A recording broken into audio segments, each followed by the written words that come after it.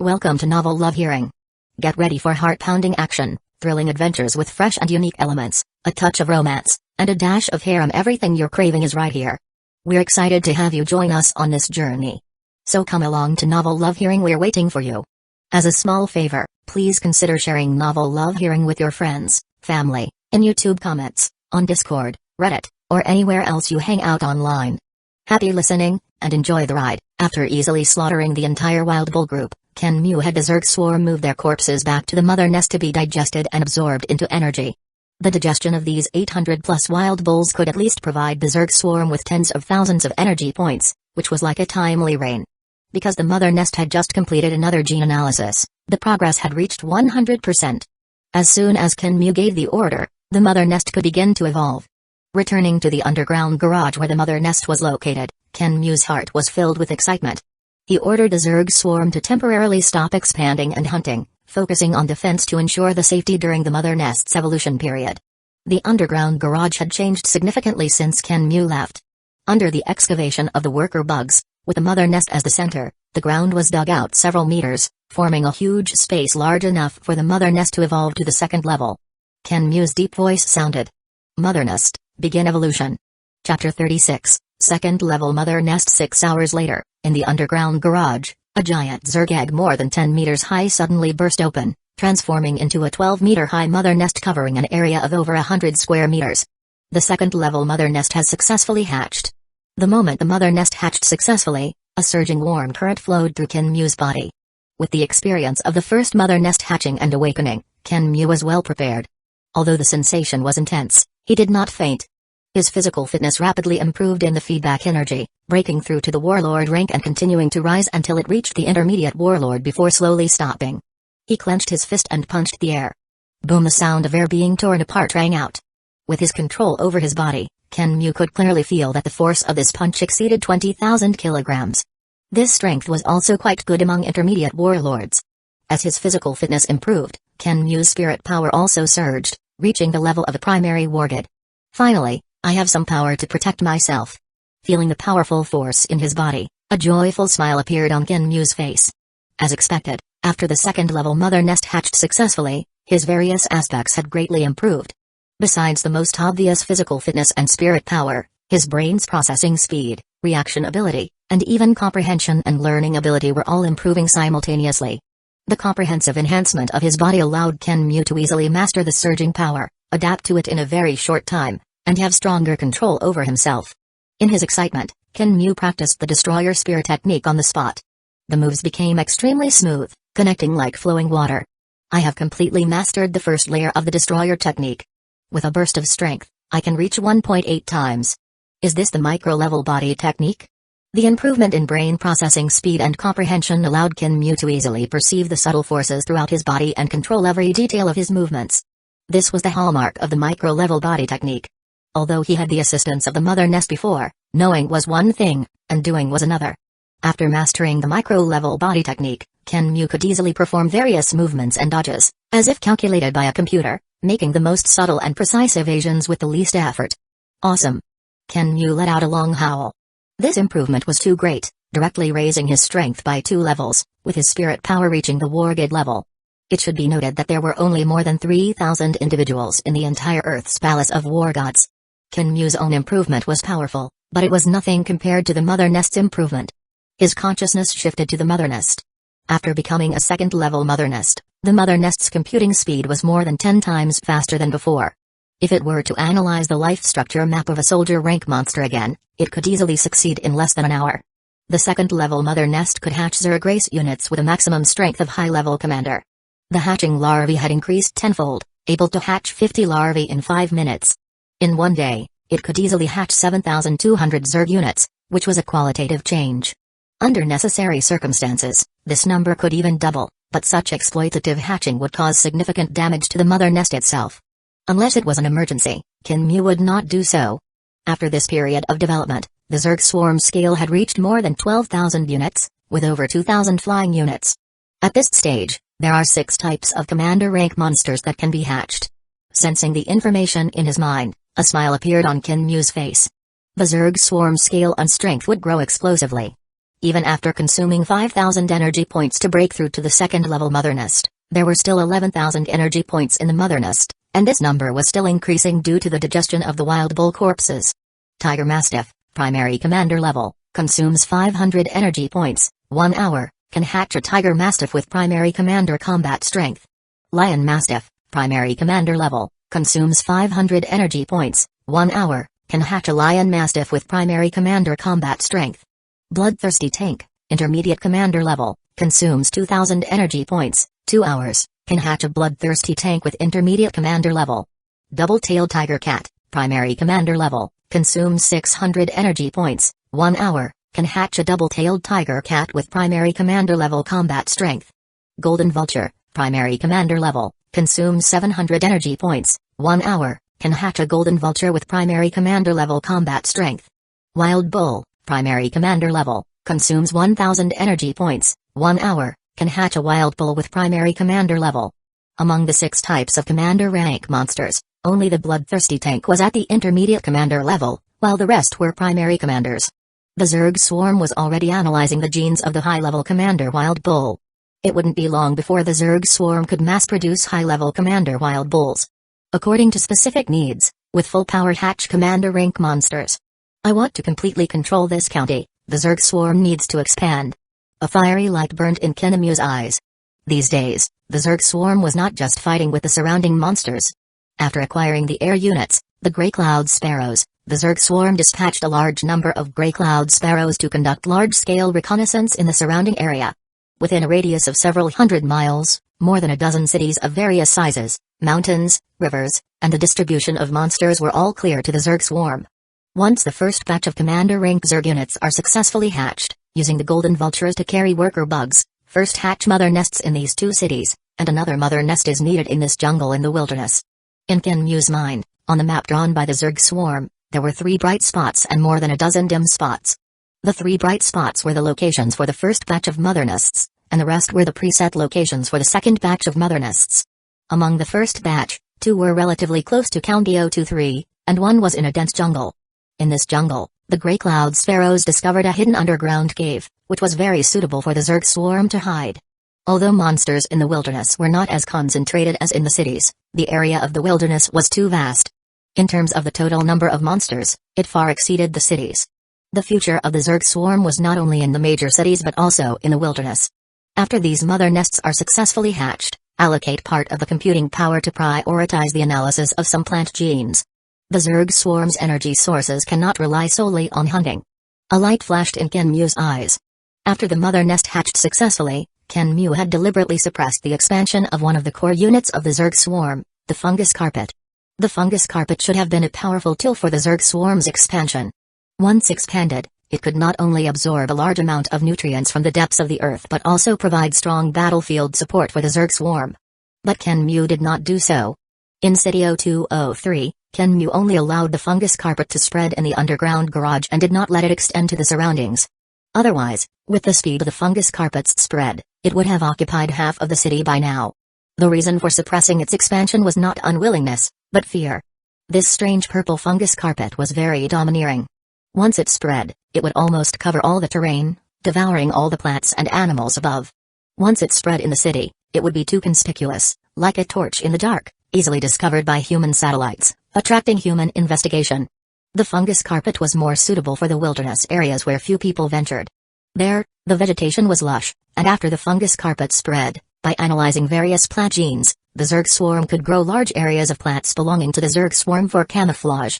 This would not only greatly expand the Zerg swarm's territory but also bring a massive energy income to the Zerg swarm. At the same time, the fungus carpet could be studied, integrating other plant genes. There was no need for significant changes, just slightly altering the strange purple color to that of ordinary plants, allowing it to perfectly blend into Earth's ecological environment. Ordinary plants could obtain energy through photosynthesis. Why couldn't the Zerg swarm? This way of obtaining energy might be slower, but it was stable, safe, and sustainable. Now, the number of the Zerg swarm was only over 10,000. Relying solely on hunting was enough to maintain the growth and expansion of the Zerg swarm. When the number reached the millions or even billions in the future, could it still rely on hunting? The Zerg swarm's true explosive expansion was just about to begin. Chapter 37, Expansion Zerg Swarm, Crush Them.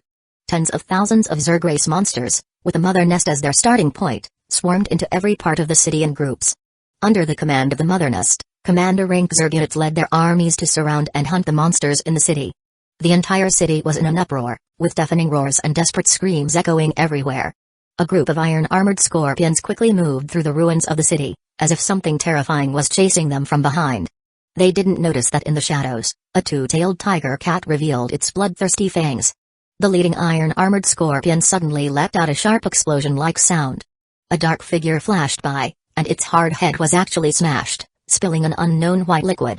Behind them, a rustling sound approached as a group of tiger mastiffs surrounded them from all directions. Finally, led by a bloodthirsty tank, they began the slaughter.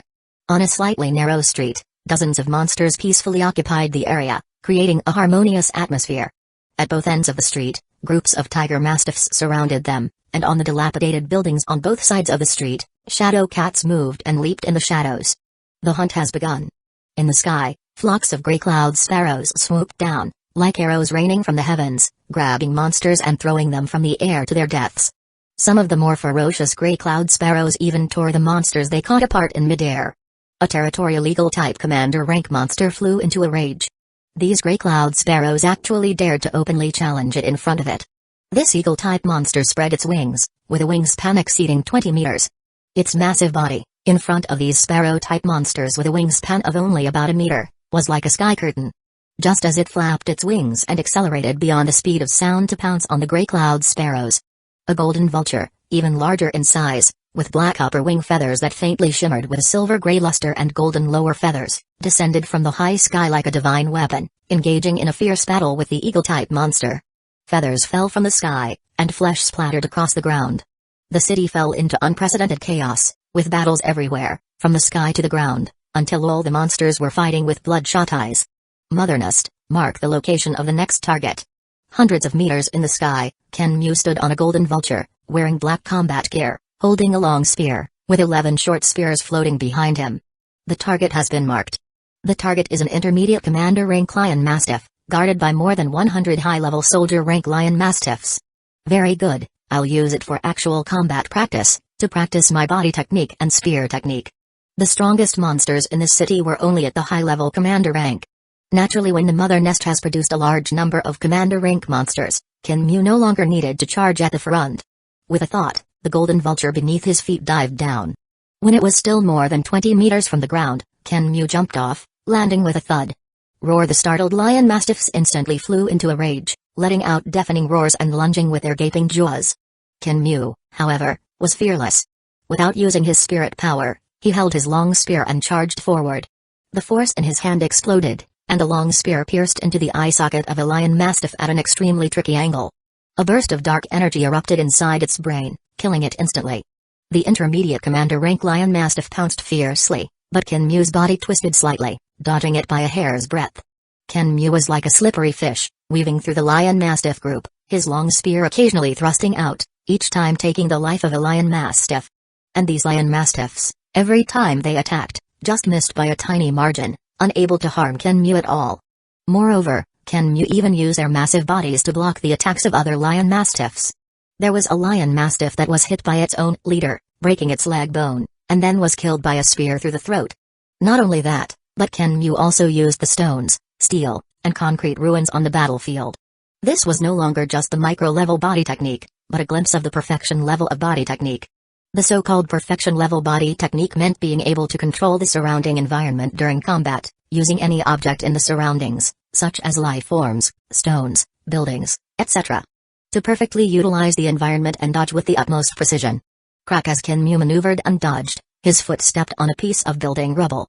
The rubble, which had been battered by wind and rain, suddenly collapsed, causing Kenmu's movement to deform.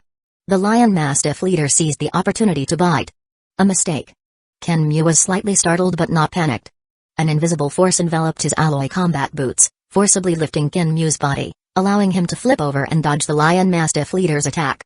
At the critical moment, Kenmu used his spirit power to dodge this attack. Still not proficient. Kenmu understood that he had experienced too few actual battles, so it was inevitable that mistakes would occur. While Kenmu was honing his body technique. Near the Mother Nest, 5 golden vultures formed a flight formation, flapping their wings and soaring into the sky. 3 of the golden vultures each carried worker bugs, primary commander rank tiger mastiffs, and 2-tailed tiger cats in their claws, while the other 2 golden vultures flew as escorts. After joining a group of gray cloud sparrows in the sky, they formed a large team and flew towards the wilderness. This was already the 3rd team to take off from the mother nest. Compared to the other 2 teams, this one was even larger in number. They flew eastward, deep into the wilderness, and stopped over a particularly dense jungle. They circled in the sky for a while, confirming that there was no danger before landing. A commander-ranked tiger mastiff and a 2-tailed tiger cat landed, guarding the area and protecting a worker bug as it entered a hidden cave. The interior space of the cave was vast, easily accommodating even a second-level mother nest. After the worker Zerg entered the cave, it found a suitable spot and automatically began to hatch into a mother nest. As the mother nest began to hatch, clumps of fungus carpet spread rapidly like flowing water, covering the entire cave and still not stopping, continuing to expand outward. The golden vultures and gray cloud sparrows in the sky did not leave immediately but used the advantage of flying monsters and their sharp eyes to find monsters hidden in the jungle. Once a hidden monster was discovered, it would be attacked by the group. Under the leadership of the 5 golden vultures, no monster could withstand such an attack. Corpses of monsters rained down from the sky, landing near the cave, where they were dragged in by the tiger mastiffs and 2-tailed tiger cats and placed on the fungus carpet to be converted into energy needed by the Zerg swarm. 3 hours later, the mother nest hatched successfully, and more Zerg units were hatched. A new round of battles and hunts began. And before this, the other 2 mother nests in the counties had also hatched successfully and started fighting with the surrounding monsters. It was the beginning of the full expansion of the swarm. Chapter 38, Mutation. A group of tiger mastiffs belonging to the Zerg swarm howled towards the sky. At their feet lay the corpse of a commander-rank single-horned wild boar. After a bloody battle, most of them were covered in wounds, and the ground was littered with corpses, both of monsters and of the Zerg swarm. A high-level soldier-rank tiger mastiff with injuries, limping as it walked, was devouring the flesh of the single-horned wild boar, enjoying its spoils of war. Suddenly the body of the tiger mastiff stiffened. After experiencing multiple bloody battles and devouring a large amount of single-horned wild boar flesh, the genes in its body combined with those of the single-horned wild boar, undergoing a miraculous mutation. The blood in its body boiled, muscles began to swell, and bones became even stronger, as if it had absorbed some of the excellent genes of the single-horned wild boar. It was mutating. The tiger mastiff endured the pain, lowering its head to tear at the corpse of the single-horned wild boar, replenishing the energy depleted by its rapid mutation. Its body grew rapidly, skin tearing open to reveal white bones, and blood covered its entire body. The bones on its head deformed, growing a horn similar to that of the single-horned wild boar. The process of mutation was too fast and too painful, causing the tiger mastiff to no longer be able to endure, letting out a painful howl, its entire body convulsing. This tiger mastiff is mutating. Not far away, in a street where Ken Mu was honing his body technique, he was startled and immediately controlled the short spears floating behind him to kill several monsters. A golden vulture descended from the sky, grabbed the mutating tiger mastiff, and flew it to the vicinity of the mother nest, where 2 worker bugs transported it to the underground garage where the mother nest was located. As soon as it entered the underground garage, the fungus carpet on the ground grew tendrils to wrap around the tiger mastiff, providing it with energy and healing its injuries. Only then did Ken Mu let out a sigh of relief. What had just happened to the tiger mastiff was a very rare case of mutation, and it was a rare beneficial mutation. Similar situations had already occurred twice in the Zerg swarm, but unfortunately, both mutations failed. One of them was also a tiger mastiff. After a major battle, it devoured the corpse of a lion mastiff and mutated, growing another lion mastiff head on its body. Unfortunately, after the mutation, the genes of this tiger mastiff quickly collapsed, turning into a pool of blood. The other was a shadow cat. After a bloody battle, it devoured the corpse of a tiger cat and underwent some kind of evolutionary mutation, greatly enhancing its bone and muscle strength and even growing 2 tails and 6 legs. Unfortunately, it also failed to evolve, and its genes collapsed, leading to its death. The current tiger mastiff was the 3rd Zerg unit to undergo mutation, and so far, it was the most successful one. After careful observation, Ken Mu discovered that when Zerg units experienced continuous battles, their genetic structure became unstable. During this process, if they devoured the genes of other monsters, there was a small chance of gene fusion and mutation. This evolutionary mutation could be beneficial or malignant. During mutation, a large amount of energy was consumed, and the outcome was extremely perilous, almost a matter of life and death. When Ken Mu transferred his consciousness to the tiger mastiff, he found that every cell in its body was undergoing astonishing changes, constantly dividing, dying, and then giving birth to new, more powerful cells. Part of its genetic structure fused with the powerful genes of the single-horned wild boar, undergoing dissolution, fusion, and reconstruction. This reminded Ken Mu of the later story when Luofeng enslaved the Zerg queen, and the queen proposed 2 ways to cultivate the Zerg race. One was normal cultivation. The other was to mass-produce weaker Zerg units, then let them engage in internal slaughter, devouring each other, with the weak dying and the strong surviving and becoming even stronger by devouring the weak. When a large group of Zerg warriors were all killed off, leaving only one, that one would be the most outstanding. This method could even cultivate incredibly brave and powerful Zerg units at the peak of the Realm Lord level. Although Zerg warriors were all mutated from larvae, not all of them had the same potential. Some had greater potential, while others had less. Using this most brutal method was to eliminate all those with poor potential. The peak Zerg warriors that emerged from endless slaughter were 10 times stronger than ordinary Zerg warriors and could be called kings. The current situation was somewhat similar to the second cultivation method, becoming stronger through massive battles and devouring other monsters. In the past few days, the Zerg swarm had stirred up one battle after another in City 0203. According to the Mother Nest's statistics, there were originally more than 500,000 monsters in City 0203, with more than 200 commander rank monsters. In just a few short days, the number of monsters killed by the Zerg swarm exceeded 80,000, including more than 60 commander rank monsters. The Zerg swarm itself also paid a considerable price, with 5,863 Zerg units dying in battle. Almost every day, every Zerg unit was engaged in continuous combat. In such high-intensity battles, only 3 Zerg units underwent mutations, and 2 of them failed. I wonder if the Zerg cultivated by a Zerg queen, the original ones belonging to the world of Swallowed Star, could also consume the genes of other races, evolve and mutate like my Zerg swarm, or if it's just a simple increase in strength and proficiency in combat. Ken Mu pondered, realizing that he still knew too little about the Zerg swarm. When Ken Mu returned to the Mother Nest, after a while, the mutation of the Tiger Mastiff was finally completed. It succeeded.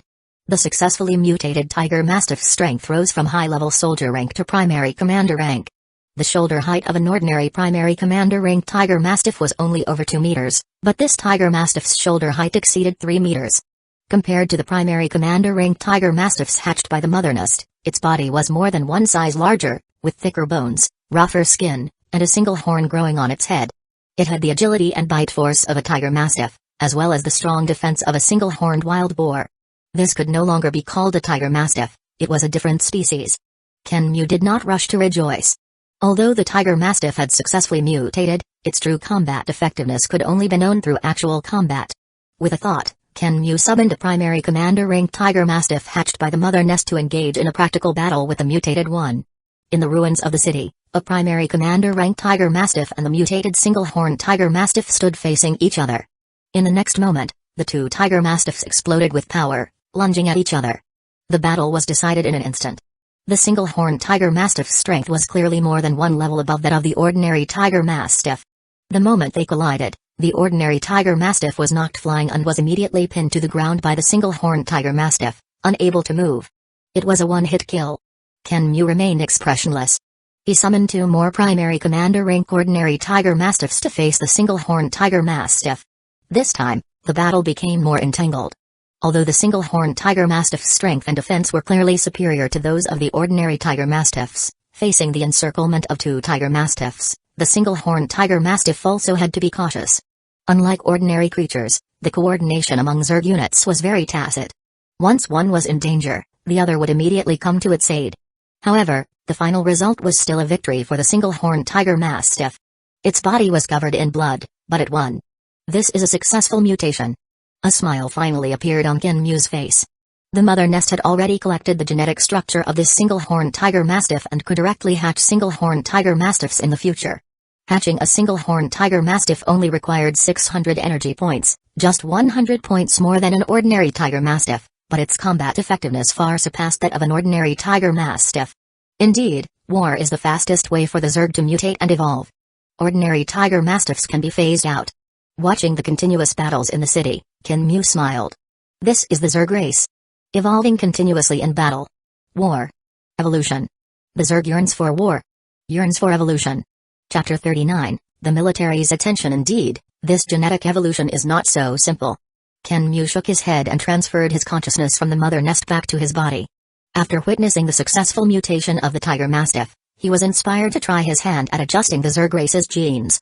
He didn't aim to make them as powerful as the single-horned tiger mastiff, just a bit stronger, and he would be satisfied. The reality proved that he had overestimated himself. When he saw the vast and complex genetic structure of the tiger mastiff, like a sea of stars, he didn't know where to begin. In recent days, although Kenmu had self-studied some books on genetic engineering, no matter how high his learning efficiency is, the time spent on this matter is too short. This level of knowledge was barely scratching the surface, and he wanted to modify the Zerg race's genes. He didn't even know where to start. After a forced attempt at modifying a part of the genetic structure, unsurprisingly, the entire life genetic structure collapsed. However, it's better than nothing. At least I understood some of the functions of the genetic structure and tried to modify it. Kenmu comforted himself. While Kenmu was attempting to modify the Zerg race's genes, in a military camp far away in the Jiangnan base city, an alarm sounded from a satellite monitor. A soldier looked at the information on the satellite and frowned. An abnormal movement of monsters in City 0203? Nowadays, there were many monsters on Earth, and satellite resources were very scarce, mainly focusing on various king-level monsters and major cities, as well as horde leader-level monsters in the wilderness. A small place like City 0203, with the strongest monsters being only at the high-level commander rank, was not a priority. However, because it was relatively close to the North Military region of Jiangnan Base City, it was occasionally checked. Is it an internal battle between monsters because of the emergence of a stronger high-level commander rank monster fighting for territory, or has a horde leader rank monster appeared? Let the North Military region investigate to avoid any surprises. The soldier operated the computer and sent the information to the North Military region of Jiangnan Base City. The North Military region was where Kenmu had undergone his practical assessment. When the information reached the North Military region, the relevant personnel immediately took notice and began to collect data and compile intelligence. Check the information on military fighters near City 0203 and ask if they have discovered the cause of the abnormal movement in City 0203. An intelligence officer immediately began the investigation. There are no military squads on missions in City 0203. Wait. We've found a military fighter currently in City 0203. It's the Spirit Master who caused a stir recently, Kenmu. City 0203 was relatively remote, and Kenmu had chosen it precisely because of its remoteness, with few people going there. Kenmu? Upon hearing the news, Zhengxing's heart skipped a beat. Kenmu was actually in City 0203. According to the information transmitted by the satellite, a significant monster battle had occurred in City 0203, with tens of thousands of monsters dead. It was highly likely that high-level commander rank monsters were fighting for territory, or even that a horde leader rank monster had been born. Being in City 0203 at this time was extremely dangerous. Thinking of this, Zhengxing immediately dialed Kenmu's communication watch. What does Zhengxing want from me? Kenmu's wristwatch vibrated slightly. Since he was near the mother nest, Kenmu did not answer the call. This communication watch was not just for voice calls but also supported video calls, and he did not want to expose the existence of the mother nest. He quickly walked out of the underground garage, leaped onto a nearby high-rise building, and after a few jumps, landed on the roof before answering the call. Chief. Since he had joined the military, Kenmu did not address him by name as before but called him Chief. Zhengxing was the commanding officer of the North Military Region camp, with the rank of Major General, so addressing him as Chief was appropriate. Kenmu, are you currently in City 0203? Seeing the call connect, Zhengxing let out a sigh of relief. In the wilderness, it was common for calls to go unanswered because they were likely fighting monsters. That's right. Kenmu replied. We've received news that a monster riot has occurred in City 0203, with a large number of monsters fighting. It's highly likely that high-level commander rank monsters are involved, or even a horde leader rank monster has been born. Have you noticed anything unusual? Zhengxing's expression was serious. For him and the North Military Region, this was no small matter. The North Military Region was not far from City 0203. If it was just between commander rank monsters, it would be manageable, but if it were a horde leader rank monster, they would need to request a war guide expert to eliminate the monster. Ignoring it would allow the entire city to be controlled by the horde leader rank monster, which would not be good for humanity. Even worse, it might even lead to a monster tide. Monster riot? Kenmu blinked, feeling a bit awkward. He had guessed the purpose of Zhengxing's call. It was only a matter of time before the military noticed the large-scale battles initiated by the Zerg swarm, but he didn't expect it to happen so quickly. Chief, I might know the reason. If I'm not mistaken, it might be because I've been training and hunting monsters here recently, accidentally killing a bit too many. Hearing Kinmu's words, Zhengxing was shocked. What had this guy done? How many monsters had he killed to cause the entire city's monsters to riot? How many monsters did you kill? Kinmu smiled and replied, I haven't counted, but there are probably several thousand soldier rank monsters, and over 30 commander rank monsters. Zhengxing's expression changed, and he exclaimed in shock, over 30 commander rank monsters. My god, no wonder the monsters are rioting. How many commander rank monsters were there in the entire city? Yet Kinmu had hunted over 30 of them alone. It would be strange if the city didn't fall into chaos. I understand. Take it easy and don't provoke too powerful monsters. If you encounter danger, remember to call for help or run towards the military region. After understanding the general situation, Zhengxing did not dwell on the specifics but showed concern for Kinmu. As a spirit master, as long as he didn't actively court death, it was difficult for him to be killed because spirit masters could fly. Just the ability to fly alone gave Kinmu a certain self-defense capability against the vast majority of monsters. After hanging up the phone, Kinmu frowned. He didn't expect the military to notice the anomaly so quickly. Although he managed to evade the issue for now, he was afraid the military would send someone to investigate. City 0203 is still too close to the military region. Just this scale of battle has attracted the military's attention. It seems the expansion here needs to be slowed down, and the focus of the Zerg swarm's development can be shifted to City 0237. Stopping development was out of the question, and even migrating as before was impossible. Because there were already over 30,000 Zerg units in City 0203, migration was not easy. Not to mention, for the mother nest to evolve to a level 3 mother nest, it required 50,000 energy points and the same needed to achieve 100% gene evolution. This required hunting a large number of monsters, and the Zerg swarm could not stop developing just because the military had taken notice. Of course, temporary hibernation was still necessary. If this city had attracted the military's attention, then they would just switch to another one. Kinmu had considered this from the beginning. After the mother nest evolved to a level 2 mother nest, Kinmu immediately established 3 subsidiary bases, one in the wilderness jungle, and the other 2 in cities City 0237 and City 0209. City 0209 was just a small city, chosen only because it was remote enough, with almost no one going there, making it very safe. City 0237, before the Great Nirvana period, was a large city with a population of millions, adjacent to Taiyu Lake, and was a very important node in Kinmu's plan. Moreover, City 0237 was very close to City 023, which was Suju before the Great Nirvana, and had great development potential. There was a larger battlefield, more suitable for the development of the Zerg swarm. Research on aquatic Zerg units could also begin there, preparing for entry into the ocean. Even if the military hadn't noticed, Kinmu was about to head to City 0237 soon, so the plan was just being advanced a little. Chapter 40, Black-Crowned Golden Eagle above City 0237, a massive black-crowned golden eagle soared at the city's edge. Its wingspan was nearly 30 meters, resembling a magnified fighter jet. Its feathers faintly shimmered with a cold metallic luster, and the feathers on its head were a deep black, like a black crown, while its sharp, massive talons were golden. A sharp eagle cry erupted from the black-crowned golden eagle's mouth, its eyes bursting with killing intent. Just moments ago, it had discovered a group of golden vultures invading its territory. What made it even more intolerable was that a human was sitting on the back of one of the golden vultures. All monsters shared a common enemy, humans. The black-crowned golden eagle's wings flapped violently, and its speed instantly surged, breaking through the sound barrier, as it swooped down towards the group of golden vultures with extreme speed. Impressive, a large city indeed, to encounter a primary horde leader rank black-crowned golden eagle right away. Kinmu, surrounded and protected by a group of golden vultures, smiled. What a great start. After these days of continuous reproduction and strength feedback from the Zerg swarm, his strength was already infinitely close to the advanced warlord rank, and his spirit power was just a step away from the intermediate wargid rank. How could he fear a mere primary horde leader rank black-crowned golden eagle?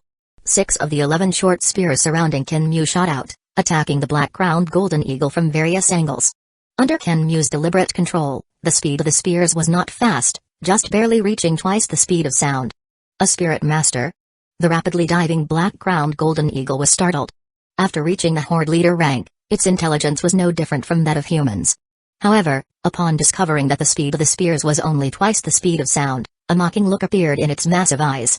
It burst with power, and its speed actually increased again, breaking through 4 times the speed of sound. An attack at merely twice the speed of sound couldn't possibly harm it. Boom. The surrounding air produced a bigger shockwave due to this extreme speed. However, the next moment, the black-crowned golden eagle's face revealed a human-like expression of terror.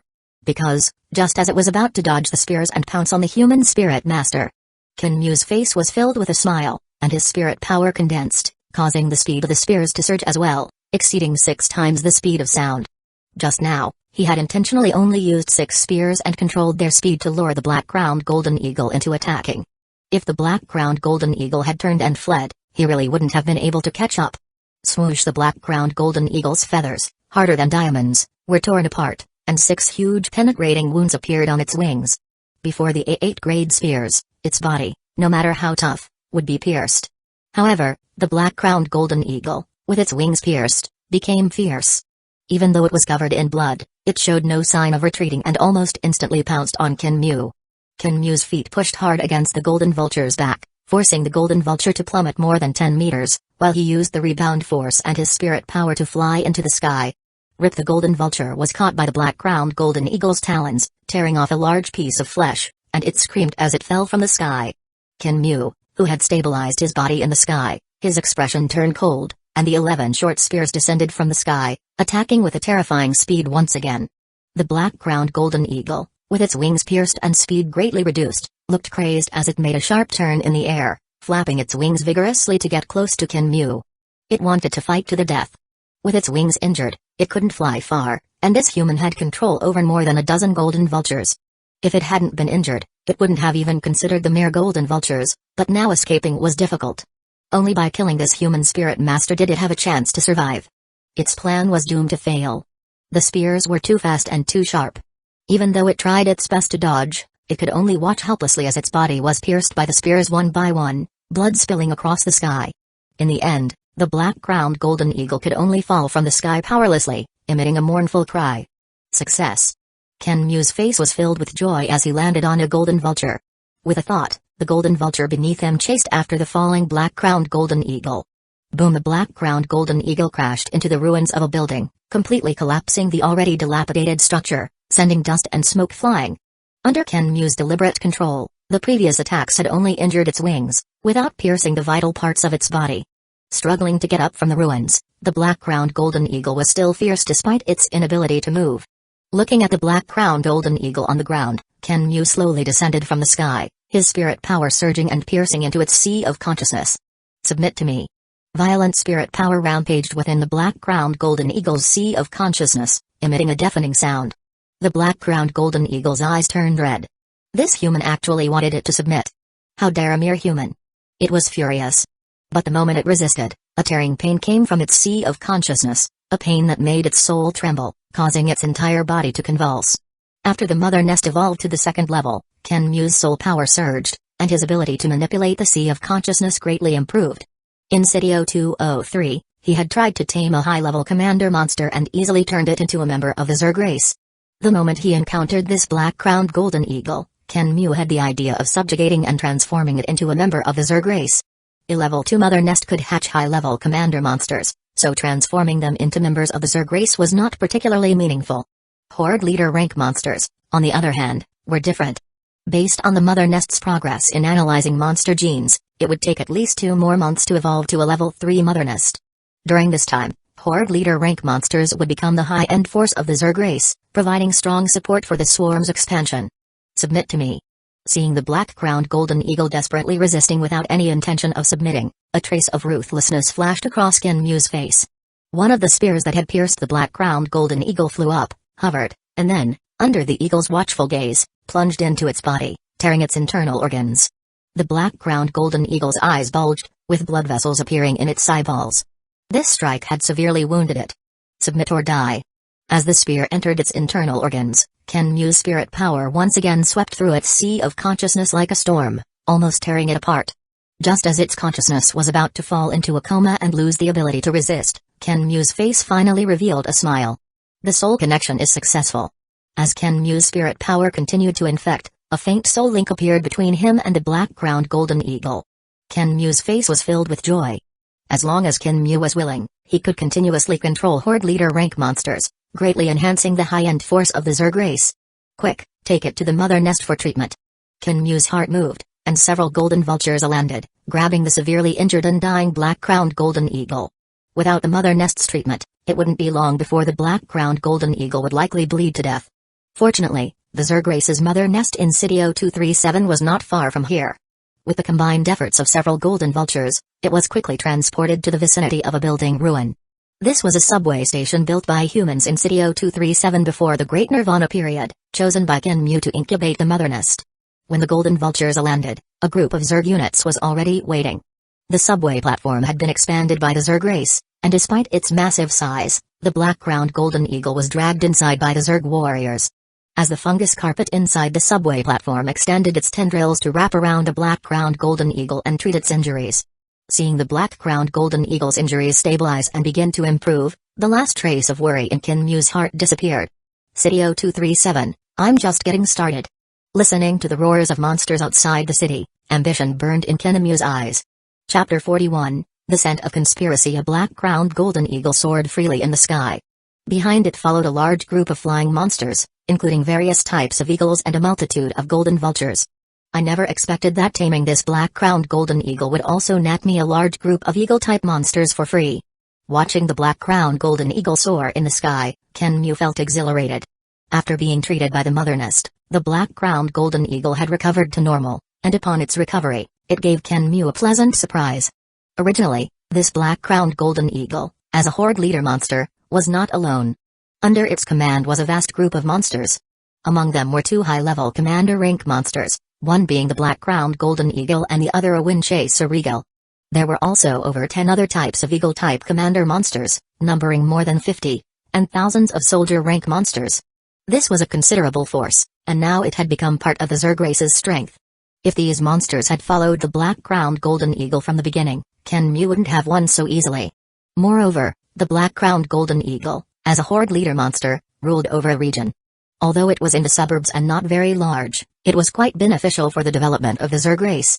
This made Kenmu consider enslaving a few more horde leader monsters, but after enslaving the black-crowned golden eagle, his spirit power had been greatly consumed, and he would need at least a day before he could enslave another. Lastly, the Zerg swarm had discovered a number of broken human weapons and equipment in the black-crowned golden eagle's nest. Unfortunately, they were all commander rank weapons and equipment, not worth much money. However, this reminded Kenmu of something. This city was different from County 0203. County 0203 was just a small county, remote and with almost no fighters hunting monsters. This city was large, with millions of monsters, commander rank monsters everywhere, a handful of horde leader monsters, and even king rank monsters roaming the city, so it attracted many humans to hunt monsters. The Zerg swarm had already discovered 12 human fighter squads. Fortunately, the city was vast, and the Zerg swarm had not yet encountered human fighters. Of course, if they did encounter them, it wouldn't matter. Kenmu wouldn't deliberately hunt humans, but if attacked, the Zerg swarm would naturally retaliate. I still need to find ways to hunt more monsters and make more money. Kenmu felt uncomfortable because his strength had improved too quickly, and the weapons he used always lagged behind his growth.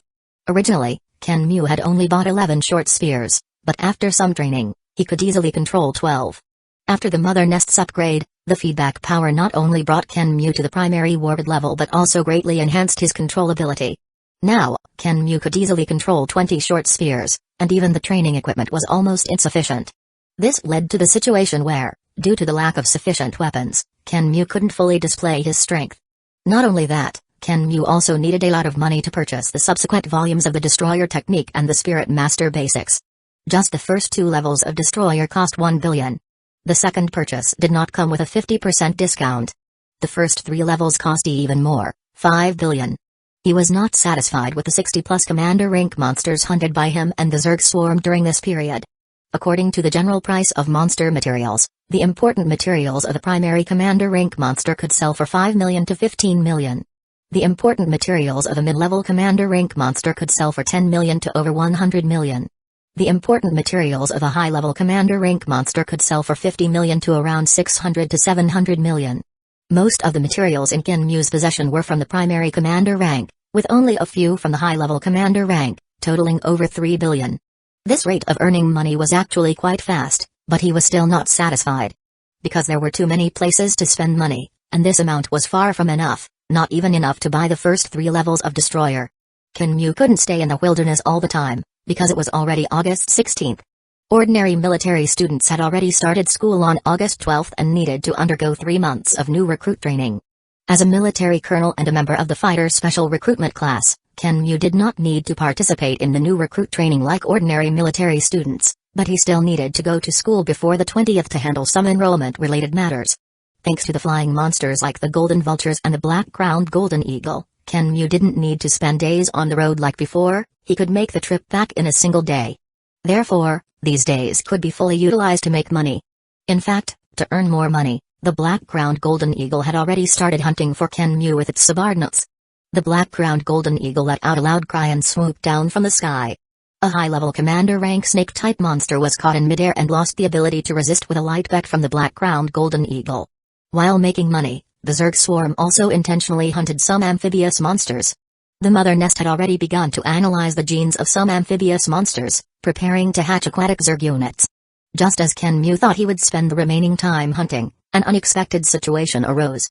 Beep beep on a street, Kenmu was hunting monsters when the military combat watch on his wrist suddenly vibrated. After clearing out all the monsters, Kenmu raised his hand to check the information transmitted by the military combat watch. It was a distress signal. A distress signal sent by a military fighter squad. The distress signal indicated that this was a squad executing a special mission, with a non-combatant special member. They were suddenly discovered by a group of monsters and were surrounded and attacked. They had no choice but to ask for help from nearby fighter squads. At first, Kenmu thought it was just bad luck for the military fighter squad to be discovered by monsters. Because the distance to this military squad was not very far, and following the principle of helping if possible, Kenmu dispatched several golden vultures and a group of gray cloud sparrows to scout the area and assess the situation. However, the information sent back by the Zerg swarm made Kenmu realize something was amiss. 20 miles away from Kenmu, in the ruins of a residential area, a 6-man military fighter squad was fleeing in disarray. One of the military fighters was carrying an elderly man with white hair on his back, protected by the others. Behind them, thousands of monsters were frantically pursuing, including several powerful commander-rank monsters. Faced with such a scale of monsters, even wargate experts would not dare to confront them head-on and could only avoid them. 2 military fighters operated large heavy machine guns, firing frantically at the monsters behind them, trying to block their approach. Although the heavy machine guns were effective, the noise from the firearms was too loud, attracting even more monsters. This scene was not particularly strange, but as the military squad fled for their lives and continued to call for help, a golden vulture scouting for intelligence discovered another fighter squad not far from the military squad. Most of the members of this fighter squad were Caucasian. They seemed to be intentionally guiding the surrounding monsters towards the military squad, which was clearly abnormal. For a moment, Kenmu smelled the scent of conspiracy. Chapter 42, The Assault Captain. This isn't working. The monsters are getting more and more. In the frantically fleeing team, a particularly muscular man over 2 meters tall, holding a massive machine gun, occasionally turned back to fire and slow down the monsters, shouting loudly. Mangekyō, hold on no matter what. We must ensure old Zhu's safety. At the front of the team, a cold and lean man with a saber in hand slashed through a monster blocking their path, glanced at the elderly man with white hair being carried by a team member, and said in a deep voice. The old man, carried by a fighter with a long knife, remained silent. As an old researcher, he knew very well that he didn't need to do anything at this time, just follow the arrangements and not cause trouble for them. I've already sent out a distress signal, reinforcements will arrive soon. Captain, I know. But my ammunition is running low. The man known as Mangekyō shouted as he ran, firing furiously at the monsters behind them. Under high-intensity shooting, the consumption of heavy machine gun ammunition was too fast. Captain, my ammunition is running low too. Another team member holding a heavy machine gun also shouted helplessly. Enter the building. Use the complex environment of the building to shake them off. There's an alley behind that building, we might have a chance there. Yes. The surrounding soldiers responded in a deep voice. As the most elite fighter unit of the military, they had experienced similar situations many times. If it were just themselves, they would have nothing to fear. But this time was different. They needed to protect an important researcher and absolutely could not allow any accidents. They could die, but Professor Zhu could not. Because they knew that as long as Professor Zhu's research was successful, countless brothers in the military could stand up again. However, just as they were less than 100 meters away from the building, on the rooftop of another building hundreds of meters away, a team had already set their sights on them. 2 men holding sniper rifles, both Caucasian, smiled bloodthirstily as they aimed at the fleeing team. This old man surnamed Zhu is really stubborn. We were willing to offer a price of 10 billion to acquire the technology in his hands, but he just wouldn't agree. A bald Caucasian man looked at the old man being carried by the military fighter on his back, dissatisfaction in his eyes. If there were any other way, I really wouldn't want to kill him. As long as he was willing to work for our HR alliance, no matter what price he set, we could accept it. Unfortunately, he just doesn't know the times. There's internal news that their research has made a significant breakthrough. If they really succeed, our losses would be too great. So, he must die. Hearing the bald Caucasian's words, a Japanese man beside him whispered. Mr. Davis, if we kill him here, will there really be no problems? Davis looked at him dissatisfied and said in a deep voice. Kota Fujioka, as long as we clean up after ourselves, who would know it was us? As long as there's no direct evidence, who can do anything to us?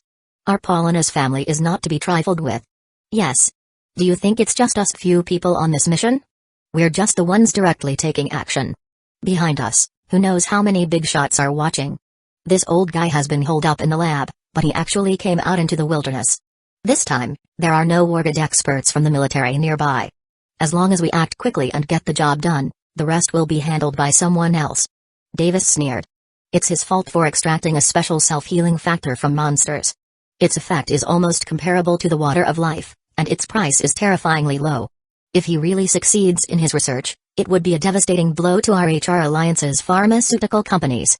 Not just our HR Alliance, even North America over there, hee. Davis suddenly stopped talking and said no more. Find an opportunity, prioritize killing Zhu Zhangming. Understood. As soon as the words fell, the two Caucasian men holding sniper rifles almost simultaneously pulled the trigger. Boom. Boom. Too low, muffled sounds suddenly rang out, and two bullets instantly tore through the sky, shooting towards the few people sprinting in the distance. He Jingshan, who was leading the charge at the front, felt his scalp go numb. His advanced warlord reflexes allowed him to detect the disturbance in the air from afar. High-caliber sniper rifle. He Jingshan's eyes turned bloodshot, and the long knife in his hand erupted, accurately chopping the incoming sniper bullet.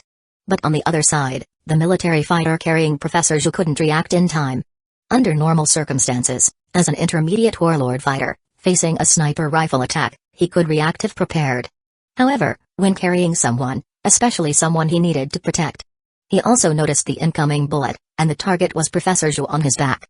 In the emergency, he only had time to slightly adjust his body angle, barely protecting Professor Zhu, but the sniper bullet instantly pierced his right arm. Under the power of the high-caliber sniper bullet, the right arm holding the long knife was instantly blown away, turning into a mist of blood. Ambush, sniper rifle. The belated warning did not serve any purpose.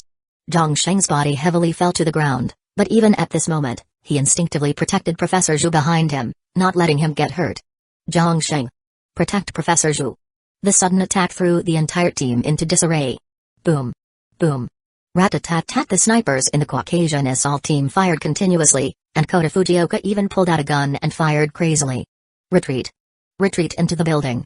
He Jingshan's eyes were bloodshot as he stared fiercely at the muzzle flashes on the distant rooftop. With his vision, he could even clearly see the grim smiles on the faces of the Caucasian man and Kota Fujioka. There was no time for sorrow. The few of them waved their weapons continuously, blocking the incoming hail of bullets, and barely retreated into the ruins of a building. But this delay allowed the pursuing monster horde to catch up. The moment the few of them hid in the building, the monster horde surrounded the entire building. We can't leave. We're surrounded.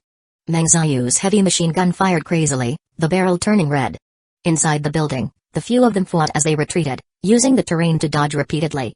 Go upstairs, hold the position and wait for reinforcements. Although the situation was extremely critical at this time, as the captain, He Jingshan remained calm. No. Going upstairs is a dead end. There are high-level commanders in this monster horde, the building won't last long.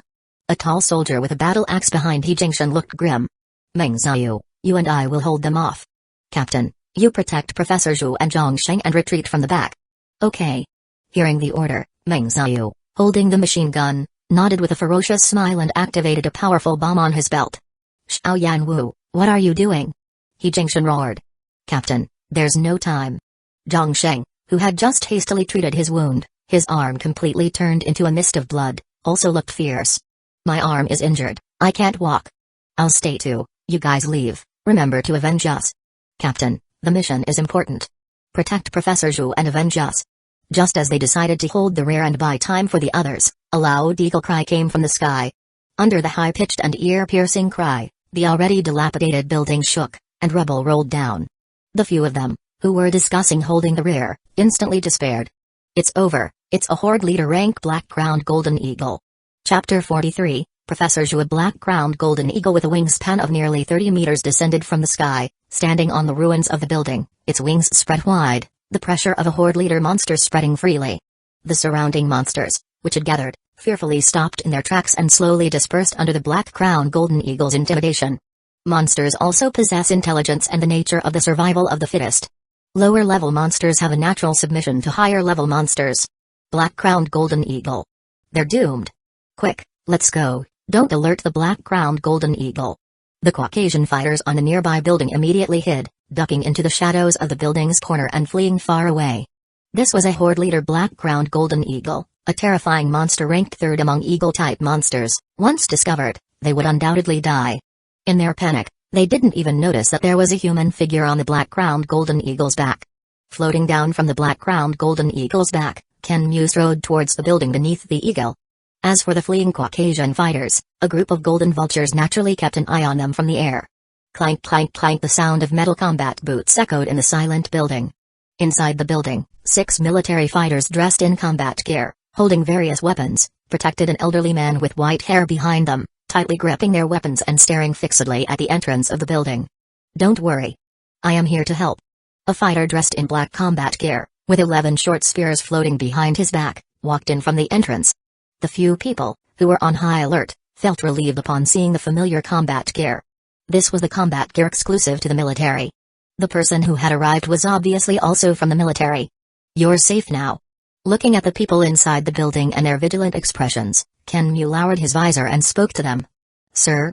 Looking at the unfamiliar man exuding a strong killing intent, the team leader He Jingshan was also unsure of Kenmu's identity and could only try to address him as a superior. Being able to silently deal with a Horde leader black-crowned golden eagle and save them, he was at least awarded existence. Calling him sir would definitely not be wrong. However, He Jingshan knew most of the Wargad experts in the military. Even if he hadn't spoken to them, he had at least seen their photos. But he had no impression of the person in front of him. I'm not any kind of superior. In terms of military rank, I might even be lower than you. Kenmu shook his head, the tip of his long spear lowered. The members of the guard team also quickly put down their weapons. The originally tense and murderous atmosphere immediately relaxed. Zhang Sheng, who had lost an arm, staggered and sat on the ground, his face pale. Quick, his wound needs treatment. Go get my medical kit. The elderly man, who had been protected in the center of the group, became busy. After receiving a metal box, he took out medical equipment to treat Zhang Sheng. He Jingshan, advanced warlord fighter, captain of the Eagle Hunter Special Forces team. Thank you for coming to our aid, otherwise, we would have been doomed. He Jingshan also removed his visor and walked up to Kenmu, extending his hand. Kenmu, intermediate warlord fighter, primary Wargad spirit master. I just joined the military not long ago. Kenmu also extended his hand. He Jingshan's eyes narrowed slightly, he glanced slightly at Xiao Yanwu behind him. Xiao Yanwu operated a miniature computer and carefully examined Kenmu, his expression filled with surprise, but he still nodded, obviously confirming Kenmu's identity through some means. At this time, the other military fighters truly let down their guard and came forward one by one to introduce themselves. Ma Xiao, intermediate warlord. Xiao Yanwu, intermediate warlord. Meng Xiao, heavy weapons warlord. Liu Xiao, heavy weapons warlord. After everyone had introduced themselves, He Jingshan looked at Zhang Sheng, who had fallen into a semi-comatose state, and shook his head with a wry smile. The one lying down is Zhang Sheng, also an intermediate warlord. The one treating him is our protection target, the chief researcher of the Jiangnan First Military Academy's Biological Treatment Key Laboratory, Professor Zhu. If you hadn't come to our aid in time, we would have been done for this time. We were ambushed by those bastards from the HR Alliance. Kenmu's eyes flickered slightly. So, they were people from the HR Alliance. Those people are from the HR Alliance? That's right. The leader is Davis from the Polynes family, who does the dirty work for the HR Alliance. He Jingshan nodded, seeming to have guessed Kenmu's doubts and explained. You just joined the military, so you might not be aware. But with your strength and clearance, you can find out. Professor Zhu Zhengming, as the chief researcher of the Jiangnan First Military Academy's Biological Treatment Key Laboratory, has made significant breakthroughs in the research of self-healing factors. If the research is successful, it is very likely that gene potions capable of regenerating severed limbs can be mass-produced. It's probably because of this that they attracted the assassination attempt by the HR Alliance. Ken Mu listened and felt that the name Zhu Zhengming sounded familiar. Suddenly, a flash of memory surfaced in his mind. Professor Zhu Zhengming? Is he the one who developed the human cell repair serum? He Jingshan nodded in confirmation. Yes, the human cell repair serum is also one of Professor Zhu's research achievements. This time, Ken Mu was truly shocked. He might not know others, but he definitely knows him. After all, he had used the human cell repair serum himself. Besides that, there were also internal organ repair potions for fighters, nerve cell repair potions, and so on, all of which were his work. Not to mention, during this period of self-study in biology, many of the textbooks were co-authored by this big shot. No way, how could such a talent end up in the wilderness, and with only you guys protecting him? Ken Mu felt something was off.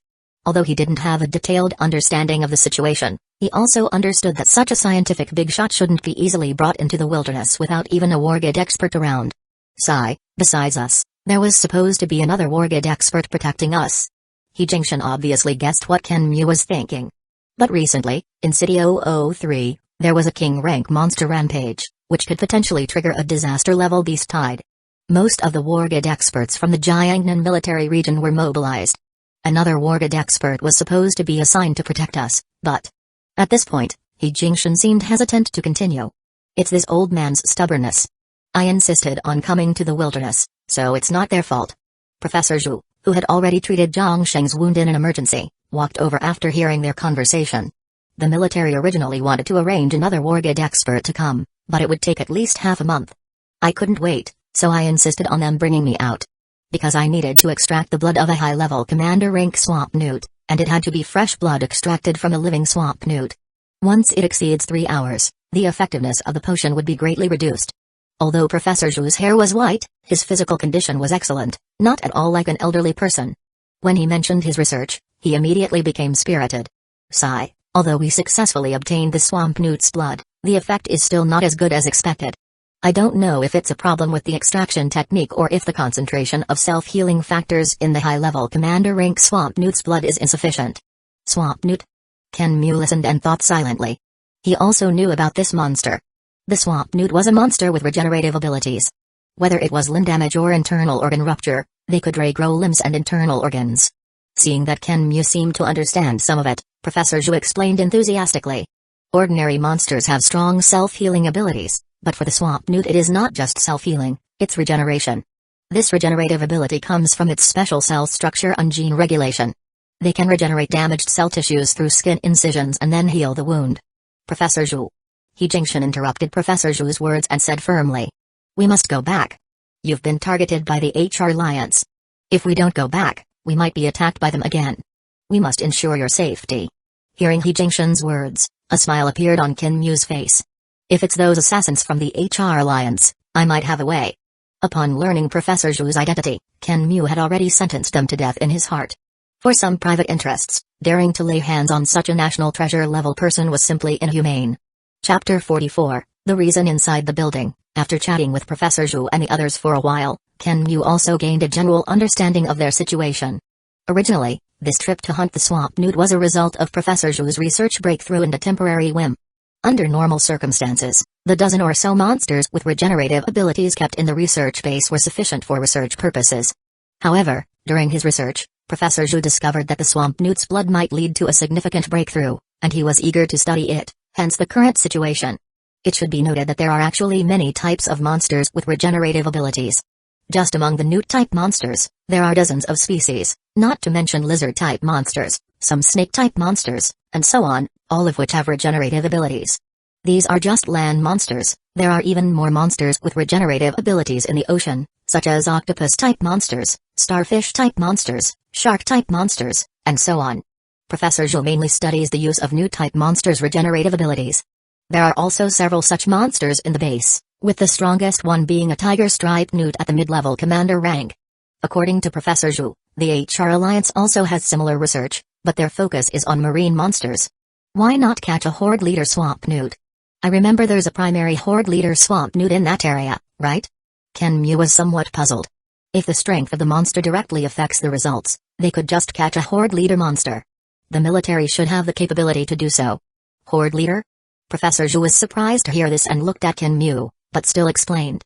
The cost is too high, and the difficulty is too great. Defeating a primary horde leader monster is not difficult, but capturing it alive is challenging.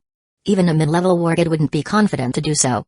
Horde leader monsters are almost as intelligent as humans and are extremely proud. Once they are defeated, even if they can't escape, committing suicide is not uncommon. Not to mention, the important materials from a dead horde leader monster can easily be sold for 500 million to 3 billion yuan. As for a live one, the price would at least be 10 times higher. The Jiangnan First Military Academy's Biological Treatment Key Laboratory, led by Professor Zhu, has an annual budget of only a few hundred billion. They couldn't afford such expenses. There are several key laboratories in the several major based cities of China, and resources are limited. Even if they grit their teeth and buy one, the subsequent containment process is not easy. Horde leader monsters can easily commit suicide if they want to. In the past, there were people who tried similar things, but they all gave up in the end because the cost was too high. The price of a live monster is at least 10 times that of a dead one? I see. Qin Mu nodded, understanding, but a flash of light appeared in his eyes, and he had an idea.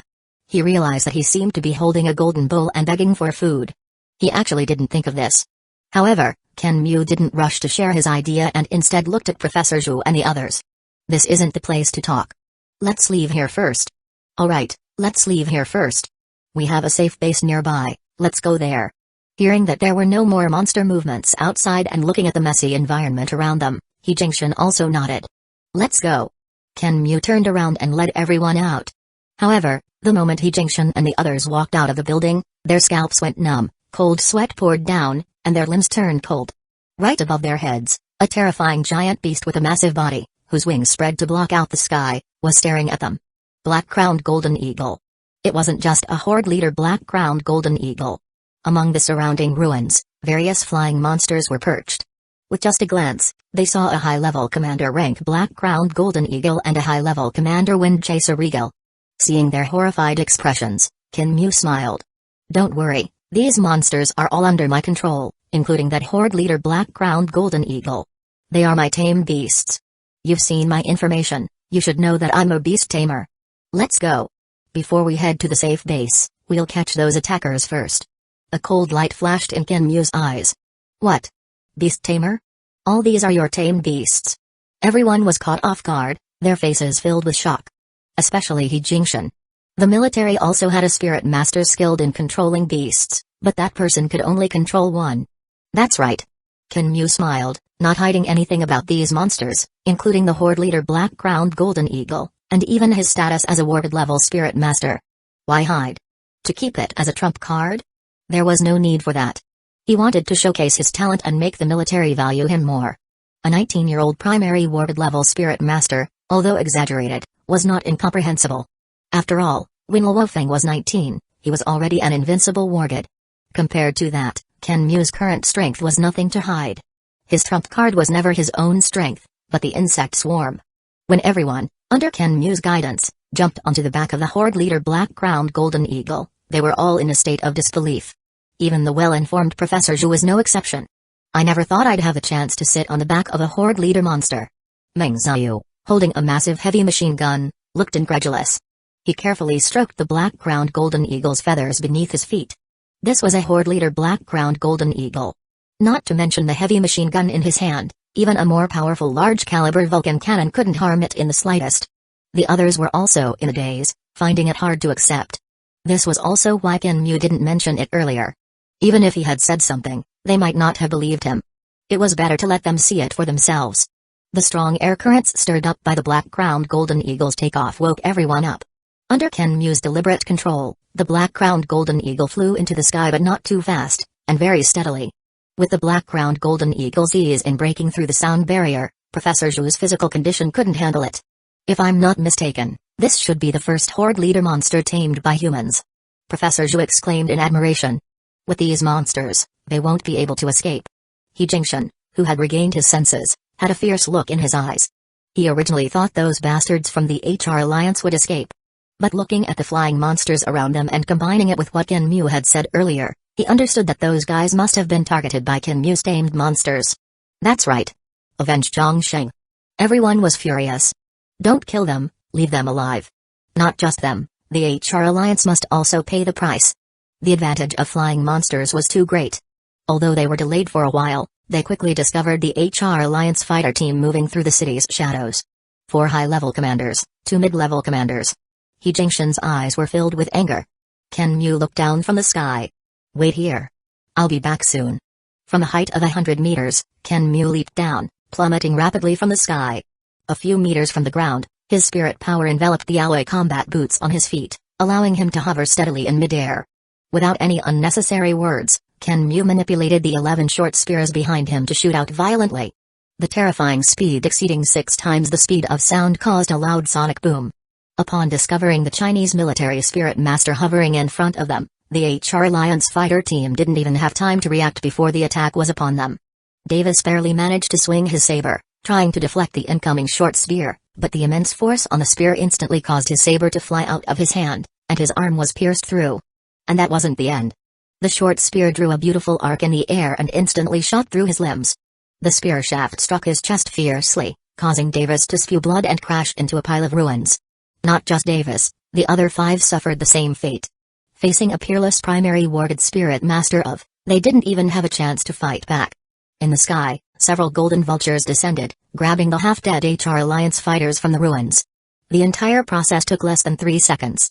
When Kenmu returned to the back of the black-crowned golden eagle, everyone fell silent. This was a beast tamer? Got them. Let's go to your safe base. Kenmu said casually. Chapter 45, Selling Monsters. The so-called safe base of the military team was actually in a relatively intact hotel. Here, there were many large metal boxes containing various research instruments. At this moment, the members of the military team were packing various experimental instruments, preparing to take them back. As for the captives from the HR Alliance team, they were hastily bandaged to ensure they wouldn't die and then thrown into a nearby room, guarded by several flying monsters. Until now, everyone was still feeling somewhat amazed, discussing the black-crowned golden eagle and the numerous flying monsters. Seeing the excitement on their faces, Kenmu pondered for a moment and shared an idea that had been on his mind.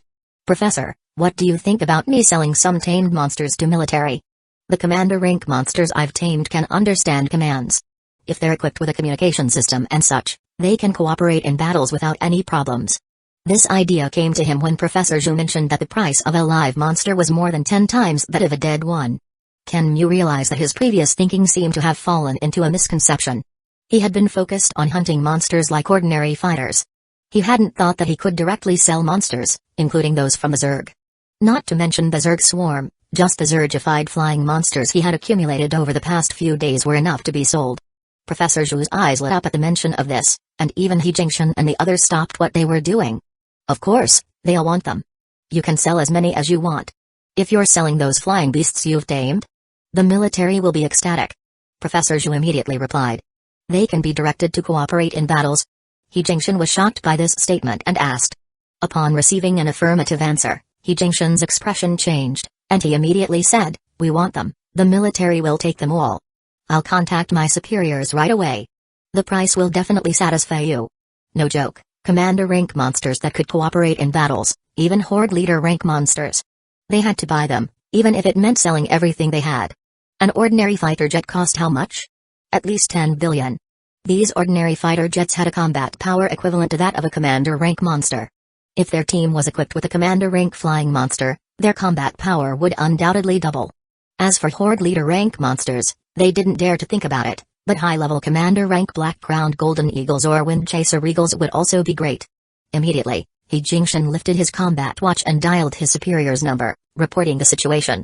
Sure enough, the other side quickly agreed, as long as Kenmu was willing to sell, the military would buy. The price was negotiable. A war-good military expert, who had already boarded a fighter jet to came to their aid upon receiving their distress signal, could discuss it in person. Brother Mu, are you selling that horde leader rank black-crowned golden eagle? He Jingshin, who was already in his 30s, suddenly asked with a flattering smile. I'm not selling that one for now, I have uses for it. Kenmu also smiled. Of course, he wasn't selling it now, since he only had one horde leader rank monster. But once he had more horde leader rank monsters under his control and the price was right, he could consider it. Once he figured this out, Kenmu realized that selling Zergified monsters, or even Zerg units, was actually no different from Hong selling intelligent fighter jets. They were both selling second-hand permissions. So, why not use the military to support his Zerg swarm? The real control was still in his hands, and he could even monitor the military's every move in real time. As for whether the military would discover the Zerg's anomalies, that was overthinking it. If the military had that capability, they wouldn't be forced to survive in base cities by a group of monsters. Unfortunately, I also have to return to the base city for the start of school. Otherwise, I could consider taming that primary horde leader rank swamp newt and selling it to the military. Looking at Professor Zhu, Kinmu seemed to say this unintentionally. The main reason he joined the military was to learn biology, wasn't it? The person in front of him was a big shot in biological research. If he didn't seize this opportunity, he would be too stupid. Professor Zhu and the people around him all looked puzzled. Start of school? What start of school? Tame that horde leader rank swamp newt? Do you have a way to tame that horde leader rank swamp newt? In an instant, Professor Zhu rushed to Kinmu's side, asking urgently. A horde leader rank swamp newt that could be tamed and one which will cooperate in experiments would be incredibly valuable. Professor Zhu, I might have forgotten to mention that I'm actually a new student in the biological department of the Jiangnan First Military Academy. School is about to start. Kinmu spread his hands innocently. After becoming a spirit master, I discovered that perhaps it was because I've been interested in this field since I was young that I awakened the talent of a beast tamer. Later, I found that in-depth research in biology greatly helps my beast taming ability. So, after joining the military, instead of being directly assigned to the army, I'm going to study at the Jiangnan First Military Academy for a while as military personnel. Professor Zhu and the others were stunned, feeling somewhat baffled. A primary warded spirit master going to school at a military academy? And a freshman at that? This was simply ridiculous. Registration? Such a small matter doesn't require you to make a trip. I'll call the principal and ask him to handle these things for you. So, you're interested in biology? Come, let me see how your foundation is. Professor Zhu's face lit up with a smile upon hearing Kinmu's words, understanding the situation. His old face was as happy as a blooming chrysanthemum. Professor Zhu, who had switched to his teacher mode, began asking some related questions, starting from the simplest and gradually delving deeper. Kinmu also answered based on the knowledge he had self-studied over the past few days. At first, it was okay, but slowly, it became more difficult until he couldn't understand at all. Not bad, your foundation knowledge level is quite good. You haven't even started school yet, but the knowledge content you've self-studied can already compare to that of an average sophomore. Overall, your knowledge is still lacking, but you understand some problems very well and have your own ideas. Professor Zhu seemed very satisfied and nodded in admiration. Are you interested in coming to my lab? I'll arrange for you to join the project team, and you can learn directly from your seniors. If you want to take graduate exams or anything like that in the future, you can leave it to me to arrange. Kinmu was naturally happy to hear this. Of course, I'm interested, thank you, Professor Zhu. While the two were chatting animatedly, a stream of dark blue light quickly crossed the sky. A beautifully curved, dark blue saucer-shaped fighter jet hovered above the hotel, the cabin door opened, and a strong man wearing dark green armor and holding a long spear leaped down. The military's reinforcement, a wargate expert, had arrived. The newcomer had a standard square face, a serious expression, and walked with the vigor of a dragon and the steadiness of a tiger, a typical military style. Under everyone's gaze, he first walked up to Professor Zhu and saluted. Professor Zhu, I am Li Shun, here to escort you back to the Jiangnan base city. Professor Zhu's face also turned serious in response. I've caused trouble for the organization. I didn't expect to alarm you guys from Huashan. Li Shun scanned the surroundings, his eyes narrowing slightly at the sight of the black-crowned golden eagle lying nearby, then turned to look at Kinmu, his expression softening. Colonel Kinmu, on my way here, I received a notice from my superiors to fully communicate with you about the matter of selling monsters you mentioned. Li Shun had checked all the information about Kinmu on his way here. Both of his parents were military personnel, and he was an orphan of martyrs. For someone like Li Shun, who had spent his entire life in the army, such a person was as upright and patriotic as they come, and he naturally felt good about him. You can mention any requirements you have, and we will try our best to meet them. I just have one question, how many monsters can you provide? And what are their specific strengths? Kinmu smiled. In terms of quantity, there might be quite a lot. Chapter 46, the military's attention. Watching Kinmu's confident demeanor, Li Shun smiled and then, in front of Kinmu, pressed a button on his tactical watch, activating the communication function. Kinmu, you might not know this, but when He Jingshun and the others reported your situation to the higher-ups, the entire upper echelon was shocked. So, before we discuss the matter of selling monsters, I need to talk to you about something else. Li Shun did not press for details on the number of monsters but instead changed the subject. Do you know what it means to be able to tame monsters on a large scale, even Horde leader rank monsters? Because of your situation, the military's highest level has convened an emergency meeting. Our current conversation is being transmitted in real time. Even the founder of our Huashan organization, Chairman Jia Yi, is listening. With that, Li Shun paused, his tone becoming serious. Next, I will ask you some questions, and I hope you will answer them truthfully. They will determine your corresponding treatment based on your answers. Seeing Li Shun's expression, Ken Mu also became solemn. The military was finally taking him seriously, not just as an upstart genius or a promising talent like before. Li Shun looked at Ken Mu earnestly. Ken Mu, when did you awaken as a spirit master? Ken Mu answered without hesitation. July 21st. Li Shun asked again. Ken Mu, has your strength now reached the level of a primary warded spirit master? Ken Mu replied seriously. Yes, I am now a primary warded spirit master. Li Shun asked. Your awakened spirit master talent allows you to tame a large number of monsters, even Horde leader rank monsters. Ken Mu did not hesitate at all. Yes. Li Shun's face clearly showed joy as he asked. Is there any limitation to your talent? Ken Mu hesitated slightly this time before answering. I haven't discovered any limitations yet. Li Shun continued to ask several questions, mainly related to beast taming. Ken Mu answered them one by one. As long as they were not related to the Zerg swarm, Ken Mu did not hide anything. He skipped over anything involving the Zerg. While the two were talking, in a virtual space. In a large conference hall with a minimalist style, there was only a conference table and more than a dozen chairs. The chairs were filled with people, each with stars shining on their shoulders. One officer sent a document to the others. Everyone, this is Ken Mu's information. Both of his parents were military personnel. On July 1st this year, he became a prospective fighter and then entered the wilderness alone, awakening his spirit master talent. During the practical exam, on August 1st, his strength reached the advanced warrior rank and intermediate warlord spirit master, showing a strong talent for spirit control and beast taming. According to the information, his beast taming ability was still immature and not fully developed during the practical exam. After joining the military, he purchased weapons and equipment such as destroyer and spirit master basics and entered the wilderness again. Until today, in just over half a month, his strength has reached the intermediate warlord rank and primary warded spirit master. He has tamed a primary horde leader rank black-crowned golden eagle and a large number of commander rank monsters. After saying this, the officer sent another document to the others. These are Ken Mu's daily records and analyses of his character, behavior, and so on. An officer finished reading all the documents and spoke. I believe that with Ken Mu's talent, he is definitely top tier. In just over a month, he has gone from a prospective fighter to the primary warded rank, deserving of the highest level of cultivation. I second that. If such a genius slows down in strength improvement due to resource issues, it would be a disgrace to the military and China. I second that. From the analysis of the information, it can be seen that he has a strong sense of belonging to China and the military, and he harbors extreme hostility towards monsters. With his talent, reaching the peak of the advanced warded, or even becoming an invincible warded, is not a problem. It's even possible for him to become a planetary rank expert. If he can tame a large number of high-level horde leader monsters, or even king rank monsters, perhaps the turning point in the war against monsters lies with him. Everyone was discussing enthusiastically, acknowledging the talent Ken Mu had shown.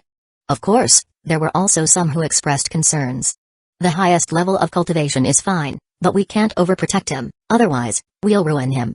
An officer with a serious expression said. We will keep a close eye on him. We won't really cultivate him like a flower in a garden. This kid has a tough streak in his bones. Before becoming a fighter, his talent wasn't obvious, but he trained himself to the point of exhaustion just to become one. After becoming a prospective fighter, he actually dared to enter the wilderness alone to hunt monsters. I'm more worried that he's too aggressive. Another officer said with a smile. In the end, everyone's opinions were unified, and a contract was drafted, ready to be sent to Li Shun for communication with Ken Mu. However, a black-clad man sitting at the head of the conference table, who had not spoken until now, opened his mouth. Add another condition to the terms, give him a spirit of nature, from my private collections, to help him grow faster. As for his future growth issues, Zhonglong, you will be responsible for that. What? Chairman, you actually want to give him a spirit of nature? An officer next to him was shocked, obviously very surprised. Just do it. On the other side, as soon as Li Shun and Ken Mu's conversation ended, Li Shun's tactical watch on his wrist vibrated, and a message came in. Li Shun took a look and was shocked by the message. Kinmu, this is a contract from the higher-ups. Decide for yourself whether to sign it or not. With that, he sent the message to Kinmu, his expression filled with envy. Kinmu looked at Li Shun in confusion and lowered his head to check the message. It was an invitation letter, an invitation from the Huashan organization within the military, not the contract for selling monsters that Kinmu had imagined. He had never hidden his talent, and finally, the military was taking him seriously. It was like when Luo Feng entered the elite training camp and showed his talent, he was valued by the limit dojo and signed a contract. Kinmu opened the contract and examined it carefully. This contract was of a much higher level than the one Kinmu had signed before. There were rights, benefits, and of course, responsibilities. 100 billion yuan in annual activity funds? Kinmu nodded secretly. This was no small amount. However, this was just the beginning. The military will directly provide the complete set of destroyer manuals, the complete set of Spirit Master basics, a set of A9 grade weapons tailored for him. Kinmu was shocked. According to market value, the two sets of manuals alone were worth 200 billion. Not to mention, there was also a set of A9 grade weapons tailored for him. Black God Suit. They are giving me a Black God Suit. But in the future, when my strength is stronger, I have to retrieve a set of Black God Suit from the ruins and return it to the organization. That's no problem. Just as Kinmu thought this was the end, a line at the bottom of the page made Kinmu admire the military's generosity even more. Because the military had given him a spirit of nature, the 1,000-year willow heart. What was a spirit of nature? It was a treasure even more powerful than dragon blood, a non-renewable treasure of heaven and earth. The 1,000-year willow heart had two effects, one was to increase cell activity, and the second was to greatly enhance physical strength. Luo Feng first consumed dragon blood in the elite training camp, raising his physical fitness from intermediate warlord to primary wargod, and his spirit power reached the advanced wargod level. Later, on Mist Island, he consumed a 1,000-year willow heart, and his physical fitness jumped from primary wargod directly to advanced wargod, and his spirit power reached the peak of the advanced wargod, achieving the level of an invincible wargod. Kinmu had expected that the military, knowing his talent, would invest resources to cultivate him, which was why he had always shown his talent. But he never expected the military to be so generous. It was completely beyond Kinmu's expectations. As for the corresponding responsibilities, they were not too harsh. The contract even directly stated that for a short period, Kinmu's main focus should be on improving his strength and not to be distracted by other matters. He could still go to the Jiangnan First Military Academy to study, and his permissions were greatly increased, with many research rooms directly open to him. There was no mention of selling monsters to the military in the contract, but it was left for Kinmu and Li Shun to discuss separately. I'll sign this contract. Kinmu answered without hesitation. With such generous terms, he would be a fool not to sign it. Chapter 47, Quid pro quo. The conditions in the contract, including the complete set of Destroyer and Spirit Master basics. I can transfer to you now. Just accept them. As for the Black God Suit, weapons, and Spirit of Nature, I didn't bring them with me. I'll need to return to the Jiangnan base city to give them to you. Li Shun's expression was one of envy. The manuals and weapons were one thing, but he didn't even have the Black God Suit. Not to mention the Spirit of Nature. Kinmu's face was beaming with joy as he smiled. Thank you, Brother Li. After signing the contract, Kinmu was also a member of the Huashan organization, and his relationship with Li Shun naturally became much closer. Since the organization has been so generous, I can't be too stingy either. The price for selling monsters will be 5 times that of a dead monster instead of 10 times. The monsters outside, except for the Horde leader Black-Crowned Golden Eagle, will all be given to the organization. Also, I'll prepare a gift for the organization. Having obtained a large amount of resources, Kinmu was no longer short of money, and the price of the monsters no longer mattered. If it were in the universe, money would indeed be important, but on Earth once money reached a certain level, it really wasn't that useful. Of course, it couldn't be given away for free. Money still had to be charged. Giving it away for free would be foolish. In fact, 5 times the price of the dead monster materials was already very cheap. If the military resold them, they could still make a profit. Of course, the military would never do that. Kinmu had wanted to make money before, mainly to buy manuals and weapons. As for other things, he didn't need them. The military had basically given Kinmu everything he needed, so the role of money was greatly diminished. Li Shun raised an eyebrow, curious. What gift? Kinmu looked at Professor Zhu and didn't keep him in suspense, smiling at Li Shun. Professor Zhu's research, you should know about it. He needs the blood of a powerful swamp newt to extract the self-healing factor. It just so happens that I know where a primary horde leader swamp newt is. I'll go catch and tame it, as a small gift. I'm also very interested in Professor Zhu's research. I have someone very close to me, Uncle King, who lost an arm in the battle against monsters. In the military residential area where I used to live, there are many people like Uncle King. If possible, I also want to contribute. Also, Professor Zhu has promised me to let me join the project team. In fact, Ken Mu had originally planned to catch the monster and sell it to the military, as a way to showcase his strength and talent. He never expected the military to be so straightforward and generous. Therefore, he couldn't be stingy either. Professor Zhu, who was standing nearby, lit up at Ken Mu's words. Originally, he was worried that Ken Mu might not go to school after joining the Huashan organization, but he didn't expect Ken Mu to bring resources to the team. Alright, I'll go with you. I'm also very curious about how you tame monsters. Li Shun heard this and also smiled. Soon, everyone packed up their things and put them into Li Shun's intelligent fighter jet. The internal space of the intelligent fighter jet was not very large, and several people and a pile of instruments already took up a lot of space. After entering the intelligent fighter jet to satisfy his curiosity, Ken Mu still chose to ride the black-crowned golden eagle.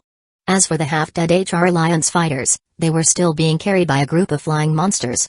It had to be said that the vitality of Warlord rank fighters was very strong.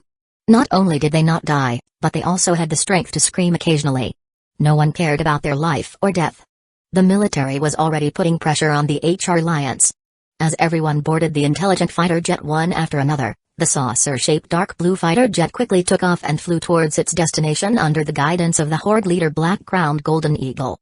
When Ken Mu first talked to Professor Zhu, he had sent a group of flying monsters to the habitat of the swamp newt, monitoring the Horde leader swamp newt from high in the sky.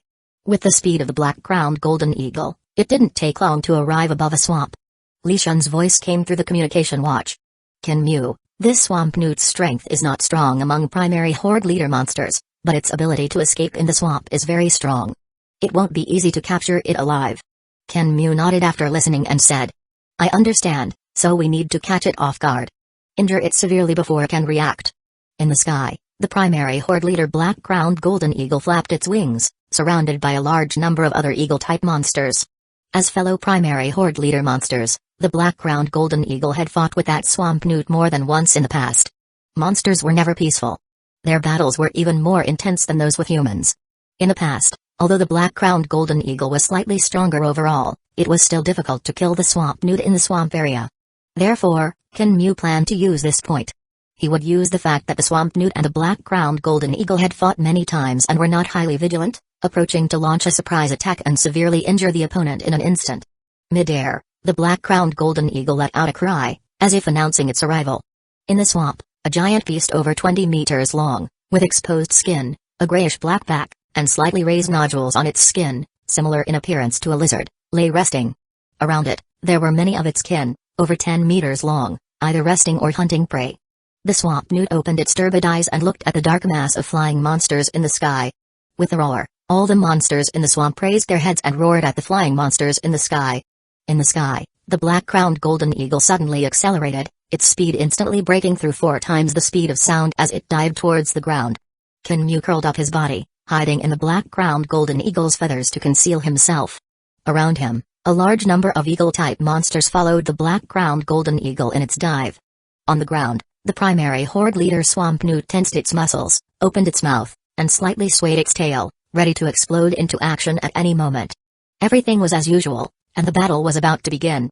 However, just as the Black-Crowned Golden Eagle in the sky dived to less than 100 meters from the ground, 11 streaks of light shot out from the Black-Crowned Golden Eagle's wings at a speed exceeding 6 times the speed of sound. They were 11 short spears.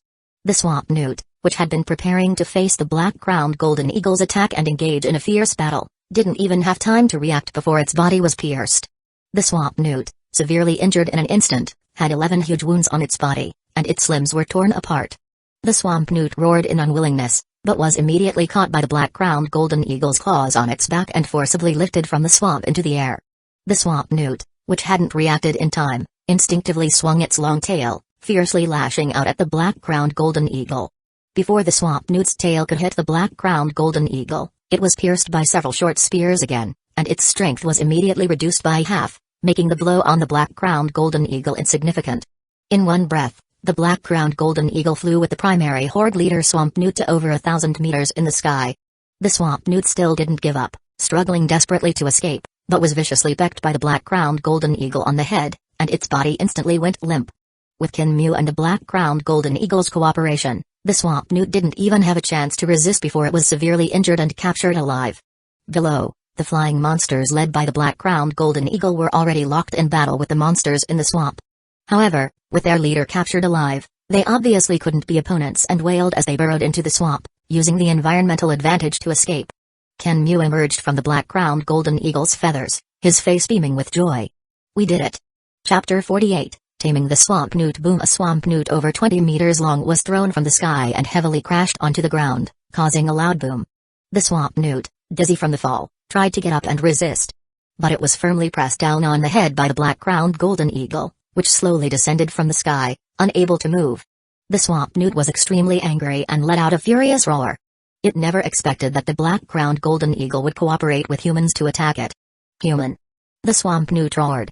The intelligence of horde leader monsters was no less than that of humans, and they could speak human language. Even some powerful commander rank monsters could do so, such as the high-level commander rank Silver Moon Wolf that Luo Feng encountered. Kinmu floated down from the black-crowned golden eagle and hovered in front of the swamp newt, with 11 short spears slowly circling behind him. Seeing the flesh on the swamp newt's body surging and the 11 bloody wounds already mostly healed, Kinmu couldn't help but sigh at the swamp newt's powerful self-healing ability. Without any nonsense, the 11 short spears shot out, piercing the swamp newt's body, tearing its flesh once again, and breaking its limbs. These horde leader monsters were not easy to deal with. The best way to make them submit was to hurt them, to beat them into submission. With the swamp newt's powerful self-healing ability, Kinmu didn't have to worry about accidentally killing it during the taming process. As he attacked it, Kinmu's spirit power surged, piercing into its sea of consciousness. Submit to me. Violent spirit power rampaged within the swamp newt's sea of consciousness, emitting a deafening sound. The swamp newt was furious, but it was firmly pinned down by the black-crowned golden eagle on its body and couldn't move at all. While Kinmu was taming this horde leader swamp newt, a saucer-shaped dark blue fighter jet slowly descended from the sky and landed nearby. The cabin door opened, and Li Shun and the others walked out, watching from a distance as the swamp newt was firmly pinned down by the black-crowned golden eagle. In front of the swamp newt, Kinmu hovered, with violent spirit power surging out, causing the swamp newt to let out painful screams from time to time. Is he using his spirit talent to tame the monster? Human spirit power is truly incredible, able to do such things. Professor Zhu's face was filled with amazement and envy. For researchers like him, this was too curious. Unfortunately, current human technology could not explain the wonders of spirit power. And Li Shun, as well as Yi Jingshan and the other fighters, were shocked by Kinmu's powerful strength. Especially after cooperating with the black-crowned golden eagle, he was able to severely injure a primary horde leader swamp newt in an instant and capture it alive. Even Li Shun, an intermediate-level wargig expert, couldn't do that. Under Li Shun and the others' watchful eyes, the roars of the primary horde leader swamp newt grew weaker and weaker, and its resistance was clearly not as strong as before. Everyone was extremely nervous. After reviewing Kinmu's information and combining it with his performance during the fighter practical exam, they knew that taming was not a guaranteed success. They didn't know that for Kinmu, this taming was much easier than taming the black-crowned golden eagle before. Once you get the hang of it, it doesn't take long. Soon, his spirit power had infected most of the swamp newt. Finally, Kinmu slowly landed, and the 11 short spears resuspended behind him. The black-crowned golden eagle also released its grip on the swamp newt and flew into the sky with a flap of its wings. The swamp newt's eyes no longer held any trace of ferocity, becoming gentle, and it made a sound of submission. The taming is successful. Kinmu looked at the group not far away and smiled. You really succeeded? Although they witnessed it with their own eyes, everyone was still shocked and puzzled. Well, the swamp newt's self-healing ability is indeed powerful. The wounds from the battle and taming have mostly healed. But right after being tamed, I forcibly shattered its soul sea, and it needs to rest for a while. The physical exertion during self-healing is also great. To bring it back to the base city, we need to give it some food to replenish its strength. Kinmu said with a smile. Thud-thud as they spoke, a group of flying monsters dropped several half-dead monsters in front of the swamp newt. Among them were 2 high-level commander rank swamp newts, and the rest were ordinary monsters ranging from commander rank to soldier rank. Kinmu's spirit power swept over them, easily shattering the soul seas of the 2 high-level commander rank monsters, forcibly controlling them and then zergifying them. With Kinmu's current powerful spirit power, he could easily sweep through monsters below the horde leader rank, forcibly zergifying them. As for the horde leader Swamp Newt, it walked up to a dead monster and began to devour it, replenishing its lost strength. Taming monsters below the horde leader rank is actually so easy. Li Shun was horrified. This ability was truly heaven-defying.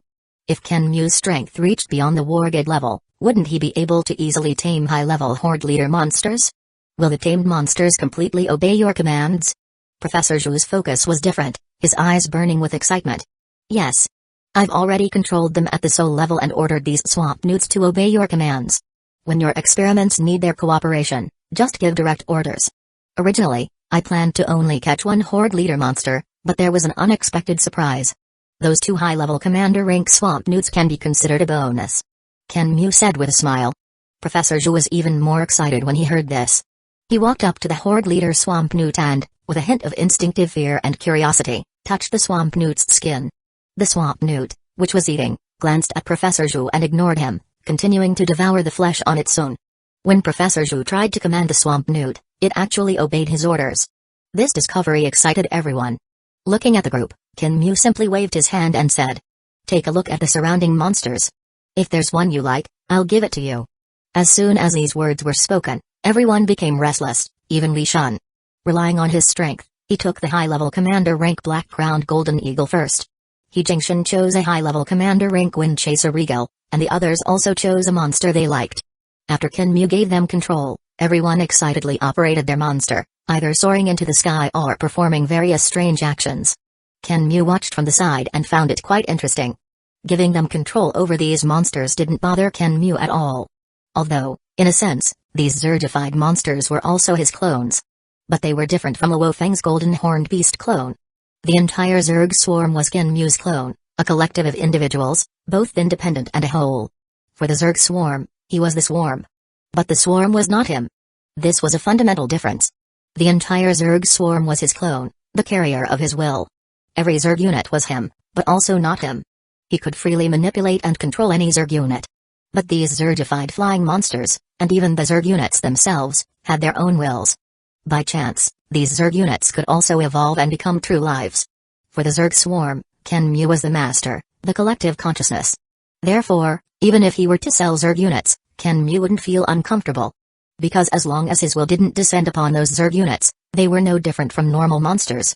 Chapter 49, Return to the city. At the edge of city number 0237, a large group of flying monsters led by a horde leader black-crowned golden eagle flew towards the human base city. Among these flying monsters, several had human fighters standing on their backs, laughing and chatting. Next to them, a dark blue saucer-shaped fighter jet accompanied them in flight.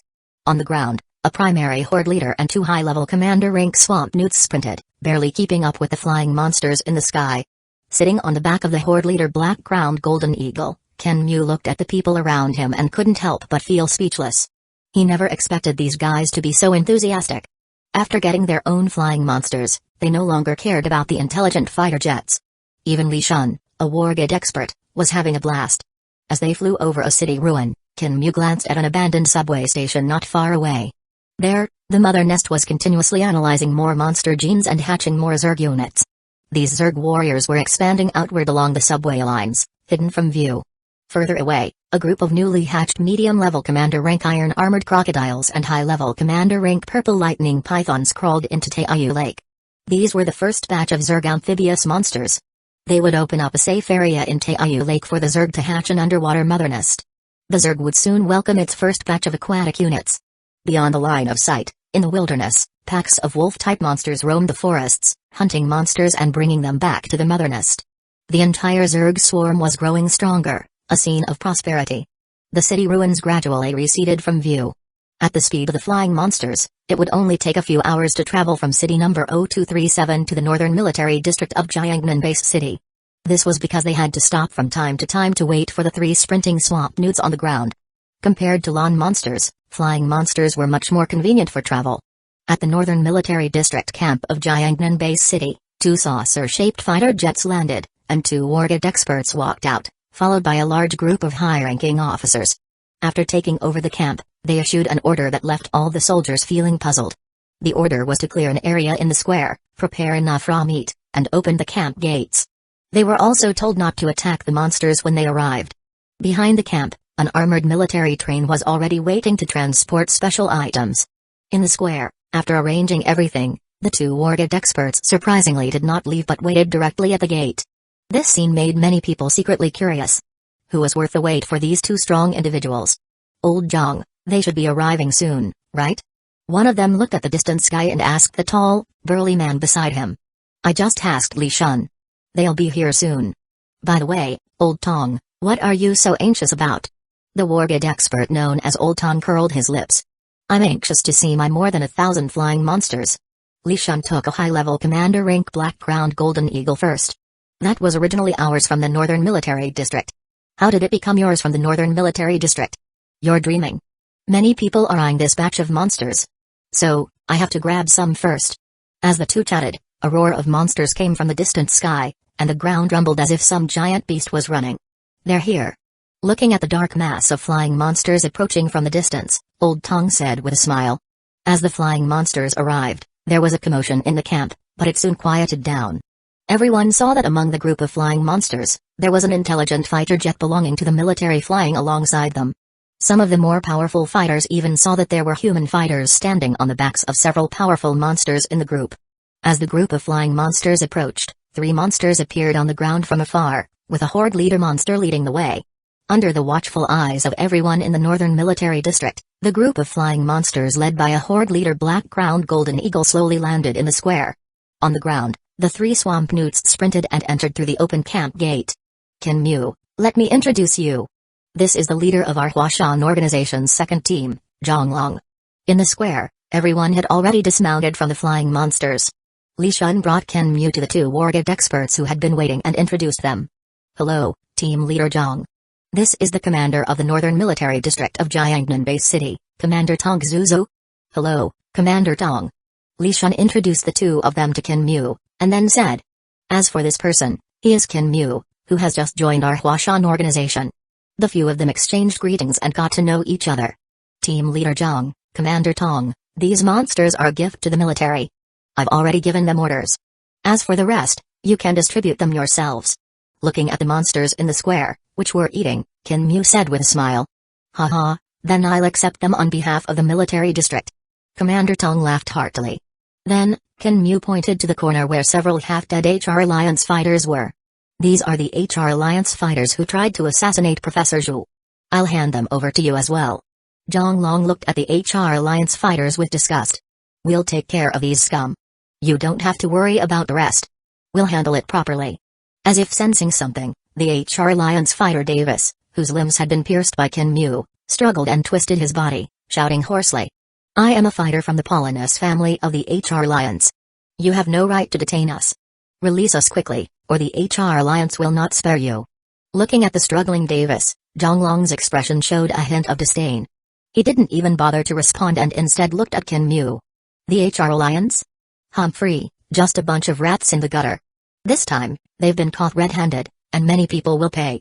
After these guys were captured by you, the military has already put pressure on the HR Alliance. We just received news that a wargate expert from the HR Alliance responsible for medical affairs committed suicide at home. The official statement is that he died in battle against monsters. There's a lot going on behind this incident, with shadows of many forces. You don't have to worry about it. The military will handle it properly. Kinmu nodded when he heard this. He hadn't planned to get involved in the first place. Now, although he had some strength, he was still not a match for true experts. Let's not chat idly for now. Let's return to the base city first. The Black God Suit, Spirit of Nature, and other items will be delivered directly to your residence. For now, focus on improving your strength. We're all looking forward to your further progress. Chapter 50, Enhancement Shengshi Jiangnan Residential Area, Villa Number 0921.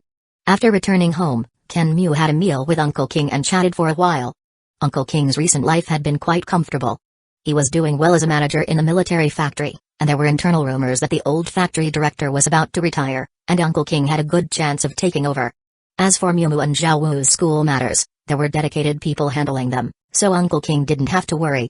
However, Kinmu didn't rush to tell Uncle King about the healing potion. Although Professor Zhu now had a horde leader swamp new to assist in the experiments, researching such things wasn't something that could succeed overnight. It still required time. When parting ways with Professor Zhu, The two had made an agreement that when Kenmu went to school in early September, he could go directly to see him. Moreover, when Kenmu and Professor Zhu separated, the professor gave Kenmu a list of books, with dozens of titles, for Kenmu to self-study as soon as possible. Scientific research was different from martial arts. You either knew it or you didn't.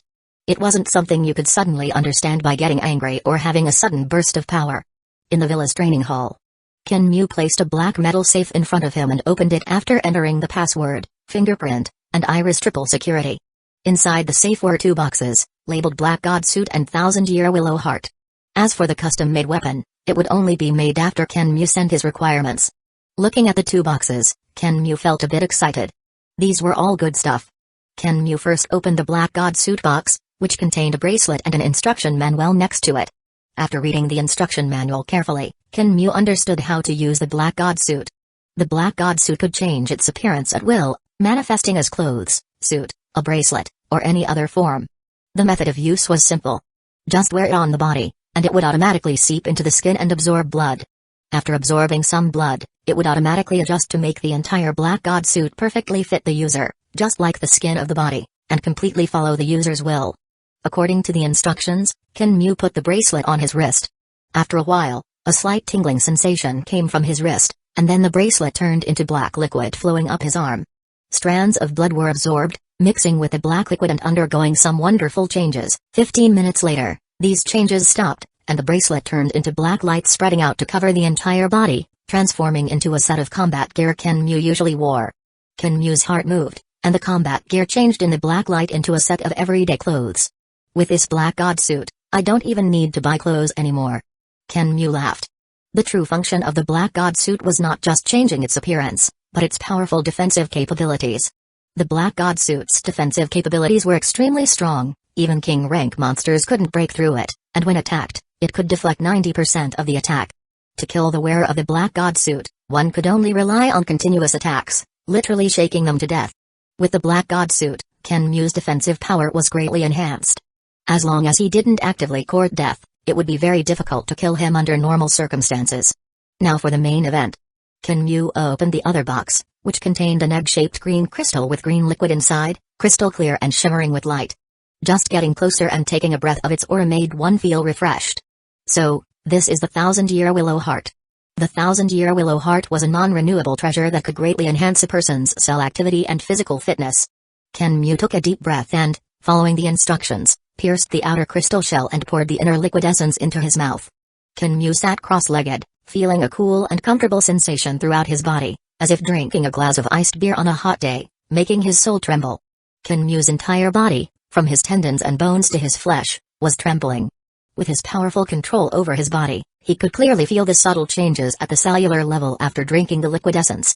Not only at the cellular level, he even directly observed the transformation of his body's genes, discarding useless or defective genes, reintegrating the genes in his body, and even absorbing some genes from the Thousand-Year Willow Heart to form new structures.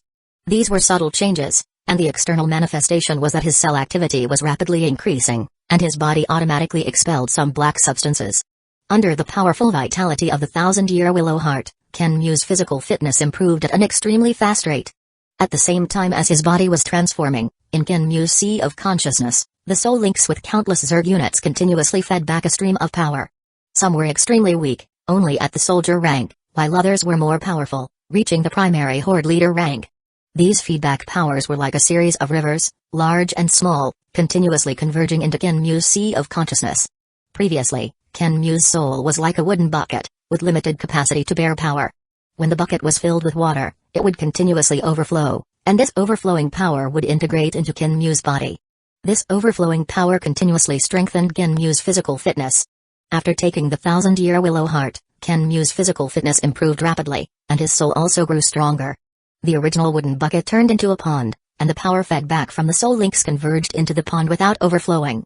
Kenmu's spirit power was also rapidly increasing. So that's how it is. The feedback from the Zerg could make me even stronger, but unfortunately, my body limited this enhancement. Feeling this, Kenmu finally understood. I was worried before that my spirit power wouldn't keep up with the improvement in physical fitness. It turns out my body has been holding me back. Understanding this, Kenmu put his worries aside and felt a mix of amusement and frustration. Before taking the Thousand-Year Willow Heart, Ken Mu had actually been somewhat worried. Because in the sea of consciousness of a normal spirit, there was a gathering of spirit power, some in liquid form, some in solid form. This determined the strength of the spirit talent. The weak ones were just some liquid gathering, and when they reached the warlord rank, their potential was exhausted. Those with strong talent, like Luo Feng, had a dark golden sphere. As long as Luo Feng's physical fitness kept up, he could directly reach the peak of the advanced Wargid. Ken Mu was different. There was no similar liquid or solid in his sea of consciousness. His spirit talent came from the Zerg. Doesn't this mean that as long as the Zerg continues to grow stronger and my physical fitness improves fast enough, there's no limit to my spirit talent? Ken Mu's eyes lit up. While Ken Mu was lost in thought, his physical fitness continued to improve. Intermediate Warlord, Advanced Warlord, and then he broke through to the Wargid rank with unstoppable momentum. Primary Wargid. Peak Primary Wargid level. Until he reached the Intermediate Wargid rank before slowly stopping. Half an hour later. Ken Mu threw a punch. Boom! My punching power is at least over 148,000 kilograms. This punching power has reached the Intermediate Wargid rank. Ken Mu's eyes shone with light. His soul in the sea of consciousness continued to grow stronger, and his spirit power intensity was also leaping forward. At this rate, it won't take a day for my spirit power to reach its limit, which is the peak of the advanced Wargid. Looking at the now empty green crystal in his hand, Ken Mu sighed. It really is a good thing. No wonder even a strong individual like Hong was moved by it. Suddenly, as if thinking of something. Can this be cultivated by the Zerg? The mother nest in the wilderness has already analyzed hundreds of plant genes, and ordinary plant genes can be analyzed quickly. If we can analyze the willow tree that produces the 1,000-year willow heart, does it mean we can mass-produce the 1,000-year willow heart, or even the stronger 10,000-year willow heart? Chapter 51, Ambition. Ken Mu believed that his idea was flawless. After all, the so-called spirits of nature were nothing more than ordinary plants that had absorbed a substantial amount of cosmic energy. During the process of energy absorption, a certain transformation had occurred. On Earth, some spirits of nature were born naturally by chance, while others were cultivated by humans. For example, on Mist Island, the reason there were so many spirits of nature was that Babata had used Muya crystals to attract human powerhouses, and some plants absorbed the energy, thus becoming spirits of nature. To Babata, spirits of nature were insignificant, but to Earthlings at this stage, and to Ken Mu, they were invaluable treasures. A single spirit of nature could elevate an ordinary person to the level of a warlord, and from there, directly to a wargid. And there were no side effects. Different spirits of nature had different effects. For instance, the 1,000-year willow heart that Ken Mu had just consumed could greatly increase cell activity and enhance physical fitness.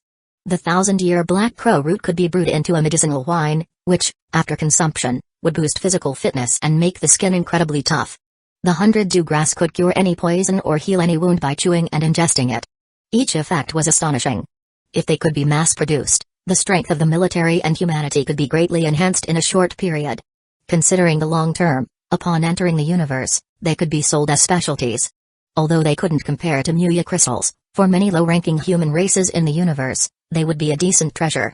At the very least, they were far superior to the purple light juice that Luo Feng later purchased. Of course, spirits of nature were only considered treasures for those weak human races with 9th or 10th rank bloodlines. In the end, it appeared impressive because Earth's level was too low. The so-called Wargid powerhouses were merely apprentice rank 7. A spirit of nature could elevate an ordinary person to the level of a warlord or wargid, which sounded impressive.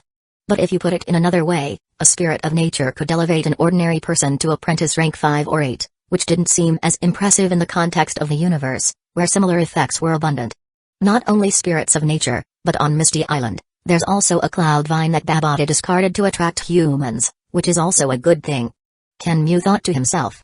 The cloud vine was an extremely popular plant life form in the universe. This plant could undergo different evolutions by feeding it different foods. Simply by wrapping it around the body, it became a defensive treasure more powerful than the Black God suit. On Earth, by simply absorbing cosmic energy, it could easily grow to the strength of a planetary rank 7 or 8. Even Hong and Lei Shen couldn't easily deal with it.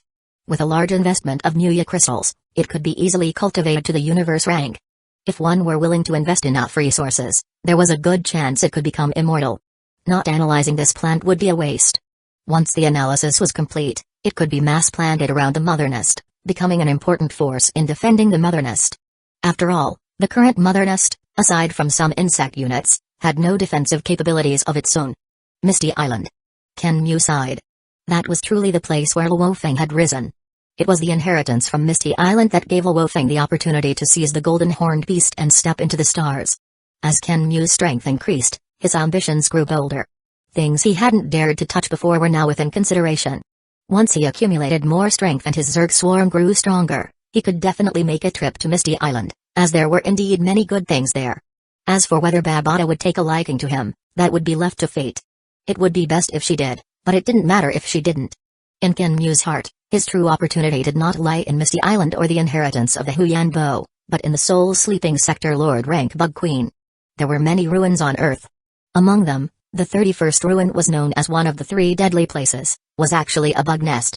It was a sphere over 800 meters in diameter, with many small pits on its surface, emitting a large amount of toxic gas that could penetrate the skin and enter the body. To this day, no one had entered the 31st ancient civilization ruin alive. But Ken Mu knew that within that nest, a sector Lord Bug Queen was sleeping. A queen with no ability to resist but possessing a complete inheritance. Don't rush. Take it step by step. Ken Mu exhaled softly, calming down. His strength was still insufficient, revealing his intentions too early might bring about adverse effects. The Zerg swarm was not yet ready. To plot against the Bug Queen, he would have to wait until his mother nest was upgraded to level 3, or even level 4, before there was a slight chance. Although the Bug Queen was in a state of sleep and couldn't resist, the toxic gas naturally emitted by the bug nest was beyond what Ken Mu could currently endure. I still need to enhance my strength. Pushing these thoughts aside, Ken Mu walked to a corner of the training hall, where a helmet was placed. This helmet, which had been delivered along with the case containing the Black God suit and the 1,000-year willow heart, was no ordinary helmet. In fact, it was a consciousness sensor that, when worn, allowed one to enter a virtual space. This consciousness sensor was connected not to the Palace of War Gods, but to a virtual space created by an artificial intelligence discovered in a ruin, exclusive to the military. Of course, the consciousness sensor could also be connected to the Palace of War Gods, provided the being granted permission. There was one thing that needed to be paid special attention to when using the consciousness sensor: protecting oneself. Because after putting on the consciousness sensor and entering the virtual space, it was difficult to notice external things, making it easy for various accidents to occur. However, this was not a problem for Ken Mu. Splitting his attention was too simple, he could easily leave part of his consciousness in his body. Not to mention, he now had the Black God set, greatly enhancing his safety. Ken Mu put on the helmet, and his consciousness entered the virtual space. In a study room that matched the style of Ken Mu's villa, his figure suddenly appeared. This was set up according to Ken Mu's own preferences. In the virtual space, as long as one wished, it could be any style. Welcome, Ken Mu. An electronic voice sounded. Ken Mu ignored the voice, as this was his second time entering, and the layout of the room was set by him during his first visit. He sat down at the desk. The bookshelf was filled with various books, most of which were on biological technology. Only 2 books were placed separately. These 2 books were naturally the complete set of Destroyer Manual and the complete set of Spirit Master Basics Manual given to Ken Mu by the military. Let's study the later levels of Destroyer. It's finally time to cultivate properly. Ken Mu opened the Destroyer Manual and quickly became immersed, learning eagerly. Chapter 52, Discovering Issues with the Complete Set of Cultivation Manuals. Ken Mu's progress in training was astonishingly fast. With the assistance of the Mother Nest in controlling his entire body, in just 3 short days, he mastered the 24 techniques of the second level of Destroyer, reaching a force multiplier of 2.7. The 27 techniques of the third level also posed no difficulty for Ken Mu. He immersed himself in training and mastered them in only 5 days, reaching a force multiplier of 3.6. However, when Ken Mu began his training for the 4th level, a small unexpected issue arose. Unlike ordinary fighters, with the assistance of the Mother Nest, Ken Mu could constantly monitor every step of his training. Any incorrect movements were immediately detected. While practicing a technique from the 4th level of Destroyer, Ken Mu perfectly followed the method described in the manual. However, he discovered that this method of training, while achieving a force multiplier of 4.5, caused slight damage to his body. This minor damage was difficult to detect under the self-healing capabilities of a warlord's body. But with the assistance of the Mother Nest, Ken Mu still noticed it. When Ken Mu attempted to make some minor adjustments to his force exertion in response to this issue, he made an unexpected discovery. The same force exertion method, with just a slight tweak, actually reached a force multiplier of 4.6. This was 0.1 higher than the highest force multiplier in the original manual. There are some errors in this manual. In the training hall, Ken Mu slowly put down his spear, closed his eyes, and contemplated the force exertion he had just practiced. After consuming the 1,000-year willow heart, his strength had reached the intermediate wargid level, and his spirit had reached the peak of the advanced wargid level. Kenmu's control over his body was far superior to before. Especially with the assistance of the Mother Nest, any errors were hard to escape his notice. I'll fully review everything after mastering all 6 levels of Destroyer. After his strength increased, Kenmu felt that the cultivation techniques on Earth were no longer sufficient for his needs. However, Kenmu still decided to master all 6 levels of Destroyer before making any other plans. Although the manual had some errors, it was still the strongest technique Kenmu could obtain. The cultivation process was not as difficult as imagined. Unlike Luo Feng, who faced numerous crises and broke through bit by bit, Kenmu succeeded easily by following a step-by-step approach. Both Destroyer and 9-stage Thunderblade were essentially methods of body force exertion, with only minor differences in the details of force exertion.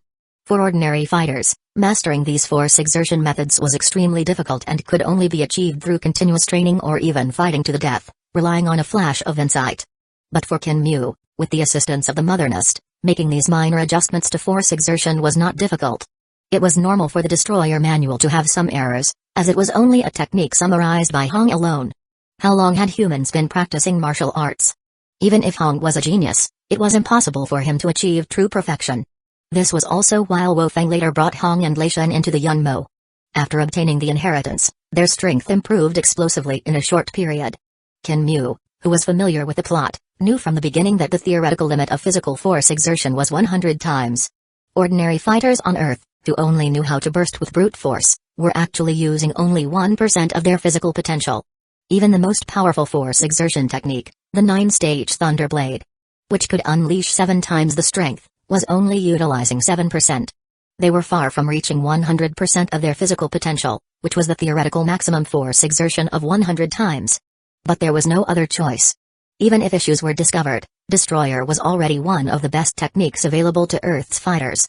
Not only was Kenmu's progress in Destroyer fast, but his training in Spirit Master Basics was also swift. Spirit Master Basics was divided into the Controller section, the Illusionist section, and the Beast Taming section. After carefully reading through them and attempting to practice them all, Kenmu discovered that the only section truly useful to him was the Controller section. As for the Illusion section, after a quick glance, Kenmu easily mastered the 18 attack methods of the Illusionist. As the ruler of the Zerg race, his talent in the soul was far superior to his physical abilities. But after actually trying it out, he found that it wasn't very useful to him. For example, one of the attacks called the Mental Cone Strike could only kill an opponent 3 levels lower. This meant that an advanced Wargid Spirit Master could only kill an advanced Warlord level opponent. For stronger fighters or Spirit Masters, it could only achieve a certain level of influence, and then control weapons to kill. But what about himself? Even a casual attack from him was far stronger than this so-called Mental Cone Strike. When he previously subdued the Swamp Newts, Kenmu was a primary Wargid level Spirit Master, yet a single glance could subdue 2 advanced Warlord level Swamp Newts. Of course, after flipping through it, he did learn some methods of using spirit power, so it wasn't entirely without benefit. However, the Beast Taming section was truly useless. Because the Beast Taming section only recorded one method, the heart-to-heart communication. This was a method of befriending monsters. 9 Spirit Masters on Earth had become Beast Tamers using this method. For Kenmu, it would be far more efficient to just beat the monsters into submission and forcefully assimilate them into the Zerg swarm. The section that was truly effective for Kenmu was the Celestial Deity Catalog in the Controller section. In just over 10 days, Kenmu had cultivated to the 52nd drawing. He could perfectly control 36 spirit weapons, which meant his spirit energy amplification had reached 36 times. 36 short spears revolved around Kenmu, moving in an extremely complex trajectory, sometimes fast, sometimes slow, forming an extremely complex drawing. Relying on these tedious drawings for training is too slow. There won't be much improvement. Kenmu sighed and stopped training. The 36 short spears hovered in place, no longer moving. During these days of training, the military had already crafted 49 short spears according to Kenmu's requirements and delivered them to his villa. For the short term, these short spears would be enough for Kenmu. There was no point in having more. Putting on the consciousness sensor, Kenmu's consciousness entered it. In the next moment, in the virtual space study, Kenmu sat in a chair and called up a large amount of information. With his current permissions, most of the military's intelligence was already open to him. This included information on numerous ruins. With a wave of his hand, a light screen appeared in front of Kenmu. After operating it for a while, information on the 9th ruin was projected. The ninth ruin was located deep in the Amazon jungle and was a ruin with a lower level of danger. When entering, one could only use combat suits manufactured on Earth.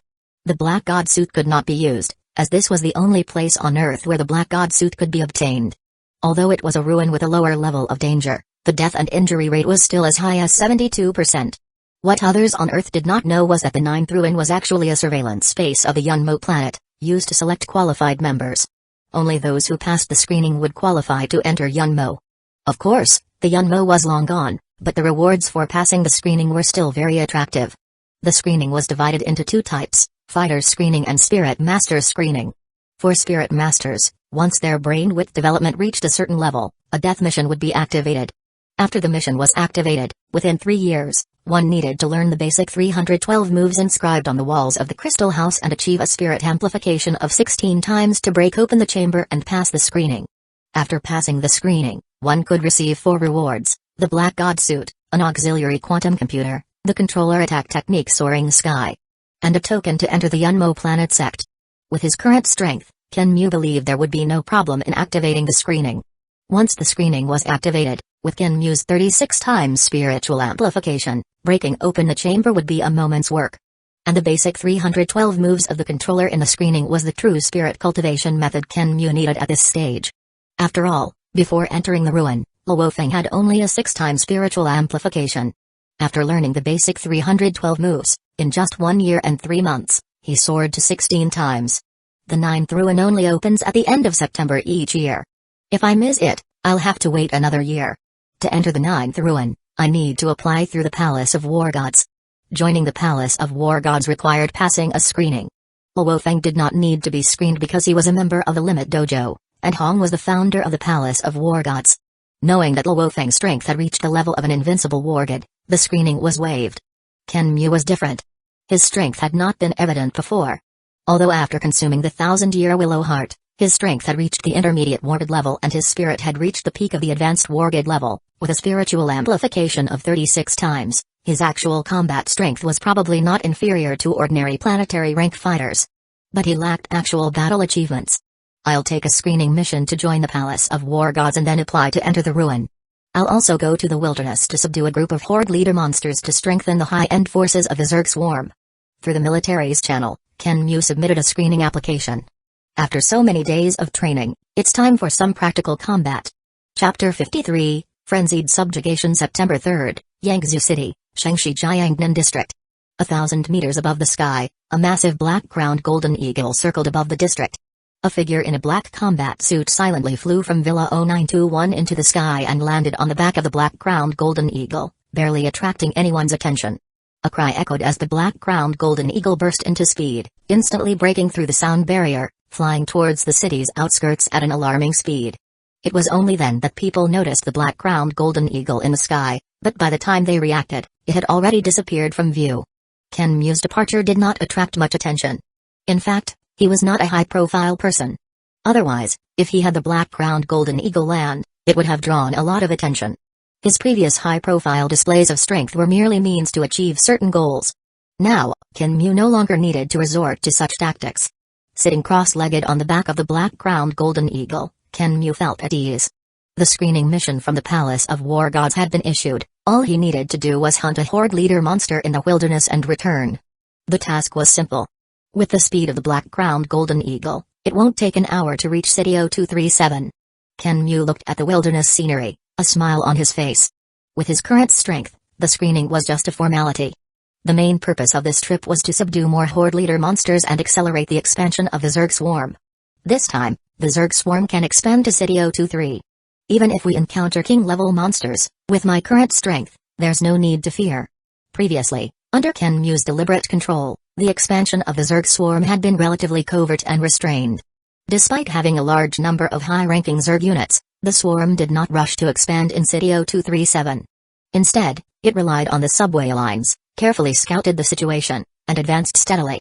Until now, the Zerg swarm's reach had not entered the adjacent City 023. Few warlord fighters dared to enter City 023, or even City 003. City 003, as one of the largest cities on the Eurasian continent, was inhabited by king-level monsters. But there was still some of them. The reason was simple: Human fighter teams only entered stealthily to hunt and were ready to retreat at any time. When encountering high-level monsters, they would flee immediately. But the Zerg swarm couldn't do that. Because of the existence of the mother nest, the swarm had to occupy territory and confront the monsters head-on. The two were like guerrillas and regular troops. One was mobile and could retreat at any time, while the other could only fight to the death. Therefore, Kenmu had always deliberately controlled the intensity of the warfare. When the swarm was still weak, he tried not to provoke powerful monsters. Until now, Kenmu still did not intend to change this policy. Because if it attracted the attention of a large number of king-level monsters, the current Zerg swarm would not be able to withstand them. This was also why Kenmu had never massively deployed mother nests. Otherwise, by placing a mother nest in each city, the size of the swarm would grow at an abnormally terrifying rate. But after consuming the 1,000-year willow heart and reaching the level of an invincible warded with a spirit amplification of 36 times, Kenmu felt he could be a little bolder. As long as he controlled a large number of horde leader monsters and used them as cover, he could establish many mother nests and quickly increase the number of Zerg units. After so many days, the Zerg swarm had barely exceeded 500,000 in number through continuous reproduction. There were less than 200,000 Zerg units around a mother nest in City 0237. This was the result of Kenmu's training over the past few days, and the swarm had already deployed an underwater mother nest in Taiyu Lake. Kenmu was not very satisfied with this progress. 500,000 was too few, even for land monsters. After all, a low-level level 3 monster tide would have millions of monsters. The number of monsters in a level 1 tide was even in the hundreds of millions. Not to mention the even more terrifying disaster-level monster tides. Adding the newly hatched underwater mother nest, the swarm now had a total of 5 mother nests. At this rate, even if 5 level 2 mother nests were to produce Zerg units at full capacity, they could only produce 36,000 a day. How many years would it take to confront the monster tides head-on? When did the Zerg swarm ever have such a significant numerical disadvantage? Therefore, expanding the number of mother nests was imperative. Expanding the number of mother nests could also speed up the analysis of monster genes and the breakthrough to level 3 mother nests. Boom. Under the black-crowned golden eagle's violent speed, it plunged into City 0237. This was the large city Kenmu was most familiar with, filled with numerous horde leader monsters, making it ideal for hunting. On the street, a monster with a body over 10 meters tall was entrenched in a building. This was an intermediate horde leader monster, the Steel Rock Rhinoceros. The Steel Rock Rhinoceros was a relatively rare horde leader monster. It liked to devour metal, and after some conversion, the metal would integrate into its fur and bones. Therefore, the Steel Rock Rhinoceros had extremely strong defense and was among the strongest in its class of horde leader monsters.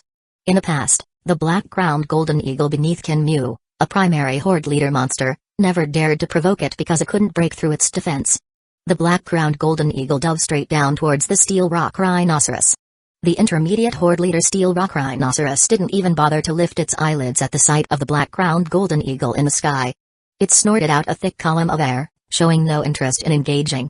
As if metal were colliding, a sound that made one's teeth ache echoed. Over a dozen short spears descended from the sky at over 10 times the speed of sound, piercing through the Steel Rock Rhinoceros' thick metal skin. It instantly severely wounded this monster known for its defense. Submit to me. A powerful spirit force emanated from Kenmu, charging into the Steel Rock Rhinoceros' consciousness with a violent posture, forcibly assimilating it into the Zerg race.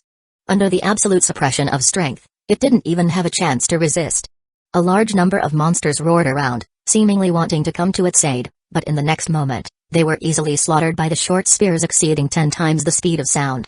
A quarter of an hour later, Kenmu's figure soared into the sky. On the ground, the severely wounded Steel Rock Rhinoceros staggered to its feet and headed towards the Zerg mother nest for treatment. Having been infected and assimilated, it needed healing. Half a day later, when it stood up from the fungus carpet near the mother nest, there were no traces of injuries on its body. Behind it, a large group of Zerg units followed, guided by the will of the swarm, to a designated place to establish a new mother nest.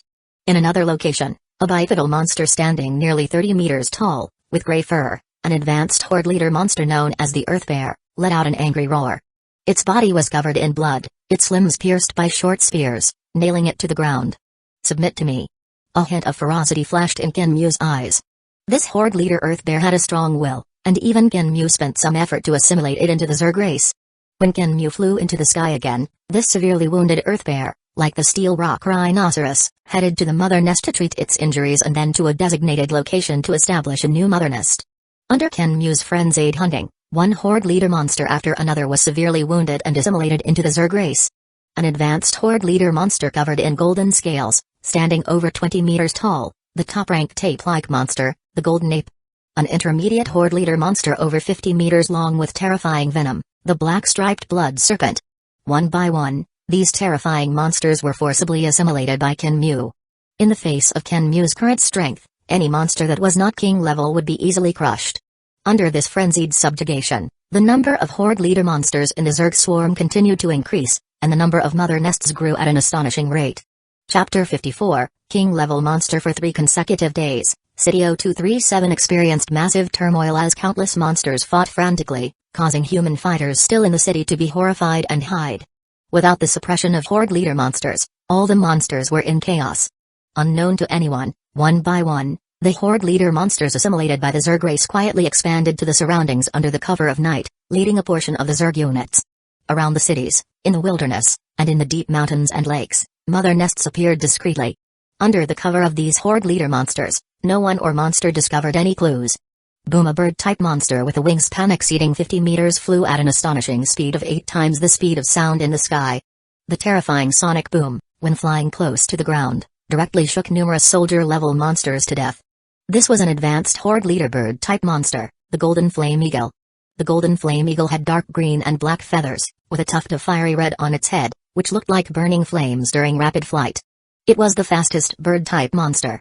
Haha, this golden flame eagle truly lives up to its reputation as the fastest bird-type monster.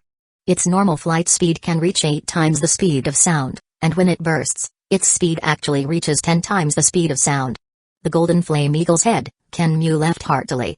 The normal speed of land-based king-level monsters was only 4 to 5 times the speed of sound, far inferior to the golden flame eagle. Kenmu had spent a lot of effort and used some tactics to successfully injure and assimilate this golden flame eagle. The golden flame eagle's speed was too fast. When it burst with full power, even Kenmu couldn't catch up. Kenmu had tried. With his current strength, his maximum speed on the ground was about 700 meters per second. If he used spirit power to fly in the sky, with the assistance of his powerful spirit power, his speed could exceed 1000 meters per second. But this was still far from the golden flame eagle. Of course, this was his own flight speed. If he controlled short spears to attack, he could easily exceed 10 times the speed of sound. With his horde leader golden flame eagle, the original primary horde leader black-crowned golden eagle naturally became obsolete and was sent by Kenmu to guard a newly hatched mother nest in the wilderness. I've already tamed a total of 20 horde leader monsters, 6 of which are flying monsters. Now, the Zerg race's high-end combat power is finally not lacking. Kenmu felt exhilarated. These 20 horde leader monsters were carefully selected, most of them advanced horde leaders, with some intermediate horde leader monsters, each with unique abilities and combat power far surpassing their peers. Moreover, with 6 extremely fast-flying monsters, any mother nest under attack could be quickly supported. Let's go, to find the next one. With the help of the golden flame eagle, Kenmu's efficiency became even higher. However, joy turned to sorrow. In City 023, just as Kenmu flew down from the golden flame eagle and charged towards a wolf-type horde leader monster on the ground, a terrifying sense of crisis made Kenmu's scalp tingle, and he dodged rapidly. In the instant Kenmu dodged, the ground near the wolf-type monster suddenly cracked open, and a golden flame hundreds of meters long shot out from the ground, enveloping Kenmu's entire body. A terrifying lizard with a body length of nearly 100 meters and sharp curved horns on its back emerged from the ground, spewing flames and staring fixedly at the figure in midair with its golden eyes. From within the flames, Kenmu's figure burst out, completely covered in the black god suit, leaving no gaps. Under the terrifying flame scorching, even the black god suit turned slightly red. If it weren't for Kenmu covering his entire body with the black god suit at the critical moment, he would have been severely injured, if not killed, by this golden flame. I was careless. I didn't expect to be ambushed by a king-level monster. In the sky, Kenmu's figure floated, with 36 short spears suspended behind him. The terrifying lizard with a body length of nearly 100 meters actually floated up as well, flying high into the sky, its violent killing intent aimed directly at Kenmu. King-level monster flame giant lizard. Kenmu's expression shook. Human. How dare you hunt horde leader monsters in my territory? You're simply courting death. The flame giant lizard was extremely furious, its killing intent soaring. Indeed, hunting and enslaving too many horde leader monsters in one area attracted the attention of a king-level monster. Kenmu understood. Before this, when he browsed military intelligence, He had seen information that said hunting a large number of Horde leader monsters in an area would lead to being hunted by king-level monsters. But facing this king-level monster, Kenmu felt no fear, only a sense of eagerness to try. After his strength had skyrocketed, he hadn't encountered an opponent of the same level. Even advanced Horde leader monsters were unable to withstand a single blow. So, what if I kill them? What can you do to me? Kenmu sneered, his words filled with disdain for the flame giant lizard. It was his first time facing a king-level monster, and although Kenmu was highly vigilant, he provoked it with his words, trying to anger the flame giant lizard. Most king-level monsters were extremely proud and would never tolerate such insults and provocations. Roar human, you're courting death. The flame giant lizard stepped on the void as if it were the ground, violently pouncing over. Kenmu's spirit power enveloped his entire body, and he retreated backwards at an extreme speed. Behind him, over a dozen short spears shot out at a terrifying speed exceeding 10 times the speed of sound, carrying immense kinetic energy and stabbing into the flame giant lizard's skin. The flame giant lizard's body was too massive, over 100 meters long, making it impossible to dodge. But it didn't need to dodge. Because when the dozen short spears struck its body, only 2 managed to pierce its skin, drawing a bit of red blood, while the other dozen were directly deflected. A terrifying golden flame spewed from the flame giant lizard's mouth, distorting the air with its high temperature. This flame giant lizard's defense is too strong. The short spear's attacks can hardly hurt it. Looking at the flame giant lizard, which was merely scratched, Kenmu's expression turned serious. This was normal. If it could be easily killed, how could it be called a king-level monster? Find an opportunity to attack its weakness. In the sky, Kenmu's figure retreated continuously under the flame giant lizard's attacks, dodging its claws. This flame giant lizard, with a body length of nearly 100 meters and immense strength, would be devastating if hit by its claws, even with the Black God suit. The sound of air being torn apart came as the flame giant lizard's tail whipped over at an extremely terrifying speed. Kenmu's spirit power output went wild as he dodged to the limit. That was close. Just a dozen centimeters away, Kenmu's body narrowly avoided being hit by the tail. The flame giant lizard's tail attack was even faster than its claws. 36 short spears shot out simultaneously, drawing bizarre arcs in the sky, converging from all directions. A look of ridicule flashed in the flame giant lizard's golden eyes. This human spirit master was indeed fast, but his attacks were too weak. As long as it defended its eyes, nostrils, and other weak spots, there was nothing to fear. Having fought countless battles and become a king-level monster, how could it not know the intentions of this human spirit master before it? Except for a few weak spots, the flame giant lizard didn't bother to defend other areas. The sound of metal clashing rang out as the short spears were deflected one by one. Only a few attacks could pierce the flame giant lizard's skin. As for the flame giant lizard's eyes and other weak spots, they were well protected, giving Kenmu no chance. But looking at the flame giant lizard, which wasn't even carefully defending its abdomen, Kenmu, whose face was covered by the Black God suit's helmet, revealed a smile. The continuous attacks were merely to lower its guard. Let's use you to test the killing move I've been pondering these past few days. What was the most famous attack of the Zerg race in the Swallowed Star? Of course, it was the combined attack method. Although Kenmu did not have this heritage, he did have the talent for multitasking. During the large-scale hunting and enslavement of Horde leader monsters, he had anticipated the possibility of encountering king-level monster attacks and would not be unprepared. Under the flame giant lizard's continuous attacks, it didn't notice that under the cover of other short spears, 16 short spears had gathered beneath its abdomen. These 16 short spears rotated at high speed, with all their spearheads converging into a single point, forming a high-speed rotating cone. Sky-piercing cone.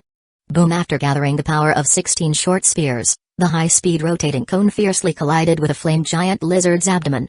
Under the terrifying rotational attack, the flame giant lizard's abdominal skin was torn, its muscles pierced, and 16 short spears entered its internal organs, wreaking havoc inside its body, instantly tearing apart its viscera and intestines. Roar! A look of fear flashed in the flame giant lizard's eyes as it let out a heaven-shaking scream with its abdomen torn open. Its massive body of nearly 100 meters crashed down from the sky. Human! How dare you! You can't kill me! We land monsters have an agreement with humans to no longer engage in large-scale wars. Are you trying to provoke a full-scale war between humans and monsters? On the ground, the flame giant lizard's massive body twisted frantically, seemingly trying to squeeze the short spears out of its body through this method. At the same time, it spoke in human language, threatening Kenmu in the sky. Hearing the flame giant lizard's threat, Kenmu's expression turned grim. Kenmu was aware of the agreement the flame giant lizard mentioned. It was a pact forced by Hong with his powerful strength during the late Great Nirvana period. Under the threat of killing multiple Land King level monsters, a pact was signed with the Land King level monsters. This pact stopped large-scale wars between humans and land monsters, but human powerhouses beyond the Wargig level would no longer hunt Land King level monsters without reason. Of course, this pact only applied to land monsters and aerial monsters, not to marine monsters. Because there were too many king level monsters in the ocean, and they were too strong. Hong's threat was useless. I won't kill you. Looking at the flame giant lizard rolling on the ground, Kenmu's face revealed a fierce smile. Chapter 55, Taming a King-level Monster. As new mother nests continued to appear over the past few days, coupled with the uninterrupted reproduction of the original 5 mother nests, the number of the Zerg swarm had approached 800,000. Under the unified adjustment and arrangement of the mother nests, over 600,000 belonged to the soldier rank, with more than 100,000 at the commander rank. With nearly 800,000 Zerg units and over 20 Horde leader monsters forcibly assimilated by Kenmu, this vast power was mobilized by Kenmu's spirit power through soul links. Like a flood, it was about to rush into the consciousness of the king-level monster, the flame giant lizard. Roar human.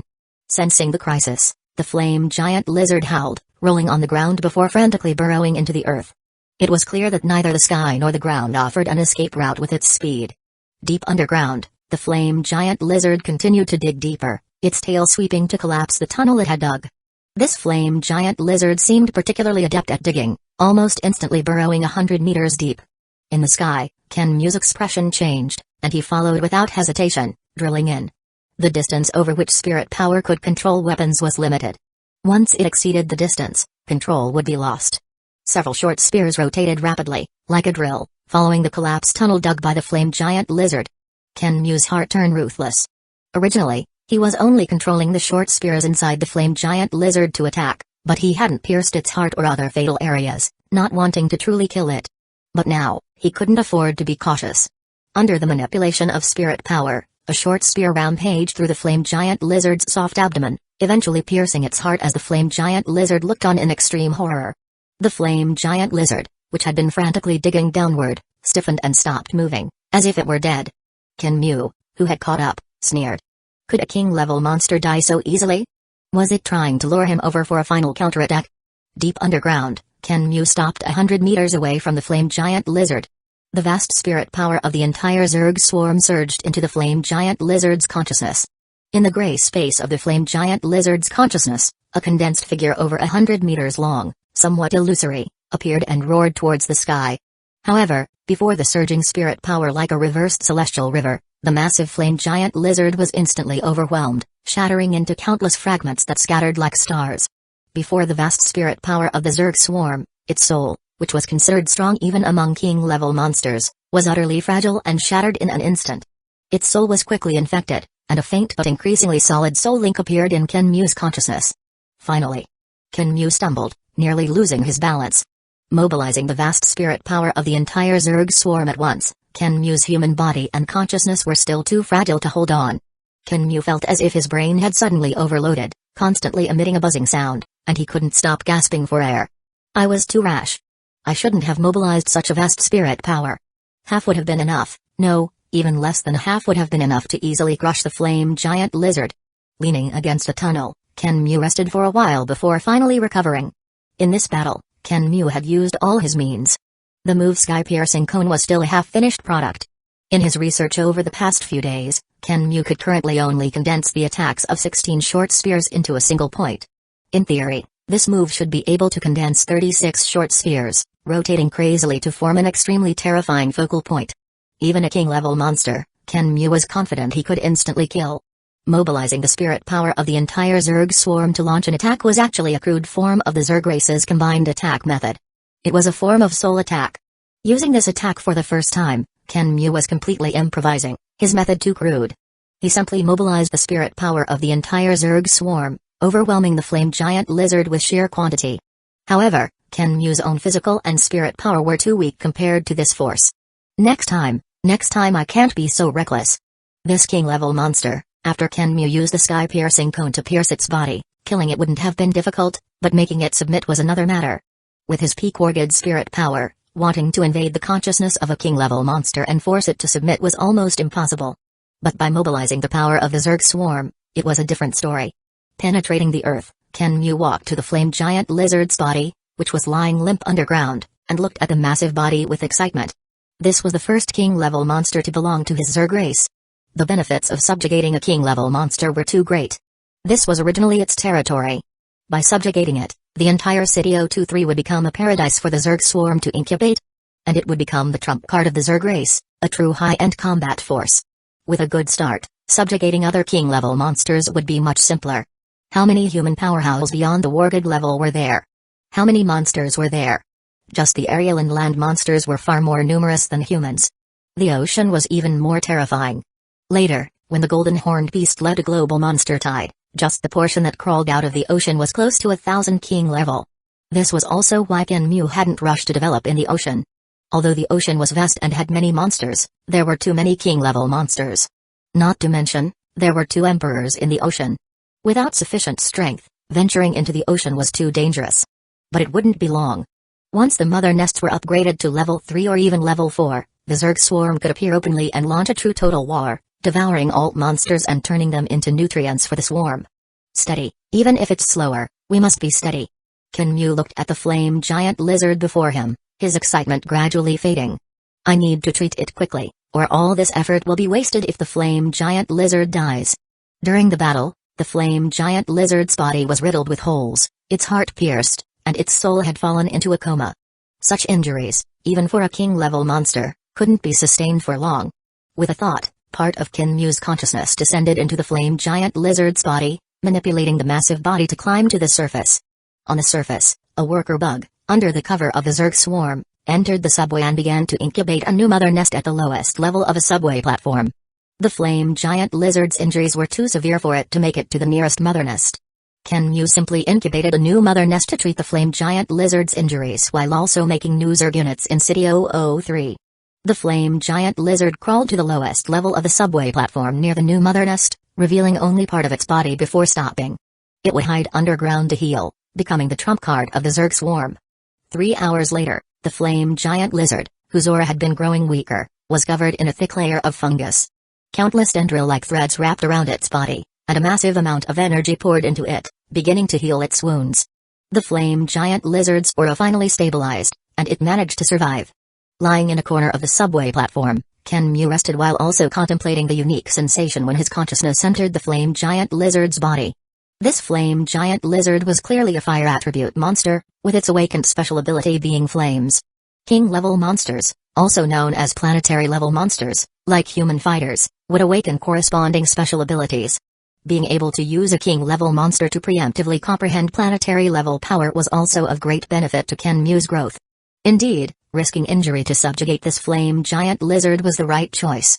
In the dark subway platform, a look of joy appeared on Kenmu's face. Chapter 56, Regeneration Potion. It looks like I'll have to go back and rest for a while. After resting for several hours, Kenmu still felt a bit dizzy and sighed. He had originally planned to subjugate more Horde Leader monsters, but it seemed he would have to wait until next time. His wrist tactical watch vibrated slightly. It's Professor Zhu. Although somewhat puzzled, Kenmu still accepted the call. Success. Ha ha ha, Zhao Mu, I've succeeded. As soon as the call connected, Professor Zhu's hearty laughter came through. Congratulations. Kenmu was taken aback before reacting, a smile appearing on his face. Haha, Zhao Mu, I remember you mentioned that a relative of yours lost an arm in the war against monsters, right? You can bring him over to restore his body. This regeneration potion still requires the use of laboratory instruments for now, but it might not be necessary in the future. Professor Zhu laughed heartily. It can be used directly on humans now? Kenmu asked curiously. He thought it was just successfully synthesized in the laboratory. Of course, actually, the experiment succeeded 3 days ago. Over the past few days, there have been over 100 volunteers who have successfully restored their bodies through human trials. The success rate reached 100%, and there were no side effects. Professor Zhu explained. Great. Then thank you, Professor Zhu. I'll bring him over soon. Kenmu was also delighted. With over 100 people successfully restored, the experiment was very successful. Otherwise, Professor Zhu wouldn't have notified him. Normally, a potion wouldn't enter human trials so quickly, but given the apocalyptic environment, there were fewer regulations for something like the regeneration potion. Suddenly, Kenmu's heart stirred, as if he had thought of something. Luo Feng's younger brother, Luo Hua, had been disabled for many years due to a car accident. Luo Feng later worked hard to earn money. Wasn't it all to heal his brother? Water of Life, a medicine found in a North American relic, required a large amount of precious resources to produce, costing 30 billion per unit. Professor Zhu, how about the cost of the potion? Although he knew the cost of the regeneration potion shouldn't be too high, Ken Mu still asked. Since it had been used on over 100 volunteers, it couldn't be too expensive. Cost? It's not high. If we don't count the blood of the swamp newt, it's about 20,000 to 30,000 yuan. Professor Zhu roughly calculated and replied. Good, I have a few friends who might also need it. Can I bring them over together? I hope that's okay. Ken Mu asked. No problem, it doesn't matter how many people you bring. We can already produce it in small batches, about 1,000 units a day. Just bring them over. Professor Zhu laughed. Producing 1,000 units a day. Ken Mu smiled. It seemed the experiment was truly successful. 1,000 units a day, 30,000 a month. This output was enough to solve all the problems. Alright, I'll bring them over. After hanging up the call, a smile appeared on Ken Mu's lips.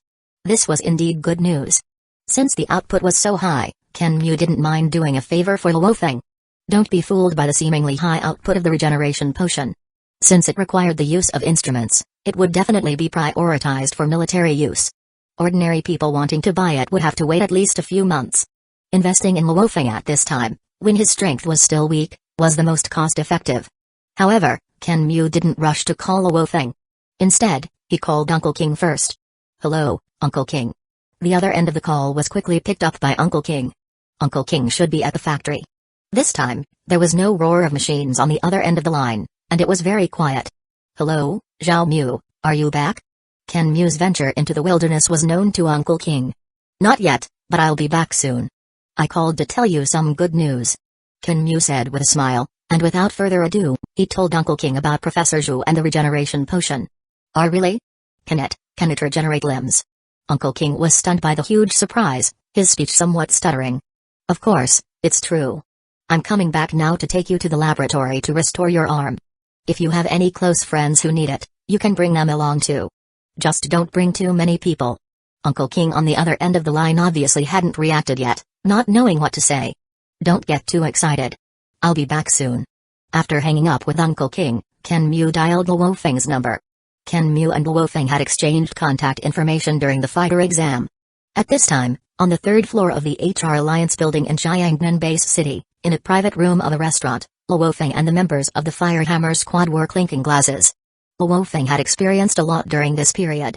His first venture into the wilderness, being ambushed by the Tiger Fang Squad with the Firehammer Squad, narrowly escaping death, and successfully hunting a severely injured Silver Moon Wolf. They had just sold the materials of the Silver Moon Wolf for a full 8 billion, and after splitting the money, everyone was in a good mood, eating and drinking heartily. Even Zhang, who had lost an arm, was in a good mood. After all, he had survived and received a share of the money. Buzz Luo Feng's communication watch vibrated slightly. Luo Feng, who was drinking, glanced at the caller ID and saw it was Ken Mu, feeling somewhat puzzled. Although they were classmates, the two rarely kept in touch. But Luo Feng still put down his glass and accepted the call. Hello, Luo Feng, how have you been? Are you doing well? Ken Mu's voice came through the communication watch. Although somewhat puzzled, Luo Feng still replied. Luo Feng was unaware of Ken Mu's situation and thought Ken Mu was studying in a military academy as agreed with the military. Brother Mu, I just returned from the wilderness. After the practical exam, having witnessed Ken Mu's strength, and since Ken Mu was a year older than Luo Feng later addressed Ken Mu as Brother Mu. It's like this, I'll make it short. You know I joined the military. Ken Mu repeated what he had told Uncle King. I remember your brother was in a car accident. If you need it, you can let him go with Uncle King for treatment. Luo Feng was stunned. He never expected Ken Mu to call for this reason. Just moments ago, he had learned about the Water of Life, which cost a whopping 30 billion. He had just vowed to earn enough money to let his brother stand up again. But with his current strength, earning 30 billion was too difficult. Even an average wargate level fighter would need several years to earn 30 billion. He never expected that a classmate he rarely contacted could help his brother stand up again. This filled him with gratitude. Actually, he wasn't without suspicion, but Ken Mu said Uncle King would also go to repair his missing arm. As classmates, Luo Feng had met the Uncle King that Ken Mu mentioned, a retired soldier who had lost an arm in the battle against monsters. This immediately dispelled his doubts. Luo Feng didn't hide his conversation with Ken Mu from the others. The members of the Firehammer squad were all fighters with keen ears and eyes, and they heard the conversation clearly. Zhang, who had just lost an arm and had accepted his fate, planning to retire early, was now extremely excited, looking at Luo Feng nervously. Luo Feng, of course, understood Zhang's thoughts and immediately replied. We need it, of course we do. Thank you so much. Then he added somewhat embarrassedly, does this regeneration potion work on fighters? One of my teammates was ambushed in the wilderness and lost an arm. I don't know if. Ken Mu understood. Knowing the plot, he knew Zhang of the Firehammer squad probably lost his arm around this time. Of course, it can. It just requires a bit more regeneration potion than for ordinary people. Ken Mu replied without hesitation. This regeneration potion was also effective for fighters. Many of the individuals who lost a limb in the military were fighters, and the first batch of volunteers were mostly military personnel, including some fighters. What about my teammate? Luo Feng obviously knew it was already very difficult for Ken Mu to think of him at this time, but making such a request was really too much. However, how could he not care about a teammate he had just gone through life and death with? No problem, bring him along too. After hanging up the call, Luo Feng looked at Zhang, whose tears were already flowing, and smiled. Zhang, you probably won't be able to go to the Limit Dojo as an instructor. Chapter 57, Treatment. It's time to go back. Standing up, Ken Mu shook his still slightly dizzy head and arranged for the Golden Flame Eagle to pick him up. He linked his mind to the Zerg units he had prepared to sell to the military. These units were neither too many nor too few, totaling over 5,000. Among them, there were 1,000 each of tiger mastiffs, single-horned boars, shadow cats, and gray cloud sparrows. Each Zerg unit had 900 soldier-level and 100 commander-level monsters. After so many days of development, these units had already produced a large number of commander-level. However, these Zerg units had basically been phased out and were no longer the main units. In addition to these four types, there were also some mixed monsters like tiger cats, golden vultures, and wild bulls. Their strength ranged from soldier-level to high-level commander. The soldier-level monsters were not expensive, with each one costing only tens of thousands of yuan. All the soldier-level monsters combined were worth only a few hundred million. The real value lay in the commander-level monsters. A dead primary commander-level tiger mastiff was worth 10 million yuan, and Ken Mu sold them to the military for 50 million each. The prices for mid-level and high-level commanders were even higher. These were the cheapest tiger mastiffs. Flying monsters like the golden vultures were even more expensive. These Zerg units were worth over 100 million. And this was just some of the Zerg units Ken Mu had phased out. Was this price expensive? Of course not.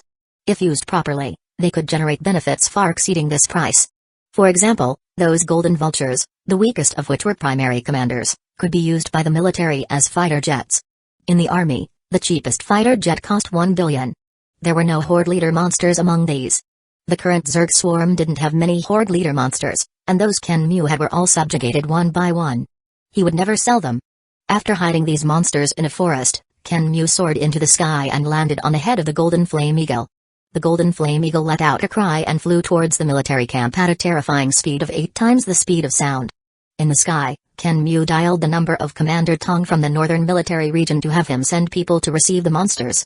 When he handed over more than 5,000 monsters to the dumbfounded Commander Tong, Ken Mu only made some arrangements before controlling the Golden Flame Eagle to fly towards Jiangnan Base City. A high-level horde leader monster, the Golden Flame Eagle. Watching the Golden Flame Eagle disappear into the sky in an instant, Commander Tong was shocked. In his ear, Ken Mu's words still echoed, asking him to help with the handover of the Palace of War Gods assessment task. That's right, Commander Tong also served as an evaluator for the assessment task. When Ken Mu handed over a device containing the combat video to Commander Tong, the assessment was completed.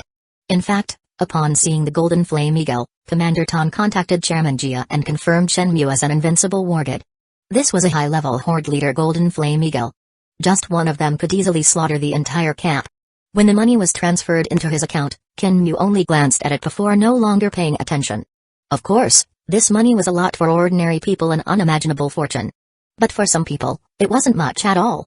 It wasn't even enough to buy one portion of the spirit of nature. Truly good items were hard to buy with money. With the speed of the Golden Flame Eagle, it didn't take long to arrive above Yangzhou City. Descending from the sky into the Shangxi Jiangnan residential area, Uncle King was already waiting. Uncle King, let's go. We'll go straight to Jiangnan First Military Academy. The moment he saw Uncle King, Ken Mu smiled. You just returned from the wilderness, why don't you rest first? I'm not in a hurry. Looking at the dusty Kinmu, Uncle King, who had calmed down, shook his head. He had been disabled for many years and didn't mind waiting another day. No need, let's go restore your arm first. Do you have any friends who need to come along? If so, let's go together. I've also invited other friends to meet in Jiangnan Base City. It was clear that Uncle King was also very excited. Kinmu didn't feel like resting either. Yes, I have a comrade in arms who has helped me a lot over the years. He lost a leg in the battle against monsters. Seeing Kinmu say this, Uncle King didn't insist. Then let's go together. Immediately, Uncle King took out his phone and called his friend. The three of them took a train together to Jiangnan Base City. When Kinmu and the others arrived at Jiangnan Base City, they met Luo Feng, who was pushing his brother Luo Hua. They were actually on the same train, just not in the same carriage. Brother Mu. Seeing Kinmu, Luo Feng's expression became somewhat excited. Luo Hua was even more nervous, unable to speak. Luo Feng and Luo Hua were undoubtedly both true geniuses, one with a talent for cultivation and the other in finance. Patting Luo Feng on the shoulder, Kinmu smiled and stopped Luo Feng from saying what he wanted to say. At this time, giving Luo Feng a regeneration potion was a greater kindness than giving him a supreme treasure when he became stronger in the future. When everyone gathered with the members of the Firehammer Squad and rushed to Jiangnan First Military Academy, the sky had already darkened. Non-students were not allowed to enter Jiangnan First Military Academy at will, and there were armed soldiers guarding the entrance. Therefore, before coming, Kinmu had already called Professor Zhu, who had arranged for a student to wait for them. The student wore thick glasses and was somewhat frail. He was a graduate student under Professor Zhu and had some understanding of Kinmu's strength through Professor Zhu. After learning that the very obedient monster in the experimental base was tamed by Kinmu and given to Professor Zhu, his attitude was very respectful. Mr. Qin, I am Lin He, Professor Zhu's student. Professor Zhu is waiting for you in the laboratory. He's too busy to leave, so I'll take you there. Kinmu nodded and thanked him. Thank you for the trouble. The members of the Firehammer Squad didn't follow them inside and waited outside.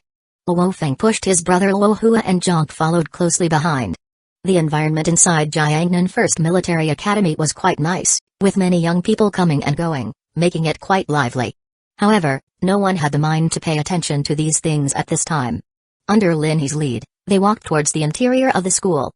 Jiangnan First Military Academy was very large, with many high-end research rooms and strong security forces, even with war gods stationed here at all times. In the end, everyone still boarded a student shuttle and drove for a long time before arriving at a very remote place in the school. We're here. We've arrived at the research base. Looking at Professor Zhu, who was waiting at the entrance, Kinmu and the others got off one after another. Professor Zhu, we'll have to trouble you. Kinmu said with a smile. Professor Zhu shook his head and said, what's the trouble? The success of the research is all thanks to the horde leader monster you tamed. Otherwise, who knows how long it would have taken to succeed. A look of surprise appeared on Uncle King's face. He knew Kinmu was very strong, but he never expected he had become this powerful. Any horde leader monster was an extremely terrifying threat to ordinary armies. Ordinary firearms couldn't harm horde leader monsters at all. Luo Feng and Zhang, who were following behind, were shocked. Luo Feng knew Kinmu had a talent for beast taming, but he never imagined he could already tame horde leader monsters. It seems this research's success is closely related to Brother Mu. No wonder he could let us come here for treatment. Chapter 58, Exchange in a Laboratory with a Sci-Fi Aesthetic. 5 medical pods were lined up, with Uncle King, Luo Hua, and the others already lying inside. The medical pods released a dark green liquid that enveloped the people inside. Depending on the severity of the injury, the recovery time will vary, but generally, it won't exceed 3 hours. Seeing Kinmu and Luo Feng curiously staring at the medical pods, Professor Zhu explained. These are the latest model medical pods. When used with the regeneration potion, the effect is even better. If the regeneration potion is used alone, it can also achieve limb regeneration. However, because the limb regeneration process consumes a lot of energy, if energy cannot be replenished in time, it can cause damage to the body. Luo Feng watched his sleeping brother Luo Hua with excitement. His brother would finally be able to stand up. Professor Zhu, your research is truly a great contribution. I wonder how many people will benefit from it. Kinmu also sighed. We're still far from enough. The output is still insufficient.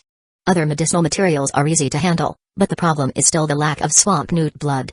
Now, to make a regeneration potion, it requires a kilogram of horde leader swamp newt blood. That horde leader swamp newt, although large in size and with strong self-healing abilities, Can only provide 1,000 kilograms of blood per day at most. Professor Zhu shook his head, obviously not satisfied. Isn't this output enough? 30,000 units per month.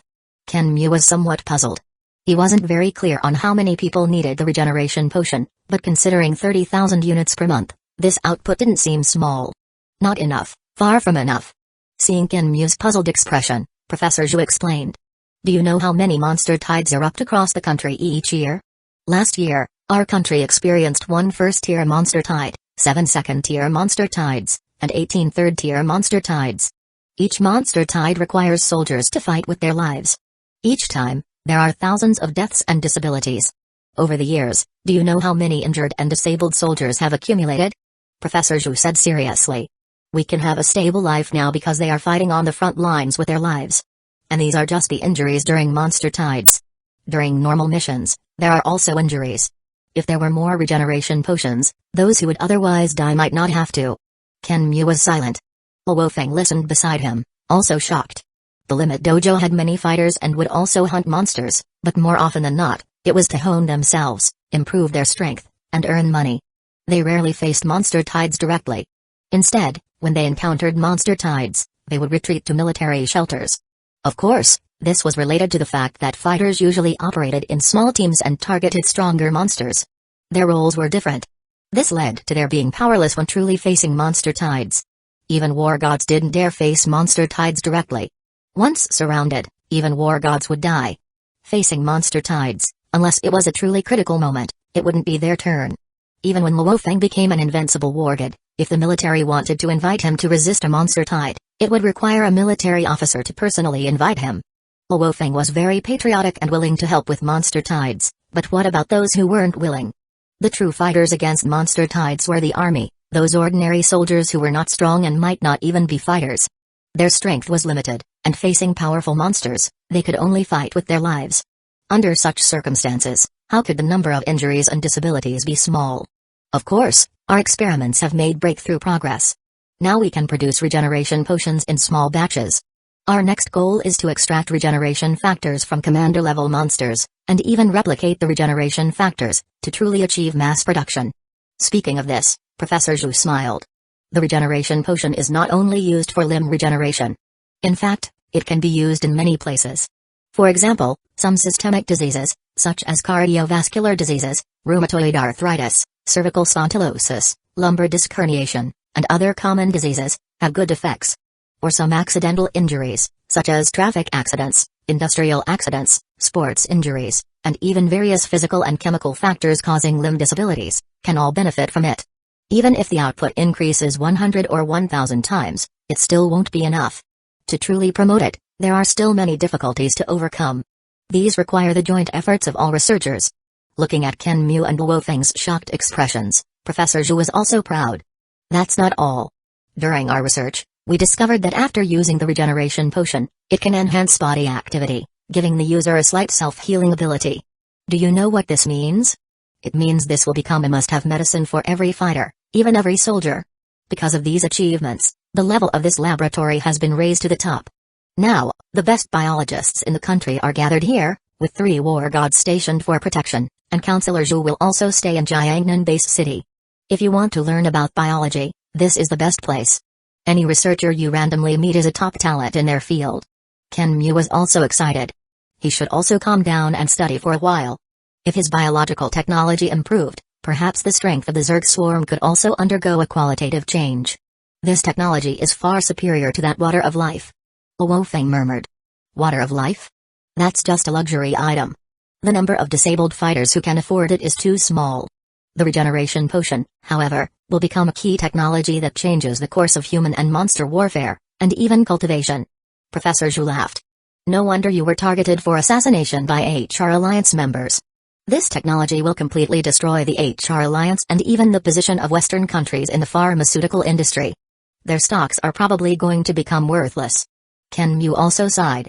In the original story, Professor Zhu was not well known, and it was very likely that he was successfully assassinated in the wilderness, and this technology never appeared. Before the technology succeeded, although Professor Zhu was also a top talent, he was not irreplaceable. But now it was different. What? Assassination? Luo Feng was shocked. Such a talent was actually targeted for assassination. Yes, I met Professor Zhu because they were conducting experiments in the wilderness and were found by HR Alliance fighters, who took the opportunity to assassinate them. You know, the pharmaceutical industry has always been a highly profitable industry and is one of the core businesses of the HR Alliance. Once the regeneration potion appears, it will have a huge impact on them. How can they do this? The emergence of such a great technology is of great significance to all fighters, even to all of humanity. Although Luo Feng didn't understand the technology, as a fighter, he could easily imagine the impact once the regeneration potion became widespread. Fighting monsters, they could be even more fearless, not afraid of injuries. Luo Feng was angry. The military is already investigating this deeply. I heard that many people have been found out this time, but such matters have nothing to do with me. I believe the military will handle it well. After this, I won't enter the wilderness again and won't give them another chance. Professor Zhu, on the other hand, saw it very openly. At his age, he had seen many such things. Let's not talk about these things for now. Have you read the books I gave you before? Professor Zhu obviously didn't want to deal with those matters and changed the subject. Hearing Professor Zhu's question, Ken Mu smiled.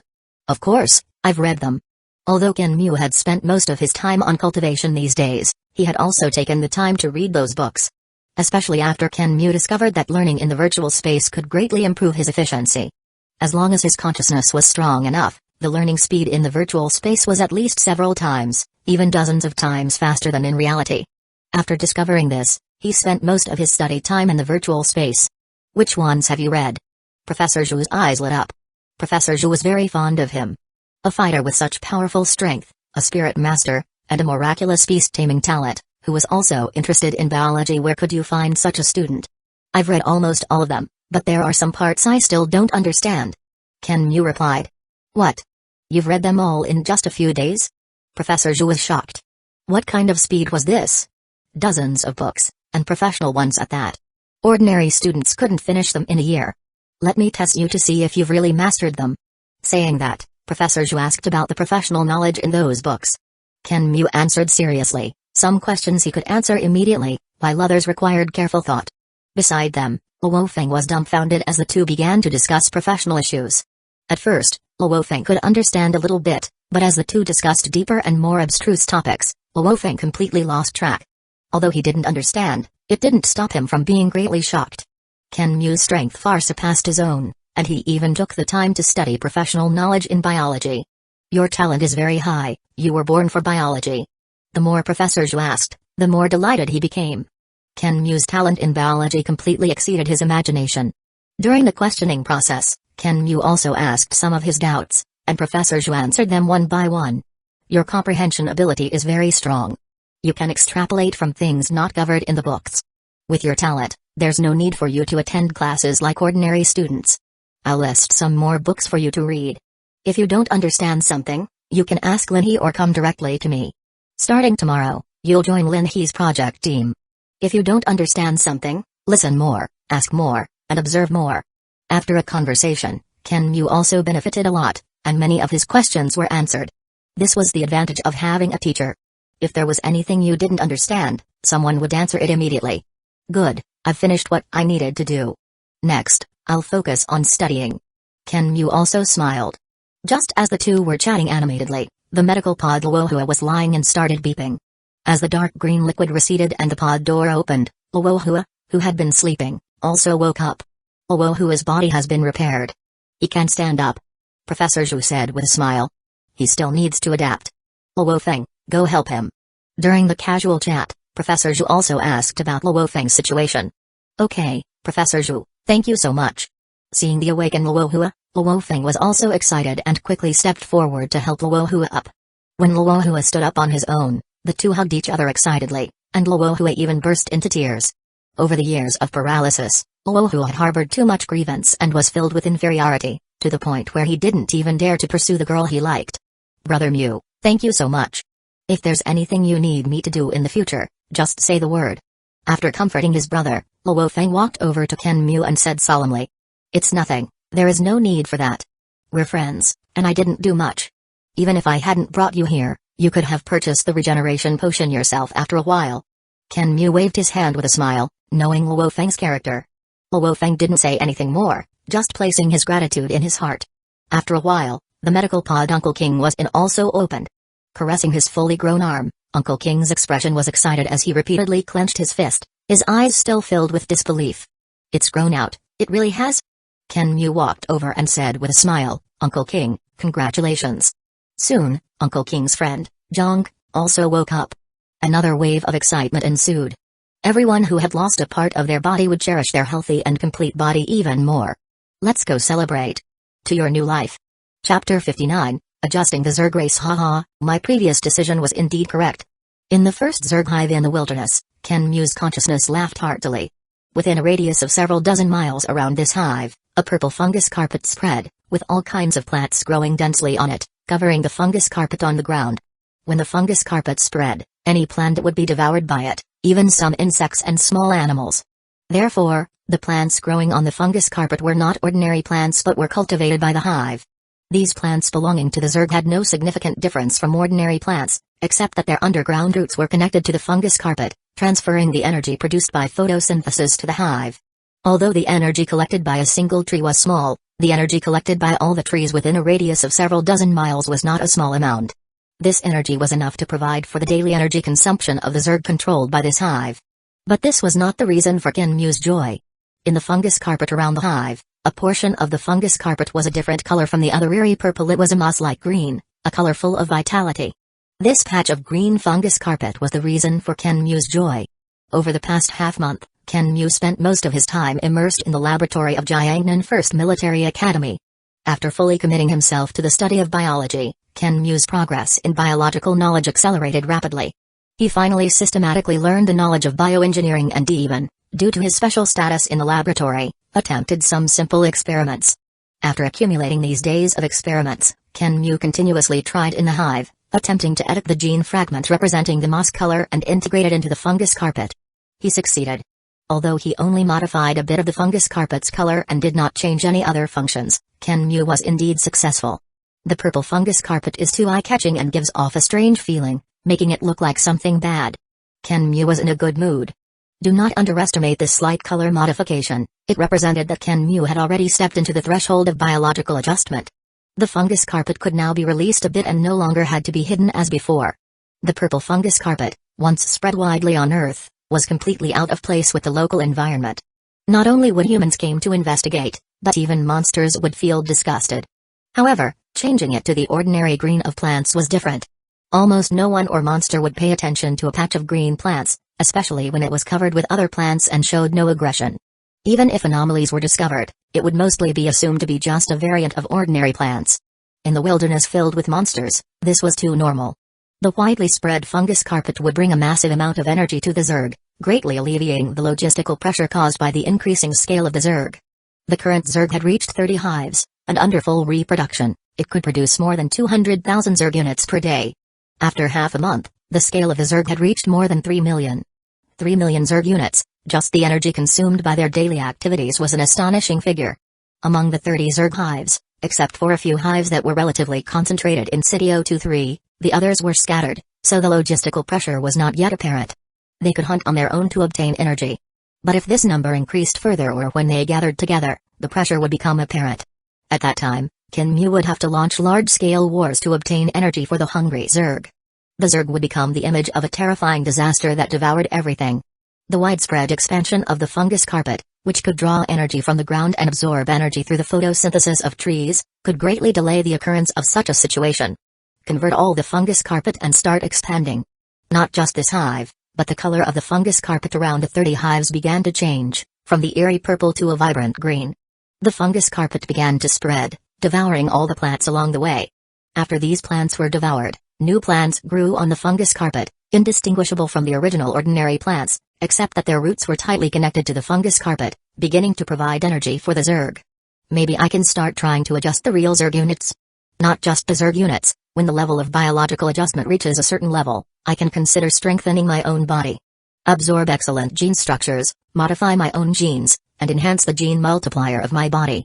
Compared to the humans in the universe, the physical fitness and potential of Earth humans are far behind. Ambition flickered in Kenmu's eyes. As the ruler of the Zerg, how could he not want to enhance his own gene multiple? Start with the most familiar tiger mastiff. This tiger mastiff has evolved on its own to become the first new unit of the Zerg, the single-horned tiger mastiff. It should be a good start. Kinmu, full of enthusiasm, began a new attempt. In the hive's evolution chamber, the gene structure of the tiger mastiff was called up, along with the gene structure of a wolf-type monster. This wolf-type monster's bite force and endurance are stronger than the tiger mastiff's. Let's start from this aspect. Under Kinmu's nearly instinctive talent, complex gene information was cut and copied, then integrated into the tiger mastiff's genes. However, Kinmu's operation was too rough, almost forcibly splicing them together. As expected, the originally perfect life gene structure of the tiger mastiff directly collapsed. Although he failed, Kinmu was not discouraged. Experiments, after all, were not so easily successful. He called up the information recorded by the hive and began a new round of gene editing and restructuring. After numerous trials and failures, Kinmu was getting tired. This time it didn't collapse immediately. Looking at a somewhat chaotic gene structure diagram in the evolution chamber, Kinmu's spirit was lifted. Is this a success? Let's hatch it with this template and see. Kinmu, now full of energy, was no longer tired. He immediately controlled a larva to hatch an unknown Zerg unit with this gene structure. 20 minutes later, consuming more than 100 energy points, a 2-meter-high egg appeared near the hive. Haha, I knew I was a genius. As Kinmu watched the egg burst open, revealing a strange creature with 8 legs, 2 heads, 3 eyes, lying on the ground like a pile of mud, unable to move, he fell silent. In his imagination, he had only integrated the muscle cell genes of the wolf-type monster into the tiger mastiff's genes, and what should have appeared was a stronger tiger mastiff. But what was this thing in front of him? It's not a complete failure. At least this thing survived, and it can be considered a new form of life, right? Kinmu comforted himself. However, the next moment, the skin of the strange creature split, the bones dissolved, and the entire life structure self-collapsed. I knew it wouldn't be that simple. Kinmu's consciousness returned to his human body, and he no longer forcibly adjusted new Zerg units. His current biological knowledge was obviously not enough for such high-end operations. Being able to change the color of the fungus carpet was already quite good. Standing up from the sofa he was lying on and stretching, Kinmu was now in a graduate student apartment within Jiangnan First Military Academy, with a single room and a good environment. Ordinary students certainly did not have such treatment, but with Professor Zhu's connections and his own strength and status, it was naturally available. Walking over to the computer desk, he noticed an unread email and opened his inbox. An unread email titled Notice of Departure for Ancient Civilization Ruins popped up, and seeing this title instantly piqued Kinmu's interest. Wargid Kinmu, please arrive at the Southeast Military Region headquarters by noon on September 29th to gather with the others and proceed to the 9th Ancient Civilization Ruins together. I would like to remind you of the following points. 1. The 9th Ancient Civilization Ruins you have applied to enter is the only place where you can obtain the Black God suit. The death and disability rate for War Gods entering is approximately 72%. The success rate is 28%. 2. The opportunity to enter the 9th Ancient Civilization Ruins is only available once to anyone. 3.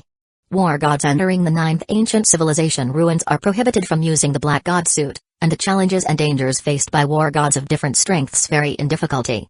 However, there have been no cases of advanced War Gods or Spirit Masters dying so far. 4. The Warrior Assessment in the 9th Ancient Civilization Ruins and the Spirit Master Assessment are different. 5. 6. Southeast Military Region, Li Dai. September 23, 2056. It was sent by Li Dai from the Southeast Military Region, with nearly 10 reminders densely packed, all about precautions in the ruins. From these words, Kinmu could feel the concern. Kinmu had only met this Li Dai from the Southeast Military Region once, at the welcome banquet after passing the Palace of War Gods assessment. Half a month ago, Kinmu joined the Palace of War Gods, with the serial number 3512 and his strength certified as an Invincible Wargod. At the welcome banquet for joining the Palace of War Gods, Kinmu got to know most of the military's War Gods, among whom Li Dai from the Southeast Military Region left a deep impression on Kinmu. After joining the Palace of War Gods, Kinmu actively applied to enter the 9th Ruins, and today, he finally passed the review.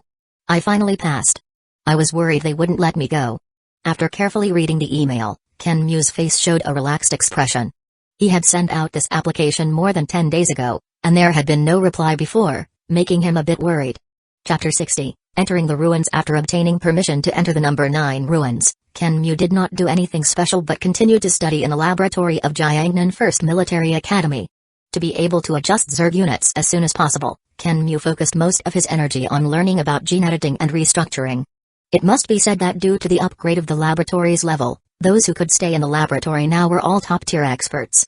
Whenever Ken Mu had questions that he didn't understand, he could get answers by asking anyone.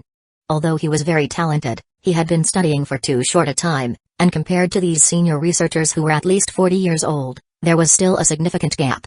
Perhaps because Professor Zhu had spoken on his behalf, or because of Ken Mu's powerful strength, and also because he had provided a primary horde leader Swamp Newt for the regeneration potion, everyone in the laboratory had a good impression of him.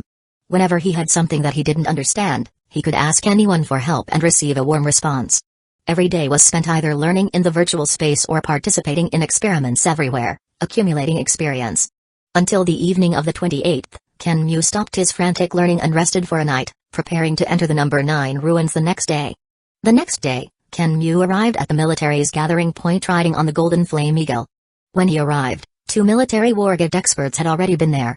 As expected of the newly promoted Invincible wargid, just this Golden Flame Eagle alone is enough to make you the strongest beast tamer on Earth. One of the military war gods looked at the Golden Flame Eagle with a wingspan of over 50 meters, leaving at 8 times the speed of sound, with a look of shock in his eyes. Relying solely on speed, the Golden Flame Eagle was among the most powerful in the high horde leader level monsters. You flatter me, it was just a lucky taming. Ken Mu did not put on airs and chatted with the 2 of them. They had met when he was joining the Palace of War Gods, but this was their first meeting in reality. For Ken Mu's modest words, the 2 of them naturally did not take them seriously. They knew that the monsters Ken Mu had tamed were far more than one, and he could even afford to give a primary horde leader monster to the military's laboratory. This time, only the 3 of them from the military would enter the number 9 ruins. When everyone was present, they boarded a smart fighter jet arranged by the military to proceed. Under the guidance of a soldier, the 3 of them went to a lounge to prepare for boarding. When Ken Mu entered the lounge, there were already several people waiting inside. One of them was a middle-aged man with a hint of white hair at his temples, but he stood there like a sturdy pine, with eyes sharp as a hawk. When he saw Ken Mu and the other 2 enter, his gaze softened a bit. This person was Li Dai, the highest commander of the Southeast Military Region, and the email Ken Mu received was sent by him. Another person standing at the head, wearing combat gear and with a lean physique, was Jia Yi, the strongest person in the military. You're here. This time, only the 3 of you from the military will enter the number 9 ruins, led by Zhonglong, and board the smart fighter jet. Li Dai looked at the 3 of them, especially pausing when his gaze shifted to Ken Mu. The 2 of you are fine, you've been war gods for many years and have rich experience. But Ken Mu, I originally didn't agree with you entering the ruins. You're only 19 years old, and you've only been a fighter for 3 months, still in the explosive period of strength improvement, with a great chance to become an above-wargid powerhouse. You are the most talented Invincible wargid in our military, and the future heavy responsibility of the military may fall on your shoulders. In my opinion, there is no need to take risks at all. Li Dai paid special attention to Ken Mu and spoke without reservation. In his view, just for a set of black god suit, Ken Mu had no need to risk entering the ruins. He had experienced the Great Nirvana period, gone through countless wars, and to defend against the invasion of sea monsters, he had been stationed at the frontline base of the Huangpu River for many years. Unfortunately, he had taken the wrong path in his early years, and his strength had stagnated at the level of a mid-level warlord. Therefore, he could only pin his hopes on the next generation, among whom Ken Mu was the one he valued the most. Speaking of which, Ken Mu actually had some connection with him, because Ken Mu's father had originally been a soldier under Li Dai's command. Knowing this, Li Dai felt somewhat guilty and paid even more attention to Ken Mu's every move, even taking on the role of an elder. But Jia Yi said that fighters should be brave and diligent, pursuing the limits of life, even if there are numerous difficulties, they should go against the current. On the path of martial arts, I am not as good as Jia Yi, so I will not stop you, but I hope you will be cautious and come back alive. Originally just standing to the side, Ken Mu was taken aback by Li Dai's words and confidently said, I will be cautious and definitely come back alive. Knowing the true nature of the number 9 ruins, Ken Mu was naturally confident. Jia Yi, hearing Ken Mu's confident words, revealed a smile on his originally serious face. You seem very confident, actively applying to enter the ruins to explore the unknown. Pursuing strength is a good thing, and the military will certainly not stop you. Jia Yi also had high hopes for Ken Mu and was clear about his talent. He had even privately given Ken Mu a spirit of nature. He knew that to go further on this path, just having good talent was not enough. To achieve great success, one needed great perseverance and great courage. During this time, He had also been paying close attention to Kinmu. After becoming a fighter, even an invincible war god, Kinmu had never indulged in pleasure but had devoted himself to studying and cultivating, fighting monsters, almost like an ascetic. Good talent, strong strength, courage, perseverance, and a single-minded focus on cultivation, and coming from a standard military family. Jia Yi, born into a military family, was himself a legend. His father, and even his grandfather, were all soldiers, participating in almost all the wars big and small since the founding of China. He himself was also a protagonist-like character, of the trash-to-treasure type. He was weak and sickly, with a small physique since childhood, but he rose against the heavens during the Great Nirvana period. When the martial arts system was not yet mature, he relied on his own exploration to become an above-warded powerhouse, saving countless Chinese civilians. Afterward, he took up the military banner and became the pillar of the Chinese military. He was practically a standard protagonist template. I believe you can pass the assessment smoothly. After encouraging the three of them a few words, Jia Yi did not say much more and arranged for the three of them to board the plane to the ruins. He was also very busy and had specifically come over this time just to meet Kinmu. Inside a blood-red disc-shaped fighter jet, a tall and sturdy man looked at Kinmu with some emotion. Jia Yi previously asked me to pay attention to your cultivation, but in such a short time, your strength has directly surpassed mine. Kinmu was removing the control of the Black God suit. The ruins did not allow the use of the Black God suit, and removing the control was a bit troublesome, requiring actively controlling the Black God suit to expel the absorbed blood. Captain Zhang, the reason my strength could improve so quickly was entirely due to the spirit of nature given by Jia Yi. It wasn't because of myself. This statement was indeed correct. Without that spirit of nature, Kinmu's strength would at most be that of an intermediate wargod spirit master. That's also because you have good talent. Ordinary people who consume it cannot become invincible war gods. Zhang Long shook his head and manipulated the combat watch on his wrist, sending some information over. This time entering the ruins, Lu Dun and Dong Xingchen, you two will enter the A-type channel. Kinmu, you will enter the B-type channel. Here is the detailed information we have collected. You should take a close look at it first. After expelling the Black God suit, it turned back into a bracelet. Kinmu picked up the bracelet and handed it to Zhang Long to keep for him. Kinmu had joined the Huashan organization and was part of the second group, with Zhang Long as the group leader. They had had many interactions over these days, and it was no problem for him to keep the equipment. Alright, I'll take another look. Kinmu had seen this information before, but he still took another look. The number 9 ruins is a type of assessment ruins. After entering the depths of the ruins, everyone's experiences will be different. The difficulties are also different, and even invincible war gods will encounter crises. As Zhang Long spoke, he operated the smartwatch. The information I just sent you includes a translation software. The language and characters in the ruins are different from many on Earth. With the translation software, it can save you a lot of time and increase the chances of passing the assessment. While Zhang Long was arranging the matters of entering the ruins, the blood-red disc-shaped fighter jet flew towards its destination at a speed exceeding 10 times the speed of sound. At such a speed, even the Golden Flame Eagle was far behind. By the time Kinmu and the others had carefully reviewed the information, the fighter jet had already arrived at its destination. The blood-red fighter jet hovered and landed, and the cabin door opened. Under Zhang Long's lead, Kinmu and the others walked out of the fighter jet. The area around fighter jet did not look like a military base but was a piece of wasteland, with a dense forest further away. A sound of metal interlocking came, and the ground split open, revealing an underground passage that was 5 meters wide. An old man in a red robe rode a silver elevator up to greet them. Wargod Zhang Long, welcome. This time, the military has a total of 3 people entering the ruins, right? People from other forces have already gone in. The ruins will close in 3 hours. Let's enter the ruins first. Zhang Long nodded and did not say much. The group took the elevator down and, after passing through a black corridor made of alloy and a total of 9 checkpoints, arrived in a spacious hall. There were nearly 100 technicians in the hall. When they saw Kinmu and the others, they greeted them. Everyone in the base was congratulating them. Life underground was very monotonous, and they might not see outsiders for a year. The ruins were not entered every year either, as they were too dangerous. Are you ready to enter the ruins? All of them nodded. Very good, open the entrance channel. The old man in red ordered. The alloy wall in front of the hall split open, revealing a round passage. This round passage was made of alloy for the first 2 or 3 meters, but further inside, it was a strange dark brown color, as if formed by the entanglement of roots. At the end of the passage, light was constantly emitting, like some kind of teleportation channel. Everyone was shocked by this scene, which was definitely not something Earth's current technology could achieve. Is this the assessment base of the Yunmo planet sect? After multiple strength feedbacks from the Zerg and the use of a spirit of nature, my spirit amplitude has reached 36 times. My brain width should have reached 18, allowing me to trigger the elite channel assessment. A flash of light appeared in Kinmu's eyes, and without further delay, he strode towards the ruins. This moment, he had been waiting for a long time. Chapter 61, wish fulfilled. As Kinmu's body touched the glowing circular mirror, the surface rippled gently, as if crossing an invisible threshold, and he appeared in a black hall. He glanced behind him. Lu Dun and Dong Xingchen, who had been following closely, had vanished, leaving him alone. The black hall was hundreds of square meters in size, with a hemispherical ceiling from which dreamy lights shone down, converging on Kinmu.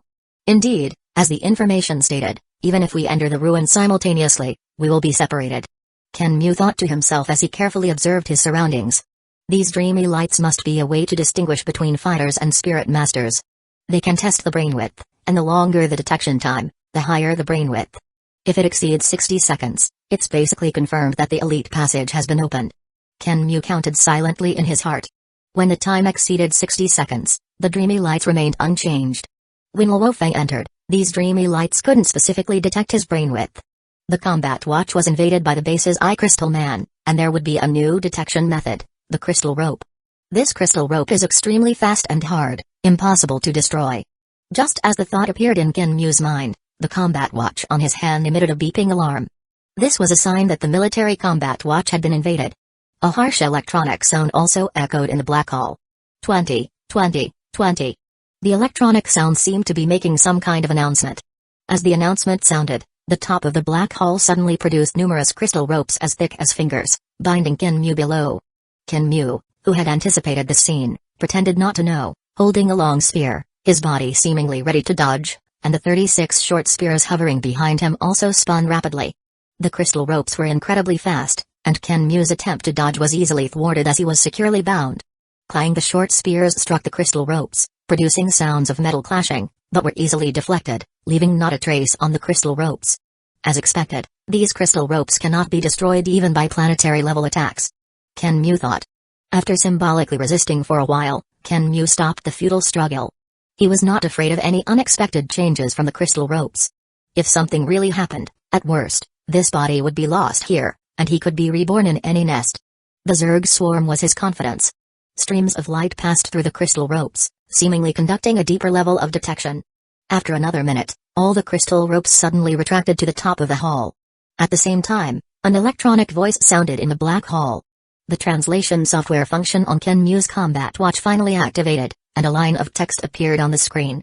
Congratulations, your brain width is 35, greater than 18, qualifying you to enter the elite passage of this training base. Since this is the first time the elite passage has been opened in 5,000 years, please wait for 15 minutes. When he saw this line of text, Kinmu's heart, which had been hanging, finally settled. Although Kinmu was confident that his brain width could open the elite passage, nothing was certain until it was confirmed. 35? I wonder what level that is in the universe? Kinmu was curious, but no one could answer his question. 15 minutes quickly passed, and as soon as the time was up, the electronic sound echoed in the hall again. The walls of the hall slowly cracked open, revealing a passage. A sentence also appeared on the tactical handwatch. Please enter the elite passage. Looking at the open passage, Kinmu felt a hint of anticipation. After entering this passage, there should be 9 branches, and each time there will be 9 branches, with the possibility of encountering a black-robed person in each channel. The black-robed people are very strong, each comparable to the peak of the Wargod, and will try to kill the examinees. After a certain amount of time, the death assessment task will be activated. Kinmu was well aware of what was to come, his face impassive, and his body floated into the passage. As Kinmu had predicted, after entering the passage, there were indeed 9 branches ahead. A faint smile appeared on his face as he casually chose a channel and flew in. Knowing the plot, Kinmu was not the least bit panicked. When he reached the end, there were another 9 branches in front of him, and Kinmu randomly chose another to enter. This cycle repeated. When he entered another passage, 9 black-robed figures condensed in front of Kinmu, and 9 more behind him. A total of 18 black-robed figures blocked the path ahead and behind. These black-robed figures wore silver-gray masks, revealing only a pair of green eyes filled with killing intent. Finally, a flash of excitement appeared in Kinmu's eyes. Come, let me test your mettle. Behind Kinmu, 36 short spears hovered, 16 of which gathered in front of him. These 16 short spears rotated at high speed, and all their tips converged into a point, forming a high-speed rotating cone. Sky-piercing cone. Without hesitation, Kinmu used his ultimate move. The terrifying cone attack rushed towards a black-robed figure at 10 times the speed of sound. The black-robed figure let out a beast-like roar, fearlessly charging forward, extending its hands clad in silver-gray gloves to actually try to catch Kinmu's move. Rip 16 high-speed rotating short spears collided with the silver-gray gloves, their terrifying penetrating power drilling cracks into the gloves. Those silver-gray gloves could actually withstand Kinmu's full-powered strike. Attacks that could tear through the defenses of a king-level monster. Unfortunately, these silver-gray gloves, made of unknown material, were tough. But each of the 16 short spears carried a force of 500,000 kilograms. The combined force of the 16 short spears exceeded 8 million kilograms, instantly slamming the black-robed figure into the wall of the passage. The moment the figure was knocked away, its chest was exposed, and the high-speed rotating cone pierced through, opening a large hole and spilling a large amount of liquid. The black-robed figure's chest was not as tough as the gloves. Roar! The other 17 black-robed figures roared and rushed forward, trying to take the opportunity to kill Kinmu. These black-robed figures were incredibly fast, each running at about 800 meters per second. Unfortunately, when they tried to approach Kinmu, he had 20 short spears hovering behind him, 16 of which flew out to block a black-robed figure each. Clang! The black-robed figures roared and swung their fists, encased in silver-gray gloves, smashing into the short spears. Some short spears were knocked away, while others were blocked, but they did not cause substantial harm to the black-robed figures. Obviously, a single short spear could not handle the black-robed figures. But Kinmu only wanted to buy time. The 16 short spears forming the sky-piercing cone selected another black-robed figure and burst forth. Another black-robed figure was pierced through. Kinmu had never considered escaping. He intended to annihilate these black-robed figures. Soon, all 18 black-robed figures died under Kinmu's attacks, especially the last one, which was pierced by 30 short spears, resembling a hedgehog, a tragic sight. When all 18 black-robed figures were dead, their broken bodies seemed to melt and were slowly absorbed by the ground. I knew it, these things aren't alive. Kinmu thought to himself as he watched this scene. When all 18 black-robed figures were dead, streams of transparent light shot down from above. These transparent streams formed a crystal house 5 meters high and 8 meters long and wide, enveloping Kinmu inside. Trapped in the crystal house, Kinmu was not panicked at all, instead, he was delighted.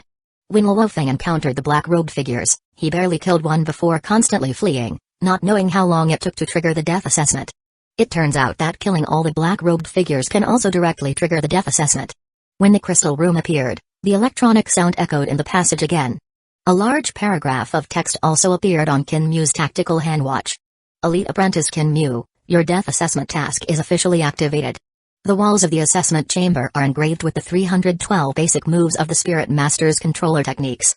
By learning these 312 moves, you will have the opportunity to break through this assessment chamber. Kinmu's eyes lit up. After a long wait, he finally saw the basic 312 moves.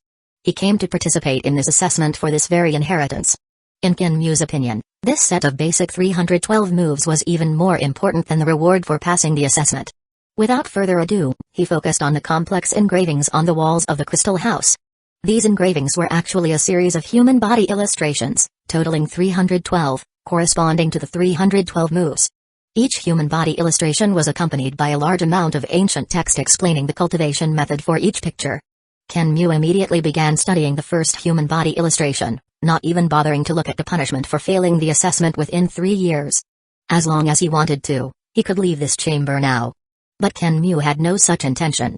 Without thoroughly mastering the basic 312 moves, he had no plans to leave. Linking his consciousness to the nest, using the nest's vast computing power, Kinmu devoted himself to studying each illustration. Unlike the celestial deity diagram, which was just a series of normal drawings, the basic 312 moves was profound and extensive. This was a basic training method for spirit masters created by an immortal powerhouse of the Yunmo lineage. Even in the universe, it could be considered a precious cultivation method, and on Earth, there was nothing else like it. Just by completing the cultivation of the first human body illustration, Kinmu felt his control over the short spears improve significantly, reaching perfect operation of 37 spears. The effect was immediate. Chapter 62, Advancement. So that's how it is. Kinmu was completely immersed in the study of the basic 312 moves. absorbing the knowledge within it like a sponge. It should be operated like this. My previous methods were all wrong. Just a slight change, and the amplitude has increased so much. The images and text on the crystal walls were photographed by Ken Mu's tactical handwatch, translated into Chinese, and transmitted to the nest. The nest's computing power operated at high speed, deducing the mysteries of each human body illustration. Countless inspirations burst forth in Ken Mu's mind. As his research deepened, his foundation became more solid, forming a complete theory, unlike before. These illustrations, from simple to complex, clearly explain various issues in the cultivation of spirit masters, illuminating areas that Ken Mu had not understood or even considered. Earth is far behind some of the truly powerful forces in the universe. And this is just the foundation of the Yunmo lineage. The more Ken Mu delved into his studies, the more he marveled. At the same time, he became increasingly aware of the importance of inheritance. The ruins provided ample food and water, and Ken Mu ate when he was hungry and drank when he was thirsty, devoting all his energy to his cultivation. In this completely immersive cultivation, Ken Mu's ability to perfectly control the short spears continued to improve. 1 human body illustration, 2 illustrations. With the powerful computing power of the nest, Ken Mu's learning speed accelerated. It took him a day to master the first human body illustration. The second illustration also took a day. By the third day, he could completely master 2 illustrations in a day. The subsequent illustrations became increasingly complex, yet Ken Mu used less and less time. Especially when Ken Mu gradually mastered a complete theory, his speed increased at an astonishing rate. His spirit amplitude also rose from 36 times, 37 times amplitude, 40 times amplitude, 43 times amplitude. While Ken Mu was completely immersed in his training, a message from the nest temporarily halted his cultivation. Has the nest finally completed the required gene bank percentage? He glanced at the time on his tactical handwatch. It was already October 15th. His consciousness descended upon Nest 023, located beneath the subway in the center of City 023. Beside it lay a giant lizard nearly 100 meters in size, motionless, as if in a deep sleep. The giant lizard, merely by lying there, kept all monsters within a radius of hundreds of meters at bay. This was the only king-level monster in the swarm, and after such a long time, its injuries had healed, becoming the swarm's greatest trump card. The swarm's smooth expansion in City 023 was largely due to its efforts. Begin the evolution. The swarm is about to enter a new era. Excitement flashed in Ken Mu's eyes. After 2 months, the nest had finally accumulated enough gene data. A level 1 nest could only thrive in small towns, while a level 2 nest allowed the swarm to dominate in medium-sized cities. Then what about a level 3 nest? When it could mass-produce high-level horde leader monsters, even king-level monsters would be intimidated. But this also meant one thing: the swarm would find it difficult to remain hidden. In City 023, a city inhabited by tens of millions of monsters, there were currently only 5 level 2 nests, which could hatch over 30,000 Zerg units per day. During the time Ken Mu was immersed in his cultivation, the number of Zerg units in City 023 had grown to 800,000. The reason it was 800,000 was that at least 200,000 Zerg units had died in battles with monsters. With the secret support of the king-level monster, these 800,000 Zergs were hunting other monsters frenziedly. Tens of thousands of monsters were killed every day. This number was still rising. Even a city as large as City 023 could not withstand the relentless hunting of so many Zerg units. And this was just from 5 level 2 nests. The capabilities of a single level 3 nest was at least equivalent to 10 level 2 nests. Even more terrifyingly, a level 2 nest could only hatch high commander level monsters, while a level 3 nest could mass-produce high horde leader monsters. This was a qualitative change. When tens of thousands of high horde leader monsters appeared, even if they were just gathered together, humans would be terrified. Unless Ken Mu deliberately controlled them to fight among themselves, it would be impossible to remain hidden. The full-scale war with the monsters is about to break out. Ken Mu understood this in his heart. Evolve. Evolve into a level 3 nest. Make the swarm even stronger. The level 2 nest began to pupate, turning into a giant egg that pulsed like a heart, growing larger with each beat. Ken Mu retracted his thoughts and continued to study the basic 312 moves. 9 hours later, the evolving nest in the subway of City 023 burst open, transforming into a giant nest over 20 meters tall, occupying most of the subway station. At the moment of successful evolution, Ken Mu, who was still diligently studying the basic 312 moves in the ruins, suddenly felt a strong warm current feedback through his soul link.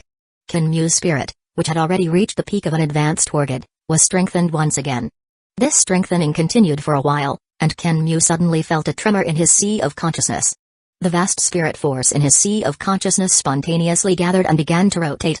The rotating spirit force spun faster and faster like a tornado, condensing into wisps of mist. As the mist grew thicker, it spontaneously coalesced into a liquid state. Noticing the changes in his sea of consciousness, Kenmu's expression changed. This is. The spirit force is becoming too vast, naturally transforming, about to evolve into a planetary level. Sensing the continuous changes in his sea of consciousness, Kenmu understood what was happening. You see, the human body is mainly divided into two parts, the physical body and the soul. The soul is further divided into willpower and spirit. A spirit master is someone whose spirit is strong enough to be released externally, known as spirit force. When the spirit force reaches the peak of an advanced Torgid, which is the 9th stage of apprentice level, and the willpower and spirit amplitude reach a certain level, one can break through to the planetary level. Willpower and spirit are like a commander and soldiers. Kenmu did not lack spirit, the swarm constantly fed back, and his spirit force continued to grow. Nor did he lack willpower. Since arriving in the world of Swallowed Star, although the time was not long, Kenmu's journey on the path of cultivation was extremely firm, akin to the ascetic practice of a monk. Every day was spent studying the techniques of fighters and the controlling of spirit masters, or battling various monsters in the wilderness. Even the leisure time during rest was spent learning biological knowledge, enriching his mind. Was it tiring? Was it hard? Of course, it was tiring.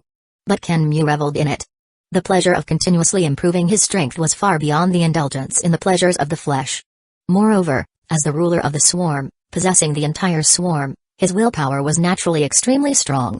Ordinary 9th stage apprentices could only control 4 or 5 weapons. The stronger ones could control 10.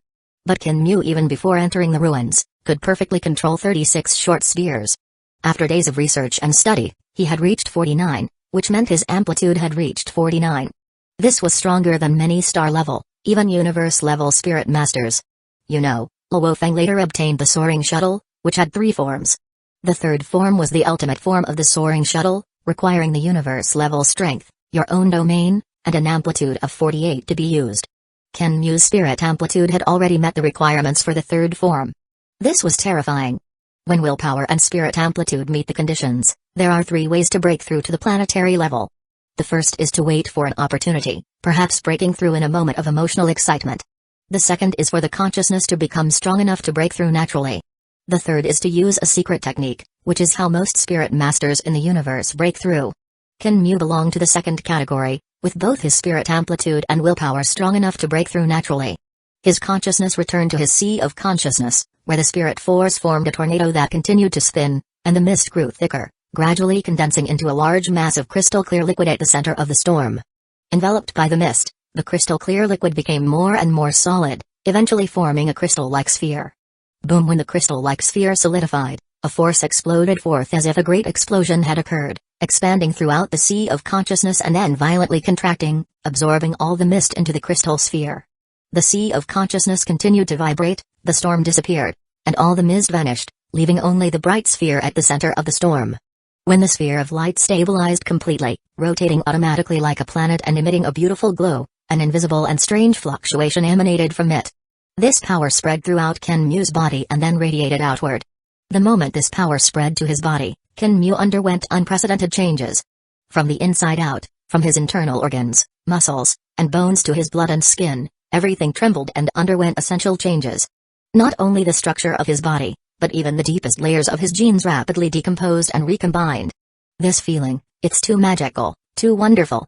Kenmu closed his eyes, perceiving every change in his body. It was a leap in the essence of life. An evolution in the level of life. Chapter 63, Reward. Feeling the miraculous changes in his body, Kenmu was somewhat intoxicated. This transformation, this leap in life, is what I want, is what I pursue. Kenmu exclaimed. But after a moment, he came to his senses. It was just the planetary level. On Earth, he could be considered a strong individual, but in the universe, he could barely survive. The road ahead is long and arduous, and I will see it up and down. Kenmu stabilized his mind and felt the light sphere in his sea of consciousness. The essential difference between the apprentice level and the planetary level lay in this light sphere, which was not simply a crystal formed by the accumulation of spirit force. Instead, it had undergone a qualitative change, becoming a miniature planet. This miniature planet was similar to a real planet, rotating on its own and possessing its magnetic field. Its existence allowed Kenmu to survive directly in the vacuum of space without the need for breathing. He was already qualitatively different from ordinary people. In the crystal room, Ken Mu had an idea and controlled the magnetic field to levitate himself. Unlike the usual flight enveloped by spirit force, this was Earth's gravity being neutralized by the magnetic field emitted by the miniature planet in Ken Mu's sea of consciousness. Without gravity, he could naturally levitate? Unfortunately, the space here is too small to fully display it. After experimenting for a while, Ken Mu calmed down and his consciousness descended upon the nest. Focus on hatching Horde Leader Zerg units. All nests are to be promoted to level 3, wait for me to come out. Leaving development instructions in the swarm's will, Ken Mu did not attempt to explore the power of the planetary level. Instead, he continued to study the basic 312 moves. I'll thoroughly master this basic 312 moves before going out to carefully explore the power of the planetary level. It won't take many days to completely master it. The crystal room quieted down. Days later, the crystal room collapsed, turning into fragments, then into streams of dreamy light, eventually merging into the walls around the passage. XXXXXXXX. The electronic voice of the maze sounded. I've finally mastered this basic 312 moves completely. Manipulating the short spears to shatter the crystal room, Ken Mu's body levitated and flew out from within. He glanced at the tactical watch on his wrist, and a line of text appeared on the screen. Congratulations, you have successfully completed the mission. Please proceed forward along the passage in front of you to meet me and receive the reward for successfully completing the mission.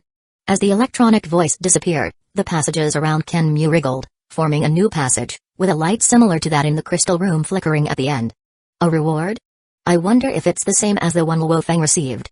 Ken Mu's heart stirred, and a magnetic force emanated, propelling him forward. Upon passing through the passage, Ken Mu entered a hall filled with dreamy light. The space was vast, and at a glance, it was filled with flowing light, extremely beautiful. I'm here, where are you? Stepping on the ground, Ken Mu looked around. He naturally knew that there was only an artificial intelligence here, but he pretended not to know.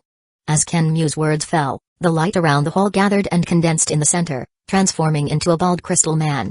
Zzz, a beam of light from the hall pierced into Ken Mu's tactical watch, and the screen rapidly refreshed, showing that a large amount of information was being deleted, including the numerous images Ken Mu had previously taken. This data was not allowed to be spread. Hello, Ken Mu. The bald crystal man smiled. This time, the bald crystal man spoke in Chinese, not the previously incomprehensible language. Seeing Ken Mu's surprise, the bald crystal man smiled and said, "No need to be surprised. Humans on Earth have been under my surveillance, and your historical changes, language, and writing are all recorded. I know your language, which is normal." Ken Mu looked at the bald crystal man's standard smile and asked, "The entire human race is under your surveillance, so you know everything about me before?" "Of course not, my surveillance of you humans is more focused on the whole rather than an individual." The bald crystal man shook his head. Hearing the bald crystal man's answer, Ken Mu breathed a slight sigh of relief. He was really worried about being monitored in real time. Thinking about it, it made sense. With billions of people on Earth, if everyone was monitored in real time, it would be too terrifying. It was more likely that those with strong abilities or key figures were monitored. Ken Mu, first of all, I must congratulate you. You have passed the mission with an excellent score. The bald crystal man said. However, I have lost contact with Yunmo Planet Sect, otherwise, with your brain width and talent, you would also be a focus of cultivation in the Yunmo. Now, I will give you the reward for successfully completing the mission. The bald crystal man seemed somewhat regretful but still followed the procedure, controlling a beam of light to fly out from the depths of the palace. This beam of light contained 4 items, a black suit, a golden arm guard, a book, and a 6-sided golden metal plate that shimmered. Your brain width and the time it took you to pass the mission place you among the top ranks of Yunmo candidates. During the mission, your strength was so powerful that you naturally broke through to become a planetary-level individual. Therefore, the arm guard and token I give you are the highest level of rewards. The bald crystal man held the metal plate and sighed. These 4 items, the first is what you call the Black God suit. The second, the golden arm guard, is an auxiliary quantum computer. Because of your excellent performance in the mission, this is the highest level of auxiliary quantum computer I can give you. The third is the controller attack method, Soaring Sky. The fourth is the entry token for the Yunmo Planet Sect. According to the master's settings, with your talent, I should notify the higher-ups of the Yunmo, and even the master might personally take you as a disciple if he knew. Unfortunately, I have lost contact and cannot arrange for you to go there, so the token is useless. Ken Mu listened in silence. The master had long since perished, his body resting with Babata in the spaceship beneath the Misty Island. The token is useless, but you know the use of the Black God suit. As for this auxiliary computer, it is the highest level, which is also precious in the Yunmo planet sect. The bald crystal man said. In addition to having all the functions of your communication watch, it also has many other functions. It has strong intelligent defense and invasion capabilities, and ordinary quantum computers cannot resist its invasion. Moreover, it has a very important ability, which is to detect the strength of a target. Kenmu was quite happy to hear this.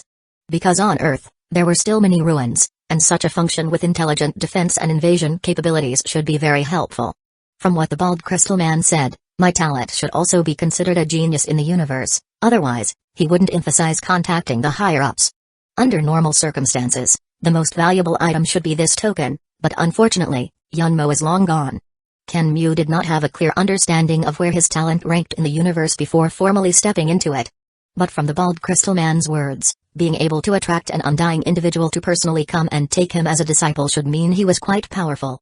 Seeing that Kenmu had no reaction, the bald crystal man began to guide him. Put on this arm guard and use your spirit force to claim ownership. The bald crystal man controlled the golden arm guard to fly in front of Kenmu. Alright. Kenmu took the golden arm guard and removed the original military-issued combat suit arm guard. When Kenmu followed the bald crystal man's instructions and used his spirit force, it quickly merged into Kenmu's skin, just like the black god suit. The golden quantum computer has all the functions of your tactical watch and has a certain simulation function, consistent with the black god suit.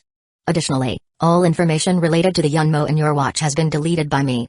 This information is not allowed to be spread casually. Kenmu nodded to show he understood. These rewards were similar to those Luo Feng later received, all 4 items, except that the silver auxiliary computer became golden, and the token's level was also higher. If the Yunmo had not been destroyed, it would have been possible to gain even greater benefits. Under the guidance of the bald crystal man, Kenmu tested himself. The surface of the auxiliary computer displayed text, combat power, spirit force, planetary level 1, genetic energy, apprentice 9. Perhaps because of his relatively good talent, the bald crystal man was quite proactive and detailed the strength levels in the universe to Kenmu.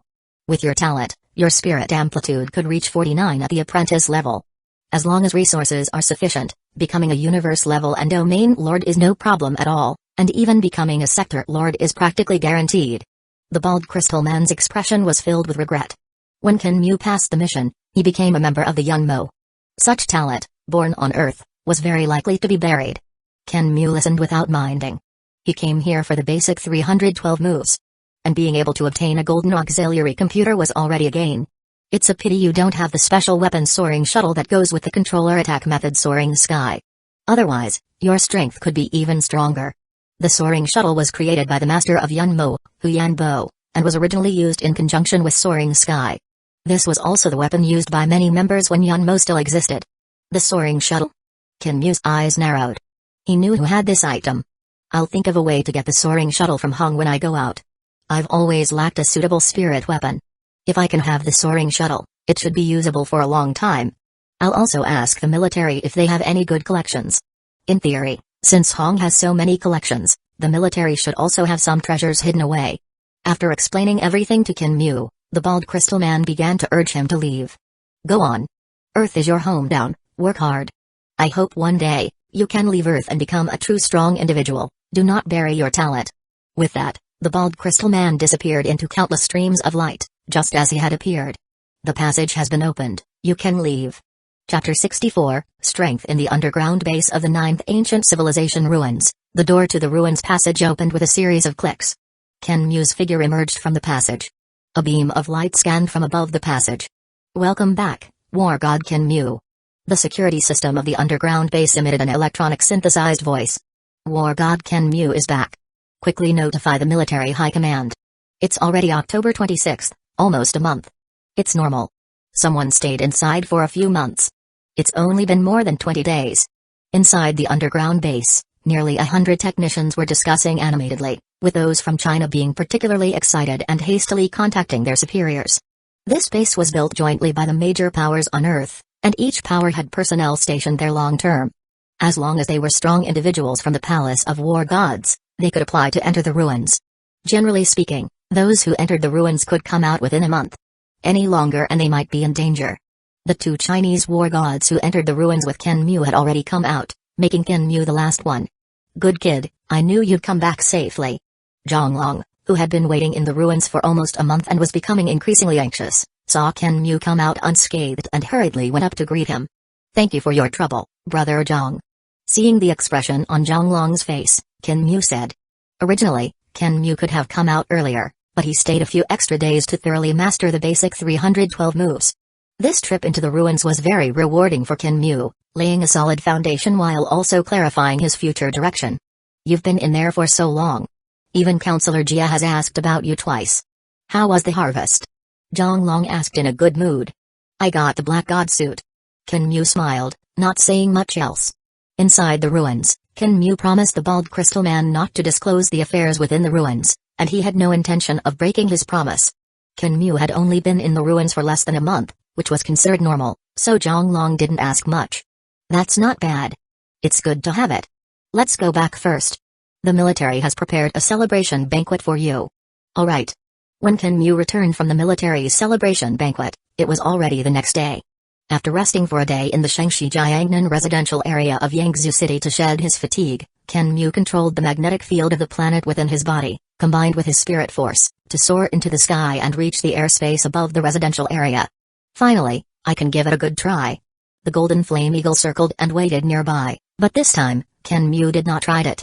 Instead, he planned to fly on his own to test his speed. The golden auxiliary computer was very capable in various aspects. In addition to all the functions of the communication watch, network defensive and invasive capabilities, it could also test the basic combat power values from the apprentice level to the universe level. It also had functions to detect whether the environment within a certain range was safe, test speed, strength, and other auxiliary cultivation functions. It was one of the essential items for warriors in the universe. For the sake of entering the universe in the future, at Kenmu's request, the auxiliary computer was also equipped with a set of universal language courses for the universe. This was specifically requested by Kenmu after detailed discussions with the bald crystal man and a thorough understanding of the universe's situation. With his powerful talent and his status as a member of the Yunmo, the bald crystal man naturally would not refuse such a small request. "Begin speed test." Whoosh! Whoosh! Whoosh! Kenmu's figure flew rapidly across the sky, trailing a series of violent sonic booms. Using just spirit force to propel, the speed reaches 1,823 meters per second. What about having magnetic field propulsion? Boom! In midair, Kenmu's figure accelerated again. 2,516 meters per second. Not bad speed. This is about the speed of a typical 5th-level planetary warrior. On Earth, in terms of speed, probably only Lei Shen and Hong are faster than me. It's a pity I don't have the soaring shuttle, otherwise, this speed could be doubled. Let's test my current attack power. Behind him, one short spear after another flew out. These short spears were newly purchased by Kenmu, totaling 72, and they were all SS grade. This purchase emptied the military stock of SS grade short spears, and Kenmu spent quite a bit of money to buy them. One of the short spears turned into a stream of light and struck a distant hill, piercing through it entirely. Smoke rose, and the peak collapsed. Attack power, planetary level 176%, Spirit Master, strength 1.76 million kilograms, not far from planetary level 2. Kenmu was somewhat delighted. According to the explanation of the auxiliary computer, the range from the lowest to the highest value for a first-level planetary Spirit Master was 1 to 2 million kilograms. At 76% of planet level 1, it was 1.76 million kilograms. Kenmu's breakthrough was a result of being strengthened to the limit and breaking through on his own, so having this data was not surprising. Let's test how many short spears I can control perfectly now. With a thought, Kenmu moved, and short spears flew out from a backpack behind him. A total of 56 short spears were swiftly shuttling around Kenmu, each controlled with exquisite precision. Boom boom boom! The hill, which had already collapsed, was like it had experienced a round of fierce bombing, with the entire peak leveled. 56 times amplification. Before becoming a planetary Spirit Master, Kenmu's amplification had reached 49 times. After breaking through, his life essence leaped, and his consciousness became even stronger, allowing him to control more short spears, although he had not tried it before. After confirmation, Kenmu's spirit force attack had reached an astonishing 56 times amplification. There's also the soaring sky secret technique. A manual with specks of starlight flew out from the inner pocket of the backpack behind him. After leaving the ruins, Kenmu had not had time to look at this manual. The pages were made of a special black material, and the cover was dotted with starlight. A slight perception revealed that the manual exuded a breathtaking aura. as expected of a secret technique that only elite disciples of Yunmo can cultivate. It looks quite extraordinary. Opening the manual, a line of text filled with warning and killing intent appeared. This is the secret technique of the controller lineage of the Yunmo. Those who practice it must not spread this technique outside. If passed to other members within Yunmo, they will be punished with 60 years of hard labor. If it is spread outside, they will be killed without mercy. Ignoring this warning, Kenmu flipped directly to the next page. Having passed the elite assessment, he was a member of Yunmo. Moreover, Yunmo lineage was long gone, so the warning was just for show. Unfortunately, the Soaring Sky secret technique requires the soaring shuttle to truly unleash its power. Learning the Soaring Sky secret technique, combined with the Soaring Sky shuttle, can double one's strength, allowing members of Yunmo to defeat enemies beyond their level. The Soaring Shuttle has 3 major forms. The first form can be used when the amplification reaches 12. The second form can only be used when the amplification reaches 30.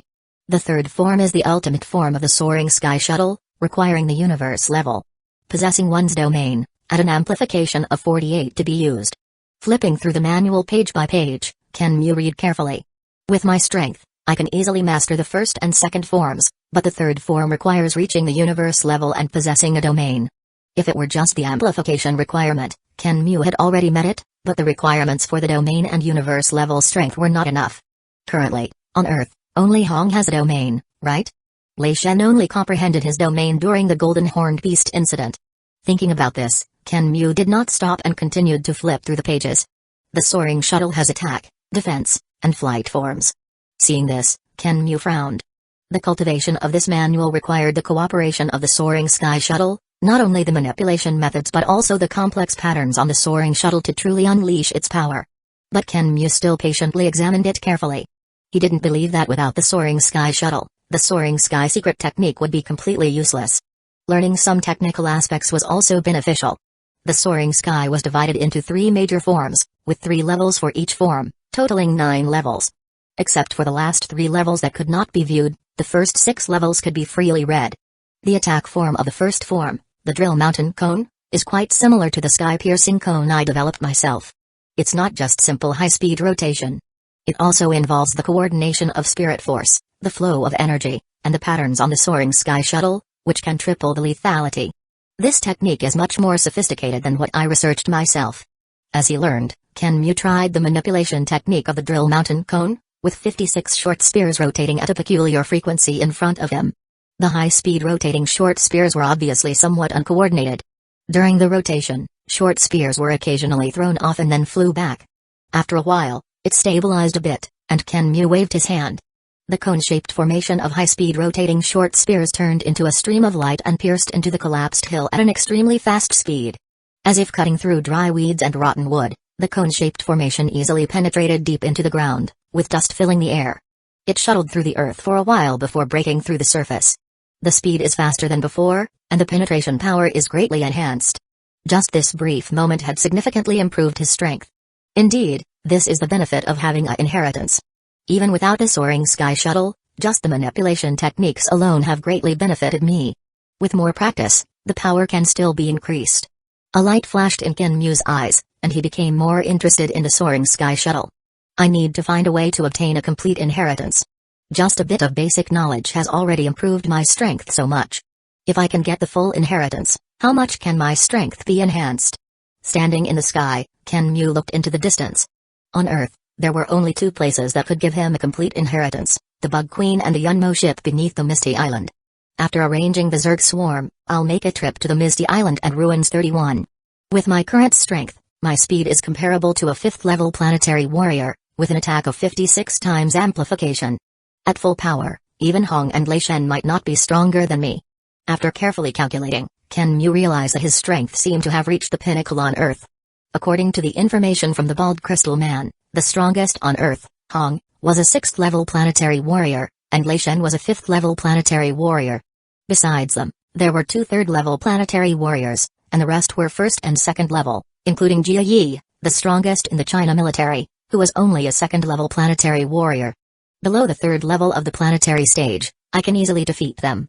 As for how strong Hong and Lei Shen are, I'll only know after fighting them. Hong possesses a domain, but I can also summon the power of the swarm to attack together. In a true battle to the death, I could mobilize millions, tens of millions, or even billions of Zergs. I could wear him down to death. Thinking of this, a thought arose in Kenmu's mind, and he felt somewhat emotional. Finally, my strength has been raised. I've been developing stealthily all this time. Now, the swarm can expand with full force. Chapter 65, War Preparation. Above City 023, a golden flame eagle streaked across the sky. Kenmu leaped vertically from the back of the golden flame eagle and hovered in mid-air a few meters above the ground. Currently, in City 023, there were 5 level 3 nests and over 4 million Zergs. At full speed, they could produce 350,000 Zerg units per day, making it the city with the highest concentration of units in the entire swarm. In recent days, they had been frantically slaughtering monsters, and the number of dead monsters exceeded 10 million, causing extreme turmoil in the entire City 023. Under such turmoil, most human warriors, pressured, had already left City 023, with only a few who believed in their strength still wandering in the city. The city could no longer accommodate so many Zerg units, it was time to divert them. Under normal circumstances, monster hunting was mostly for sustenance, without meaningless massacres. But the swarm was different, it killed every monster it encountered. It was a massacre on the verge of extinction. This abnormal situation had already attracted the attention of the military and several global powers. However, due to the short time, most powers were still observing. In the past, similar situations had occurred in a few cities. Some cities had given birth to king-level monsters, or king-level monsters fought for territory, leading to fierce battles among monsters. Using his auxiliary computer to log into the military network, Kenmu investigated the nearby military teams based on his authority. Currently, among the teams still in City 023, there were 2 from the military, both led by war gods.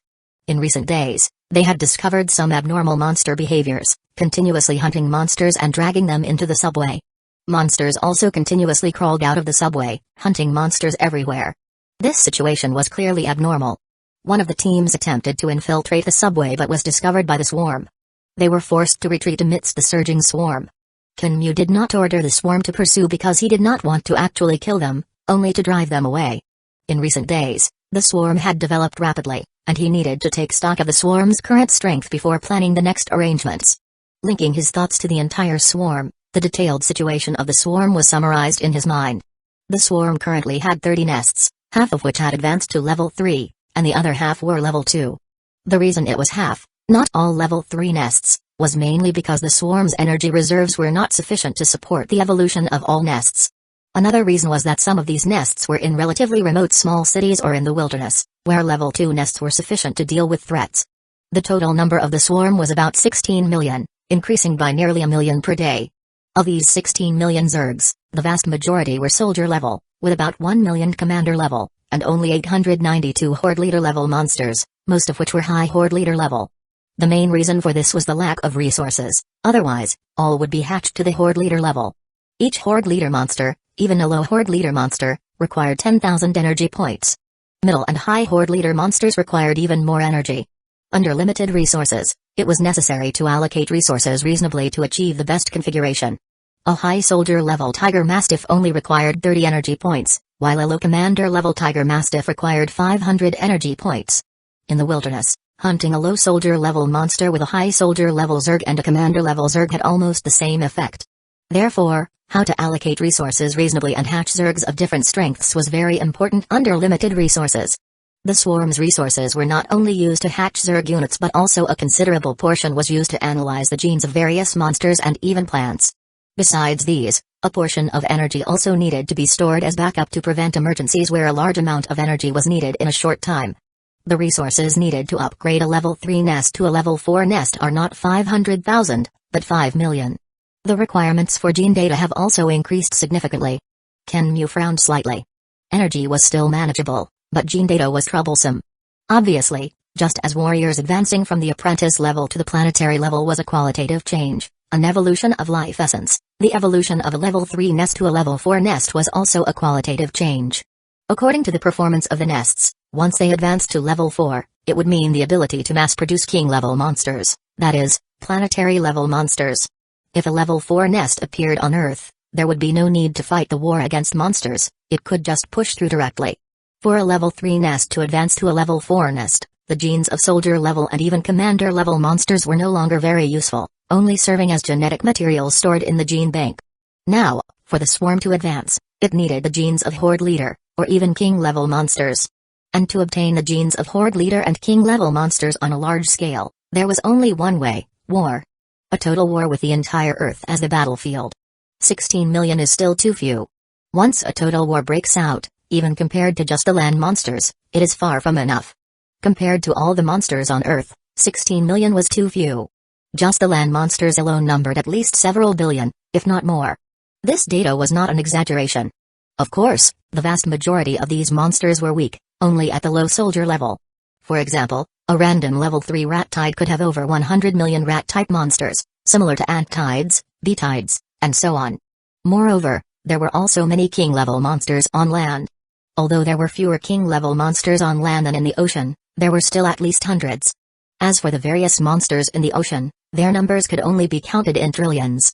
King-level monsters numbered at least in the thousands. To confront so many monsters head-on, the swarm's numbers would have to be counted in the billions. Fortunately, the monsters were not harmonious among themselves. The scale of the swarm needs to expand rapidly, so more nests are needed.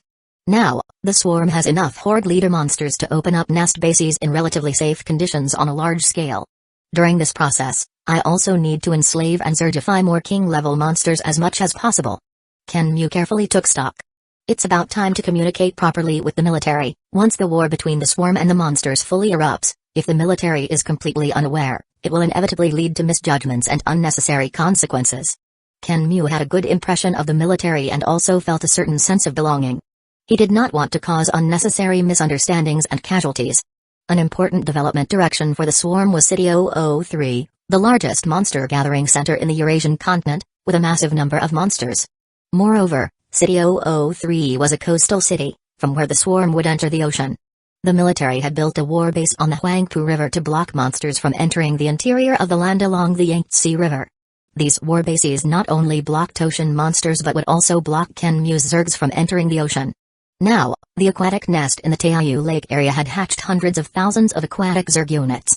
Without prior communication with the military, once they entered the sea and passed by the military's war base, a major battle would surely erupt. Communication was one thing, but how to communicate was another. He couldn't directly tell the military that he had a Zerg swarm clone. Before Earth made contact with the universe, it was fine, but once contact was made, if it reached certain people's ears, it would be troublesome. After thinking for a while, Kenmu suddenly smiled. In fact, this problem didn't need to be considered too much. Some things were inexplicable and didn't need to be explained. His previous identity as a beast tamer was sufficient. What he needed to do was to display his strength. When strength was strong enough, there was no need for him to find reasons, others would find them for him. He only needed to partially reveal his strength to the military high command and let them know that he had already enslaved a king-level monster, the Flame Giant Lizard.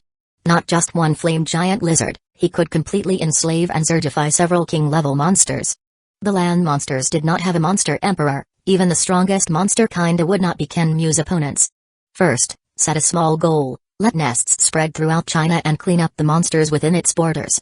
Chapter 66, Selection of Zerg Units. Why are they called the Zerg? Zergs that appear in the universe often have huge mouth parts, hard exoskeletons, and a terrifying insect-like appearance. Their biological forms and characteristics are also highly similar to insects, which is one of the important reasons they are called the Zerg. If all animal bodies were made the same size, then the insects would certainly be among the most powerful. Under normal circumstances, the body structure of insects makes it difficult for them to grow too large, because their exoskeletons and muscles cannot support too large a body. However, the appearance of the RR virus turned this impossibility into reality. When other Earth creatures underwent evolutionary mutations, these insects also evolved and became one of the most terrifying groups of monsters. They often prefer to live in the vast wilderness, forests, and their presence in cities is not common. Initially, to give the Zerg race its first combat unit, Kenmu chose the Tiger Mastiff.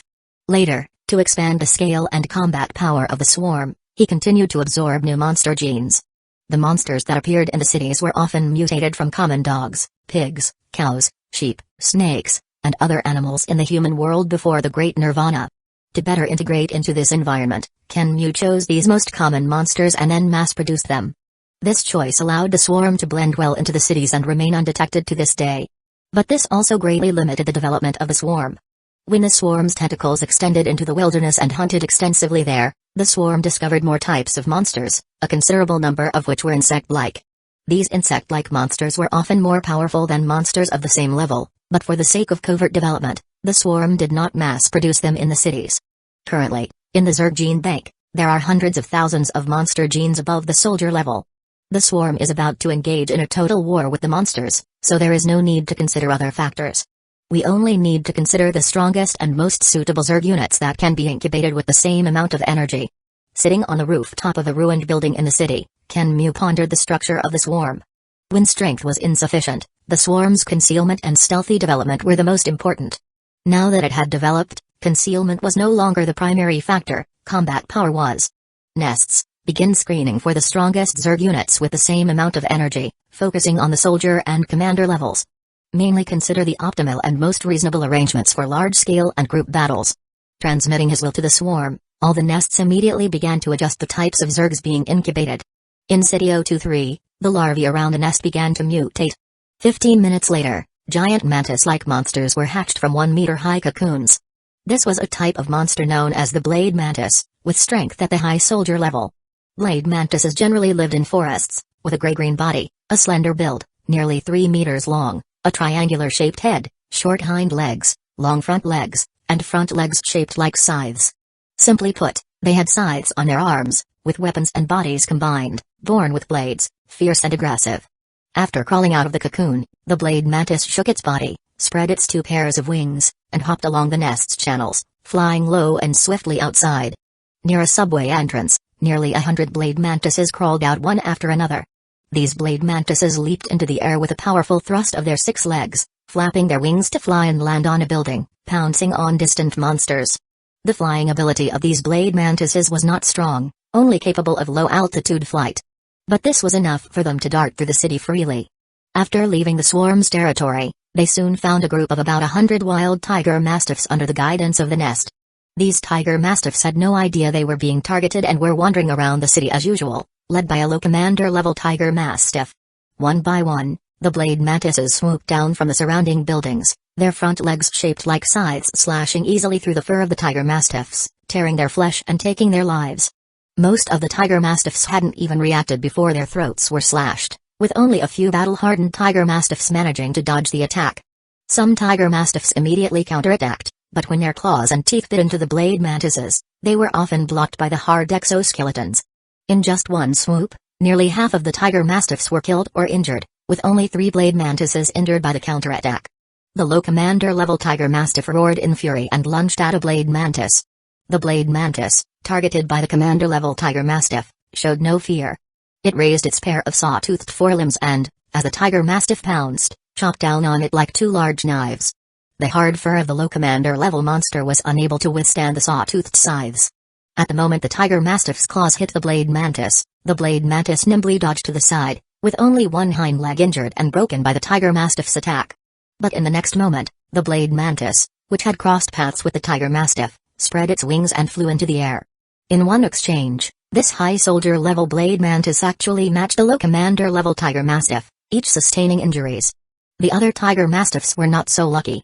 Facing the blade mantises, they were inferior in speed, reaction, and far inferior in attack to the saw-toothed scythes of the blade mantises.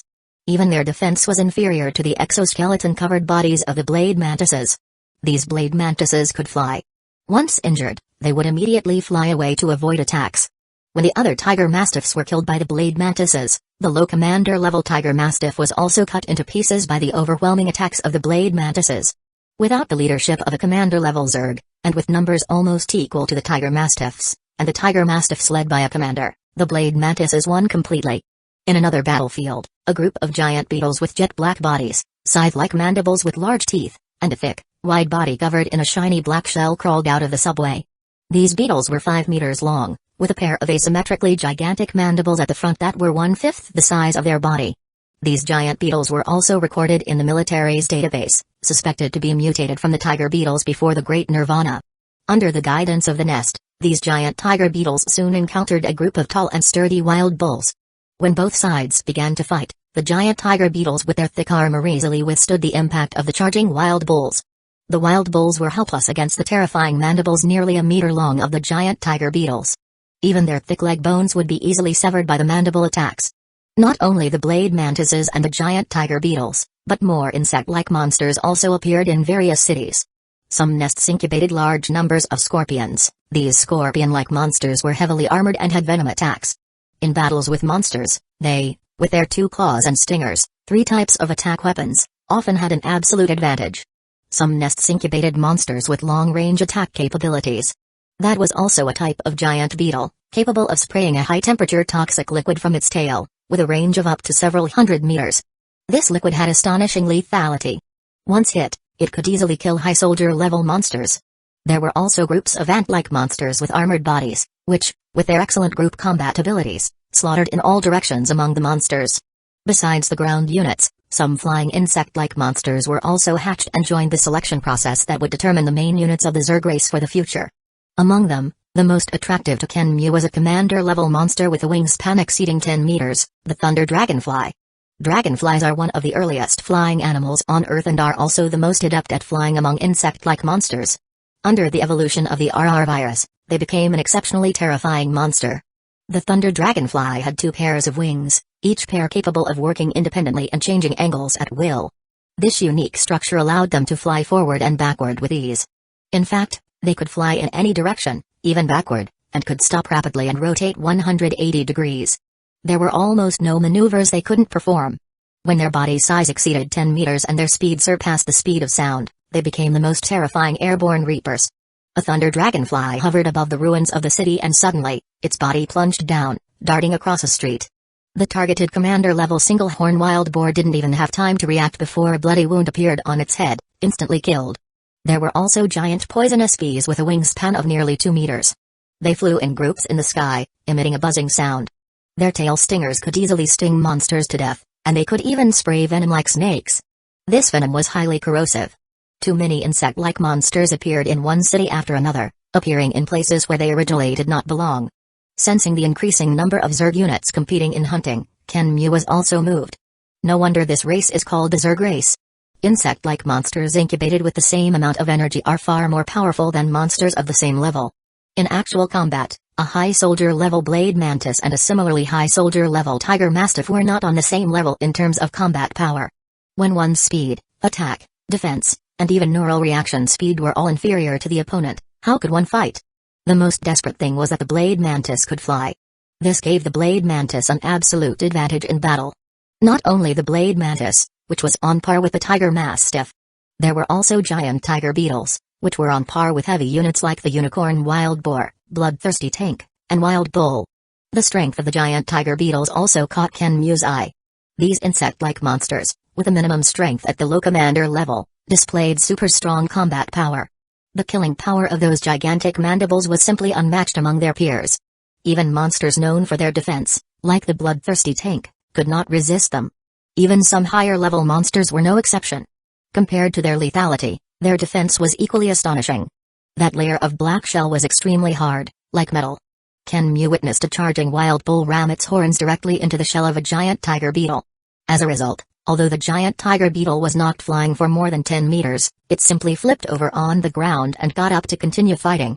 Moreover, although the giant tiger beetles could not fly, they had a common ability that many insect-like monsters possessed, burrowing. Even the concrete-filled ruins of the city could be easily penetrated by them. Too outrageous. The energy required to incubate a commander-level giant tiger beetle is comparable to that of a commander-level single-horned wild boar, yet the difference in combat power is more than several times. Besides these two, after witnessing the beetles with long-range attack capabilities, Kenmu did not hesitate to list them as a key unit of interest. Although the method of attack was somewhat unseemly, its practicality was very strong. After checking the military's database, Kenmu also learned that this was a type of insect known as the bombardier beetle before the Great Nirvana. After mutation, its long-range attack ability was enhanced. After this test, the vast majority of the originally incubated Zerg units were almost all facing the fate of being eliminated. Not only the main land combat units, but also those in the sky. Currently, the most numerous flying monsters in the swarm were the gray sparrows, but their gap with their insect-like flying counterparts was equally huge. Among the dozens of flying insect-like monsters comparable to the gray sparrows, almost everyone surpassed it. In terms of combat power, the sparrow-type monsters really couldn't rank high. Among these flying monsters, what caught Kenmu's attention the most were the thunder dragonflies. This commander-level monster was one of the insect-like monsters that the nest used to compare with medium-sized flying units like the Golden Vulture. Too smooth. The way they flew was too smooth. In Kinmu's eyes, the flying ability of the Thunder Dragonflies was akin to art. Not only were they faster than the Golden Vultures, their agility also far surpassed any Zerg unit. For flying monsters, when the opponent is faster, more agile, and of similar size, it means the opponent can toy with you at will. The outcome of the battle would only be despair. Continue the tests, pull out all the combat-capable units from the gene bank and compare them. Conduct practical combat tests. I want to select a batch of the most powerful units. Kinmu transmitted his will to the entire swarm. Previously, to hide in the cities, too many powerful units had been shelved. On the very first day, so many Zerg units that surprised Kinmu emerged. Such tests should be kept and conducted regularly. Kinmu pondered. This selection was limited only to the soldier and commander levels, and only to land and flying units. The reason there were no horde leader units was that the swarm currently had too few types of these monsters, only a few dozen, and which ones were powerful was obvious at a glance, making testing unnecessary. The aquatic monsters were the same, there were not many truly combat-capable ones, but once the swarm entered the ocean, similar selections would certainly be necessary. Compared to the ocean, there were too few types of monsters in the land lakes. Once the selection of Zerg units is completed, mass incubation can begin. But before that, I need to contact Jia Yi. Sensing that, under the surveillance of the swarm, a military team seemed to have decided to risk entering the subway to investigate, Kinmu muttered to himself. Chapter 67, Persuasion. After careful consideration, Kinmu decided to summon the formidable military figure, Counselor Jia Yi, to have a face-to-face discussion in City 023. The choice of location was deliberate. Kinmu wanted Jia to witness the tamed flame giant lizard with his own eyes. Seeing it in person would have a far greater impact than words ever could. Kinmu dialed Jia Yi's communication device. Hello, Counselor Jia. This is Kinmu. The connection was established quickly, and a middle-aged man's voice came through, tinged with fatigue. Kinmu, is there an emergency? His tone suggested he hadn't rested well in a while. Counselor, there is indeed a pressing matter. I'm currently in City 023 and would like to meet with you here. Additionally, I request that the military reconnaissance teams in City 023 cease their operations for the time being. Despite sensing Jia Yi's exhaustion, Kinmu spoke directly about the purpose of his call. Is the monster activity in City 023 related to you? The beasts in the ocean have been unusually active lately, and a monster tide may be imminent. I need to stay alert. Jia Yi's voice reflected his surprise. It is related to me. I've broken through to the planetary-level Spirit Master. I have plans concerning the monsters that I wish to discuss with you in person. Kinmu's tone was serious. You've broken through? I understand. I'll head over immediately. Jia Yi's demeanor shifted dramatically, his voice was now brimming with excitement. After hanging up, it didn't take long for two military reconnaissance teams to withdraw from City 023, ceasing their operations.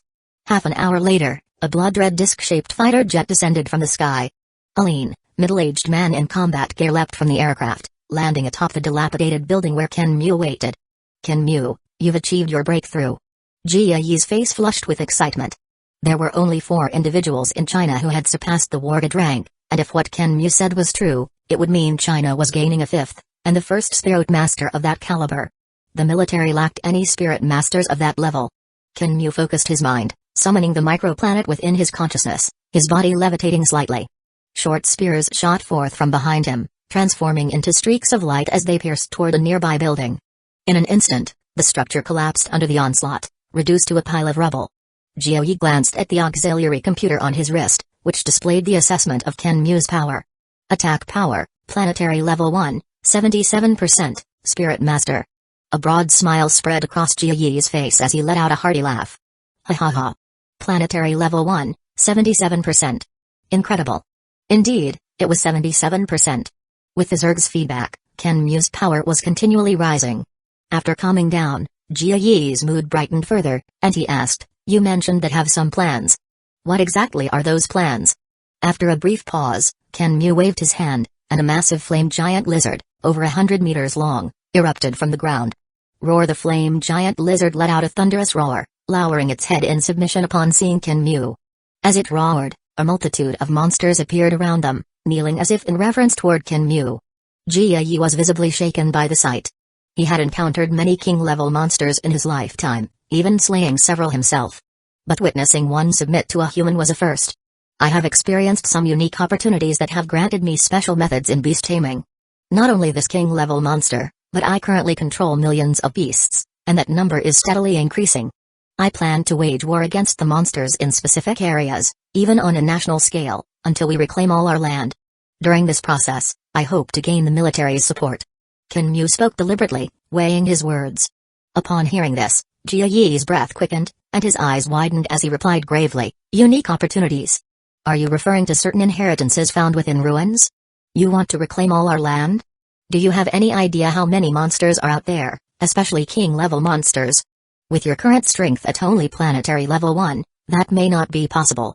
That's hundreds of billions of monsters, with dozens of king-level monsters among them. Reclaiming the entire nation.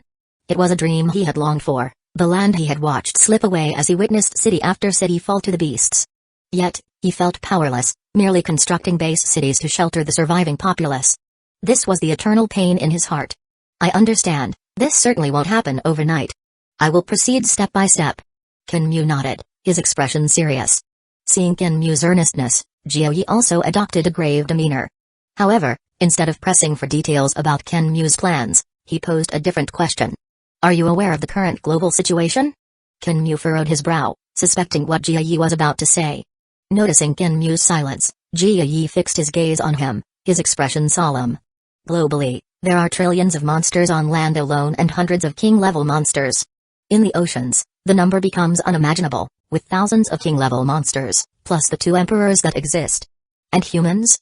You've joined the Palace of War Gods, comprising a total of 3,513 warlords across the planet. There are only a few hundred high-ranking war gods. Among them, there are 52 members above that level. This is the entirety of humanity's strength. If a full-scale war with the monsters breaks out, our collective strength is far from enough. The relative peace we maintain with the monsters can be attributed not only to the ultra-high-frequency laser cannons but also to the deterrent presence of the 2 powerful beings, Hong and Lei Shen, against the king-level monsters.